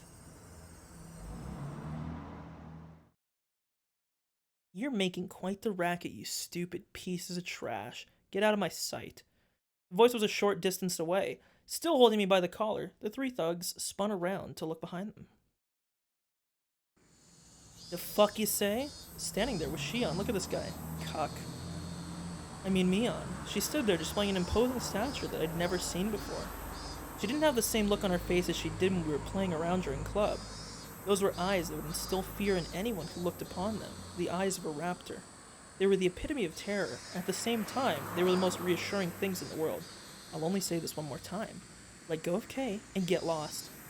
Mion, without an ounce of fear, laid down her ultimatum. Of course, there was no way those three wouldn't go absolutely berserk. The situation instantly turned explosively dangerous. You fucking bitch! I'll fucking bash your head in! Stop it, Mion. These guys are like rabid dogs. No amount of bluffing will work. But Mion, it's dangerous. It's so I knew what I was trying to say was pathetic, but I couldn't let Mion get involved in this. No matter how you looked at it, Mion was only bluffing. But did Mion even know the meaning of the word bluff? However, the reason behind everything soon became apparent. They were slowly increasing in number, little by little.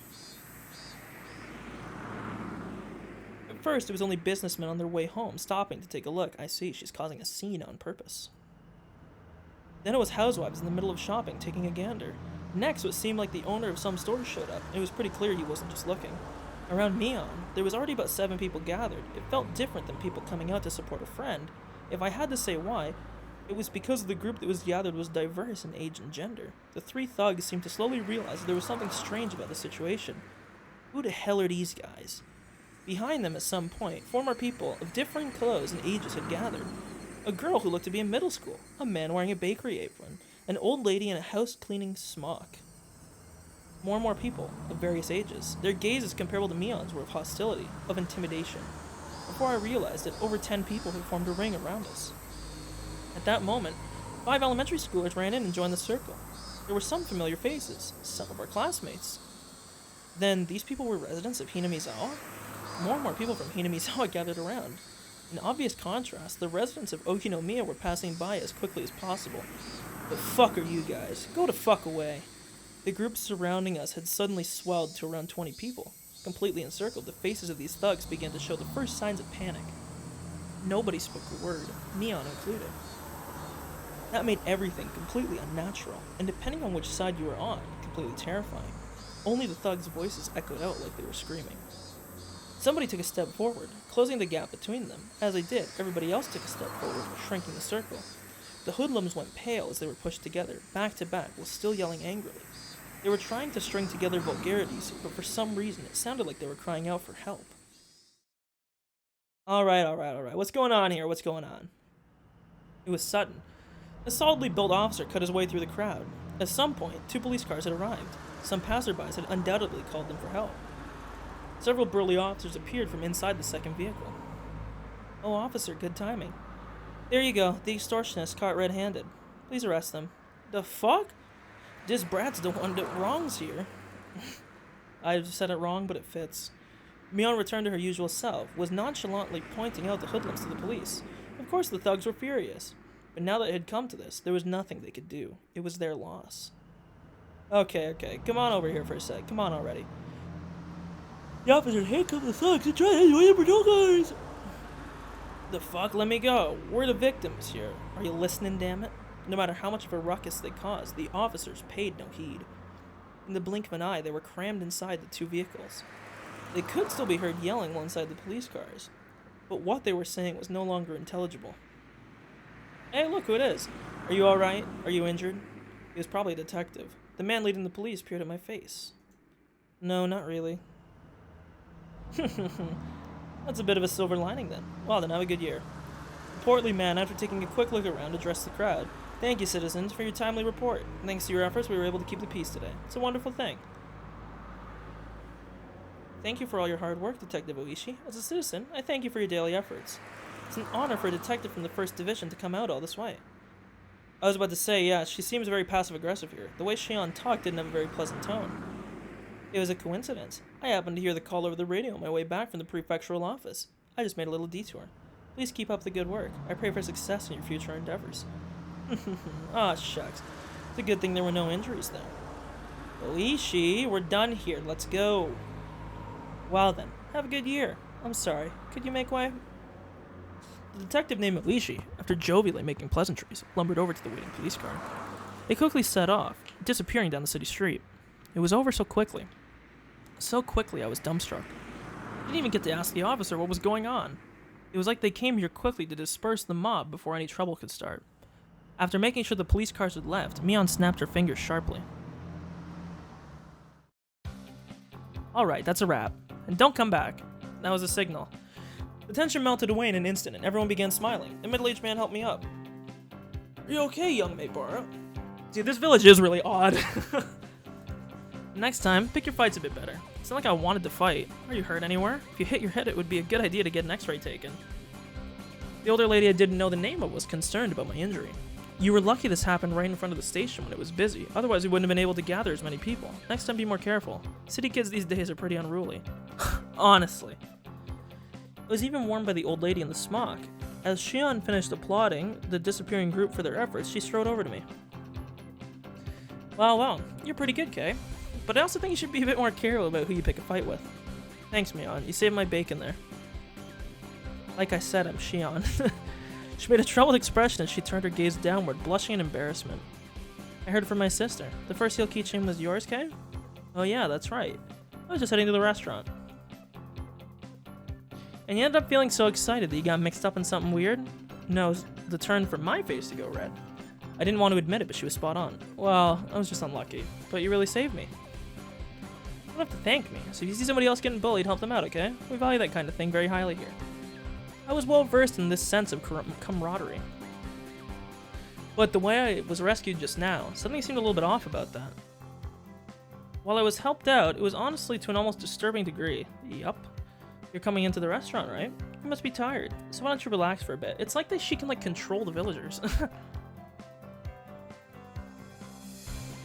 This guy still doesn't know how to, like, park or pull into wherever he's going. You're coming into the restaurant, right? You must be tired, so why don't you relax for a bit? My treat.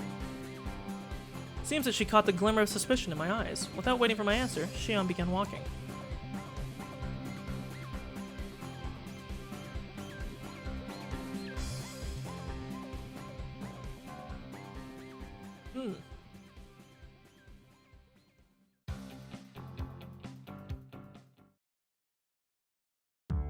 After cooling off a bit inside the restaurant, little by little I realized I was still on edge.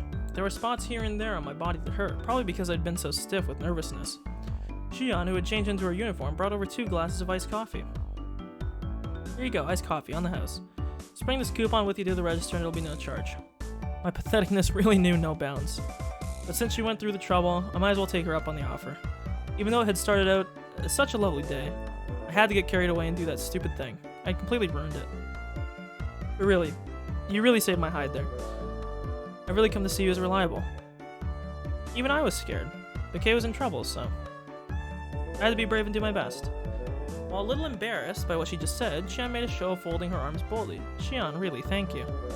I was thanking Shion, but I really wanted to thank Mion. Dude, I know, you don't need to keep repeating it. I understand what you're... Mion, really, thank you. Now, cheer up a little. If you feel indebted, when you have the chance, you should help somebody in need. Like, for example, if I'm ever in trouble. Please come and save me. Yeah, of course, it's a promise. You absolutely have to. Taking advantage of my words, she seemed happy about my promise. So if I'm ever in trouble, Kay, will come and save me. I hope trouble comes soon. Ah, you finally smiled. She said as she smiled herself, poking me in the cheek. A downtrodden Kay is good as an imposter. Did someone say imposter? Among Us? Poggers? Come on, smile. That tickles. Stop, wahaha. Thanks to Shion's meddling, I finally cheered up a little. All the muscles in my body that had stiffened because of the incident finally began to relax a little.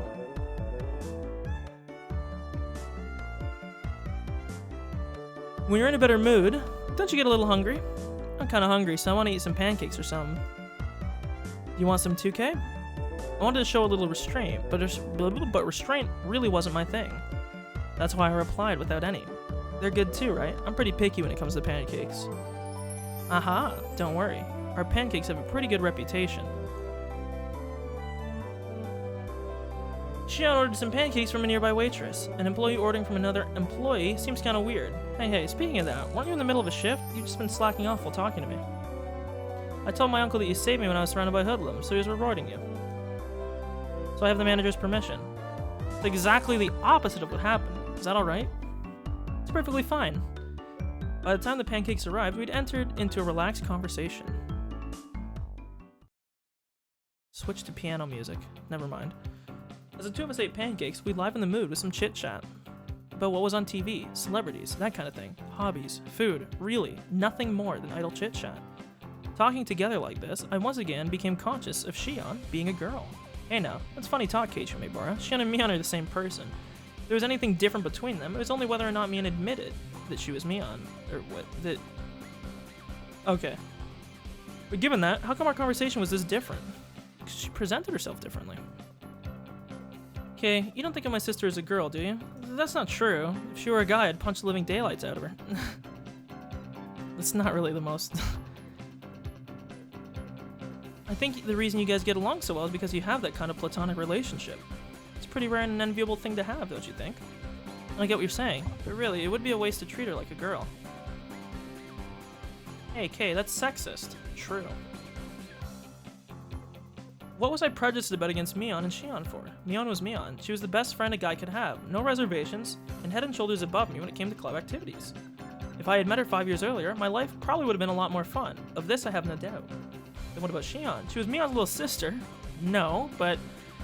And it hadn't even been 3 days since we met. Her relationship was much more distant, as the only thread we have in common was that I knew her sister, and for Shion, it was the same. I was somebody she met 3 days ago only because I was a friend of her sister's.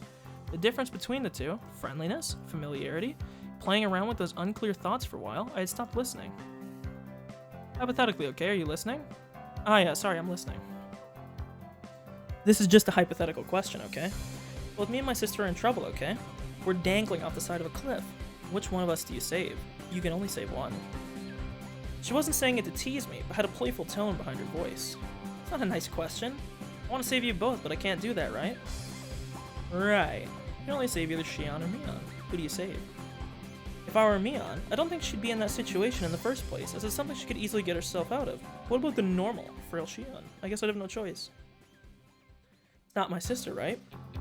If Mion and Shion were different people, I suppose it would come to that. I couldn't confirm nor deny it. She could have been smiling, but her gaze was locked firmly on mine. In other words, that's it, isn't it? My sister is... Huh. What, expendable? Sorry, I messed up what I was trying to say. Shion was trying to talk in a lighthearted manner, but I felt that there was something more behind her words. Was Mion trying to tell me something through Shion?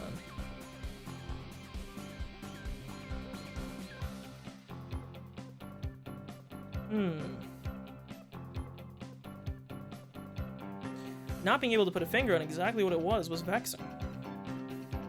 Shion, to hide her embarrassment, turned the conversation around. More importantly just now, were you surprised? Of course I was. If it were Rina or Satoko, that would have been one thing. But for all those people, young and old together, they were all from Hinamizawa, right? Yeah, that's right. Everybody in Hinamizawa is pretty close-knit. An enemy of one is enemy of all. Nobody is going to look on from the sidelines. This is important. We should put a star on this message. They're a pretty reliable group of residents. If somebody is being picked on, then everybody unites to get rid of the bully. Kinda sounds like the Mafia or the Yakuza's brand of unity. You shouldn't say something like that. It's something you should be thankful for. You were saved by that unity, weren't you? Never forget to show your appreciation. I half-heartedly agree. I knew full well I should be appreciative. Everybody really is close-knit, aren't they? Maybe it's because of tradition. Hinamizawa has been in danger of becoming a ghost town on several occasions. There's been a history of the villagers uniting together each time to fight for the village's continued existence. For example, Kay, did you know about the Hinamizawa Dam project? So she's very forthcoming in this. This is why I said before I think we should have just trusted them and came forward. Let's see, I feel like I've heard somebody talk about it before. About 10 years ago, there was a sudden proposal to build a dam here, which would have submerged Hinamizawa underwater. Wait a minute. Does she mean the proposal was 10 years ago? Because I'm just trying to think of the logic here, okay? Because I remember them saying that she got like misdemeanors or something because she fought against it. But my question is, if this happened 10 years ago, I mean, like, our group can't be that old. Like, you would be very young for that? But I'm pretty sure the plan was cancelled, right? We made them cancel it. Everybody banded together, because that was a well-earned victory. It sounded much like the story I heard. The protest intensified to the point where it was featured in newspapers and magazines. As a result, the plan was suspended. The whole story was the dam, apparently... The whole story with the dam apparently started before it was born. At first, the proposal was only for exploratory purposes, or a small dam to control erosion. Yeah, just... But then the cat was let out of the bag. If it were completed, it would have been the biggest dam in Japan. Not just Hinamizawa, but several villages upstream would have been submerged. The protests immediately began. Petitions to cancel or relocate the project were drafted and submitted to the Diet. They even went so far as to go to the Ministry of Construction in Tokyo to hand over a direct appeal to the minister. The previous landowner sued the government, stating There were inconsistencies in the purchase agreement, and the transaction should be nullified. Owners of the yet unacquired land split their properties, increasing the number of landowners in order to stifle the project. Yeah, because then you'd have to enter negotiation with more people. It was all very precious when the land acquisition was still about money. Eventually, they started relying on eminent domain in order to seize the land. It started at that point. The riot police began to get violent. Riot police? You mean the police? Why would they act violent? They punched, they kicked. There was a time I was hit. Right around here, I think. My skin split open and a whole lot of blood spilled out. Saying that, Shion indicated her temple by poking at it. What happened to the police? Filing a complaint against the riot police for police brutality would seem kind of strange for some reason. Naturally, they wouldn't pay heed to something like that. You wouldn't be able to establish proof on who exactly hit you, and they could justify their actions by saying you were interfering with police duties. My nana went off like a firework. After that, it was amazing.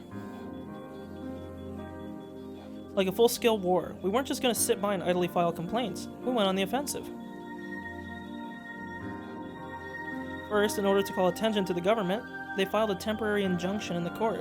Then, in order to gain public support, they called in prominent scientists to state that Hinamizawa was a valuable nature preserve. They pressured the prefectural and municipal assemblies, saying that the prefectural governor ignored his constituents when he approved the project and demanded his resignation. They completely and thoroughly denounced him. Naturally, in Hinamizawa, a ferocious conflict worthy of being called the Dam War began. In order to suppress the police's brutality, they coordinated with the network channels and exposed the violence of the riot squad members to the public. On top of that, they put together a special expose themed around the government repressing the citizens and aired it nationally. It worked wonders. Following that, the SWAT teams had their hands cuffed. Day after day, the petitions and demonstrations continued. Propaganda was used to help garner support. The circle of support gradually expanded outwards from Hinamizawa. Either that bore fruit, or the government finally decided against it. It was announced that the dam project was indefinitely suspended just a few years ago. We did everything we could. The entire village banded together and fought. At that time, we were desperate. But now that it's over, it's actually become a pretty good memory. The villagers' feelings of solidarity and the unity still haven't faded. Shion said that as she focused off in the distance. I felt that those eyes weren't filled with anguish, but rather a sense of pride. That kind of solidarity is pretty nice. You don't see it too often, bridging the generation gap and unifying the region. I think so too. The dam project was a trial. I think that just the fact we were able to overcome it is huge. The fear I was feeling until now just gradually began to fade. When people began to show up one after another while I was engaged with those thugs, I thought it was frightening. But now I felt from the bottom of my heart that I had been rude. The villagers, prepared to defend their homeland to the death, the sense of solidarity that fostered. It might seem impudent to say this, but I was a little jealous. If I had been in Hinamizawa when the protest against the dam was going on, I might have been able to share in that same sense of solidarity. Okay, you weren't here at the time, so I don't think you can fully feel the solidarity in the village, but everybody shares it thoroughly, even with somebody who just moved here like you. She couldn't have been more right. So many people got together to help me out when I just moved here, even though they were strangers whose names I didn't even know. A hot feeling began welling up inside me. When I lived in the city, I didn't even know my own neighbors. I thought that was natural. But here, that was an absurd and pathetic thing.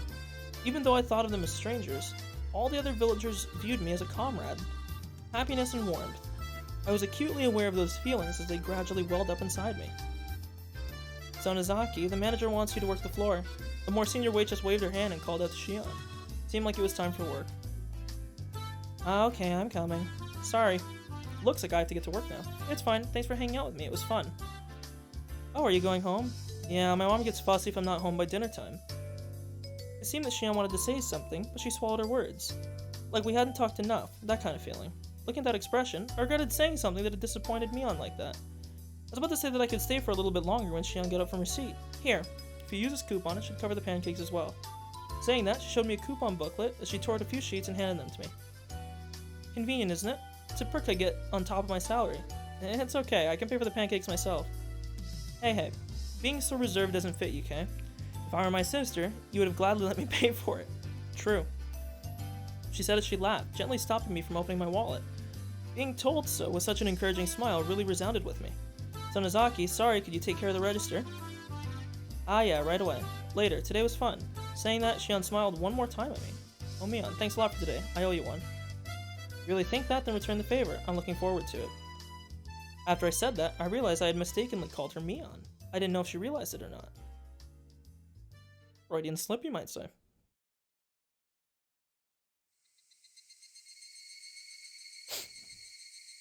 It's nighttime. Laying around and watching television after dinner was part of my daily routine. It might seem like a waste at first glance, but you could say it was an important time when I was able to accrue knowledge of everything from politics to economics to various trivia. After dinner was valuable time well spent while the brain was at its most supplied with nutrients. You idiot, it's obvious that Tokyo Tower is taller. Ah! Today I tested my knowledge of trivia by watching my weekly quiz show. Sitting in front of the television, I was able to get a lot of the answers right. But if I were actually up on stage, I'd probably fail miserably. Keiichi, phone call from Sonozaki. Hell yeah, dude, this is the arc. Sonozaki, that's Mion. It was a little late for her to be calling. I had a bad feeling about this. I had a hunch it had something to do with club activities. She was probably going to inform me about what we were doing tomorrow. This was Mion we were talking about. She might even go so far as to say we're doing club activities right now, so hurry up and come over. By the way, it was 8 p.m. Hello? No way we're having a club battle right now. Huh? That's not it. I mean, it was Mion, but it was a very unlike Mion. Holy fuck. It was a very un-Mion-like way of talking. Huh, could it be? Sorry. Could it be you're not Mion, but Shion? That's right. Good evening. I'm sorry for calling so late. For Mion, this would have been an ill-fitting, polite way of talking, but since it was Shion, it was natural. Even though they were both the same person. With a dry smile, I enjoyed that mysterious feeling. No, it's fine. What's up? Okay, do you like sweets, like cakes or desserts? There was no way I hated them. I'm an unabashed glutton. That's great. Actually, there's a new dessert contest this summer. Looks like they have a new dessert menu every season. So they were hiring taste testers for potential desserts. The desserts at Angelmort have a good reputation. It's pretty difficult to get accepted as a taste tester. I'll get right to the point. Ta-da! You say ta-da, but I can't see over the phone. Still, could it be? That's right. I have a taste testing ticket right here. If you don't mind sweets, how about it? When you say how about it, you basically mean, with that ticket, I can eat all the new desserts I want. They say to beware of honey pots, but this is sweeter than any pot of honey. All you can eat free desserts? No way. If you're okay with that, I'll register you as a taste tester. When you come to the restaurant tomorrow, just give the person in charge your name, then everything will work out. When you say everything will work out, you mean all you can eat? For free? Yeah, it's free. There's quite a bit, so I recommend you come hungry. This was such a delectable opportunity, it was almost scary. This was really Shion, right? It wasn't Mion proposing as Shion in order to bait me into a trap, was it? What am I saying? They're the same person. Thank you. Yeah, I know exactly what you're thinking, Kay. You're thinking this is too good to be true, right? Eep? I mean, I would never. I heard from my sister, but you're really somebody who can't tell a lie. I'm not averse to somebody like that. She laughed with a voice that sounded a lot like how Mion would laugh. It's not like I was intending on it, but it just so happens that my shift ends early tomorrow. If not a bother, I thought maybe we could spend a little time together after I'm done. Your shift ends early tomorrow. Yeah, so you take your time eating dessert, I'll finish up. Well, I didn't have any plans anyway. I don't mind hanging out with you for a bit. It's not like we have to go anywhere. I was thinking we could cool off in the evening while we take a walk. There was no reason for me to refuse. Out of courtesy, I might as well take her up on her offer. By the way, Kay, you and I have been meeting up every day, haven't we? Now that you say it. I guess we have. Since you said okay, we have an excuse to meet again tomorrow. Huh? What was Mion saying? Haha, Kay, your voice just cracked. What's the matter? It wasn't a video phone, but she could tell I was beat red. Well then, you should definitely come tomorrow. I'll take my leave here. Good night. Good night. Shion finished what she had called to say, ended the conversation without any chit-chat. When I returned to the living room after hanging up the phone, the TV was already off and my mom was sleeping in the rocking chair. Not feeling like turning the TV back on, I went back upstairs and returned to my room. I've only been receiving favors from Shion, haven't I? She brought me a bento and saved me when I got involved with those thugs. She was supposed to be a different person, so I could thank Mion at school. Come to think of it, she'd probably just say she'll pass it on to her sister. I have to thank Shion directly. Tomorrow I'll have to repay her somehow. Alternatively, you could also just thank Mion properly, because they are the same person, but it's okay, man. Let's not think too deep into it.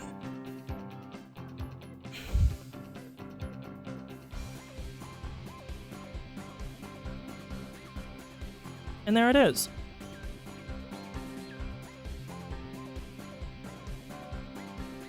You see, this is the arc that I've been waiting for.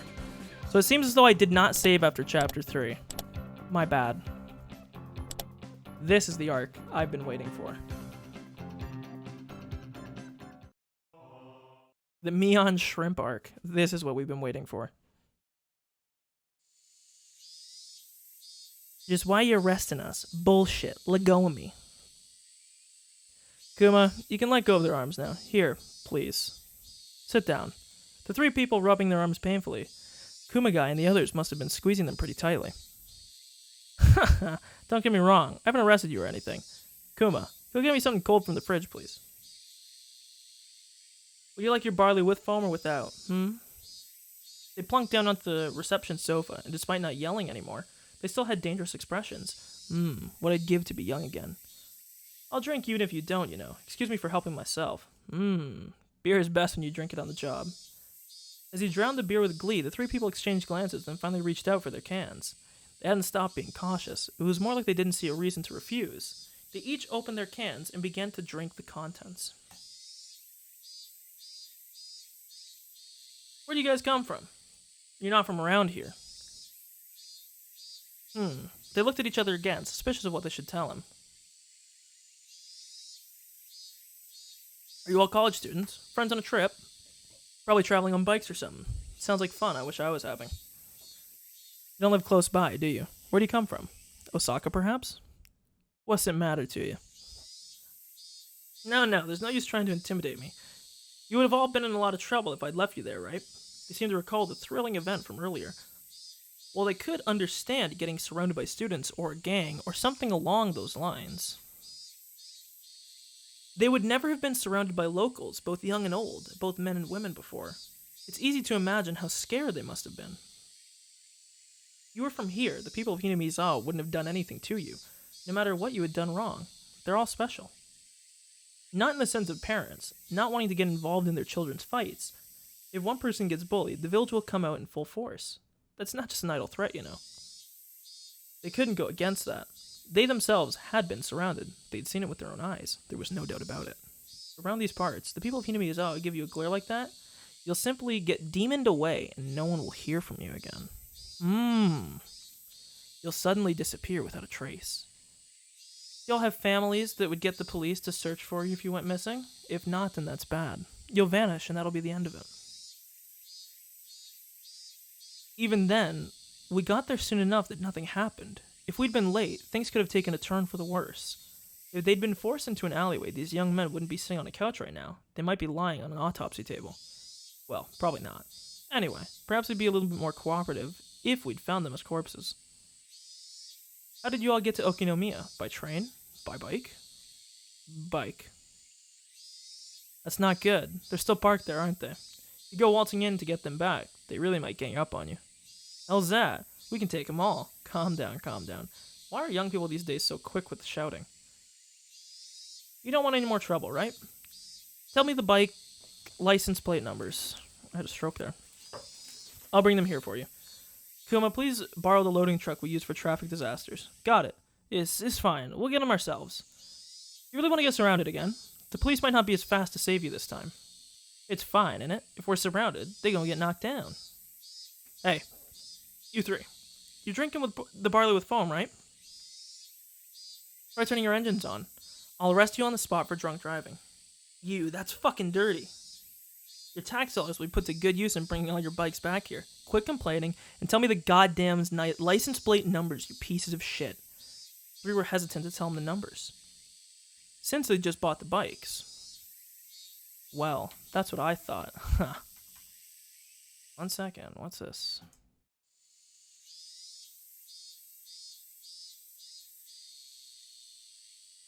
Kuma, go with the truck and bring the bikes back. Get the tough-looking red Yamaha and the one with the broken red taillight, or the broken right taillight, and the white one that had the packing tape stuck to the seat. It's those ones. They belong to you, right?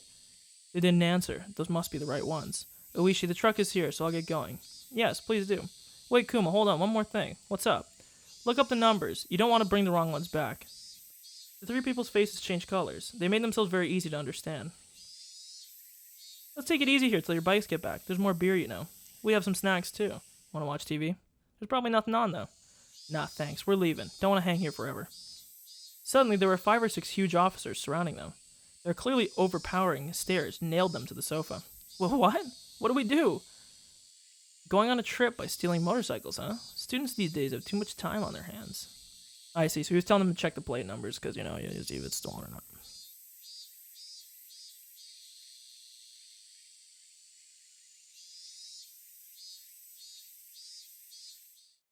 1 second, am I still alive? Is my stream still up? Okay, it is. Dude, my Discord just died.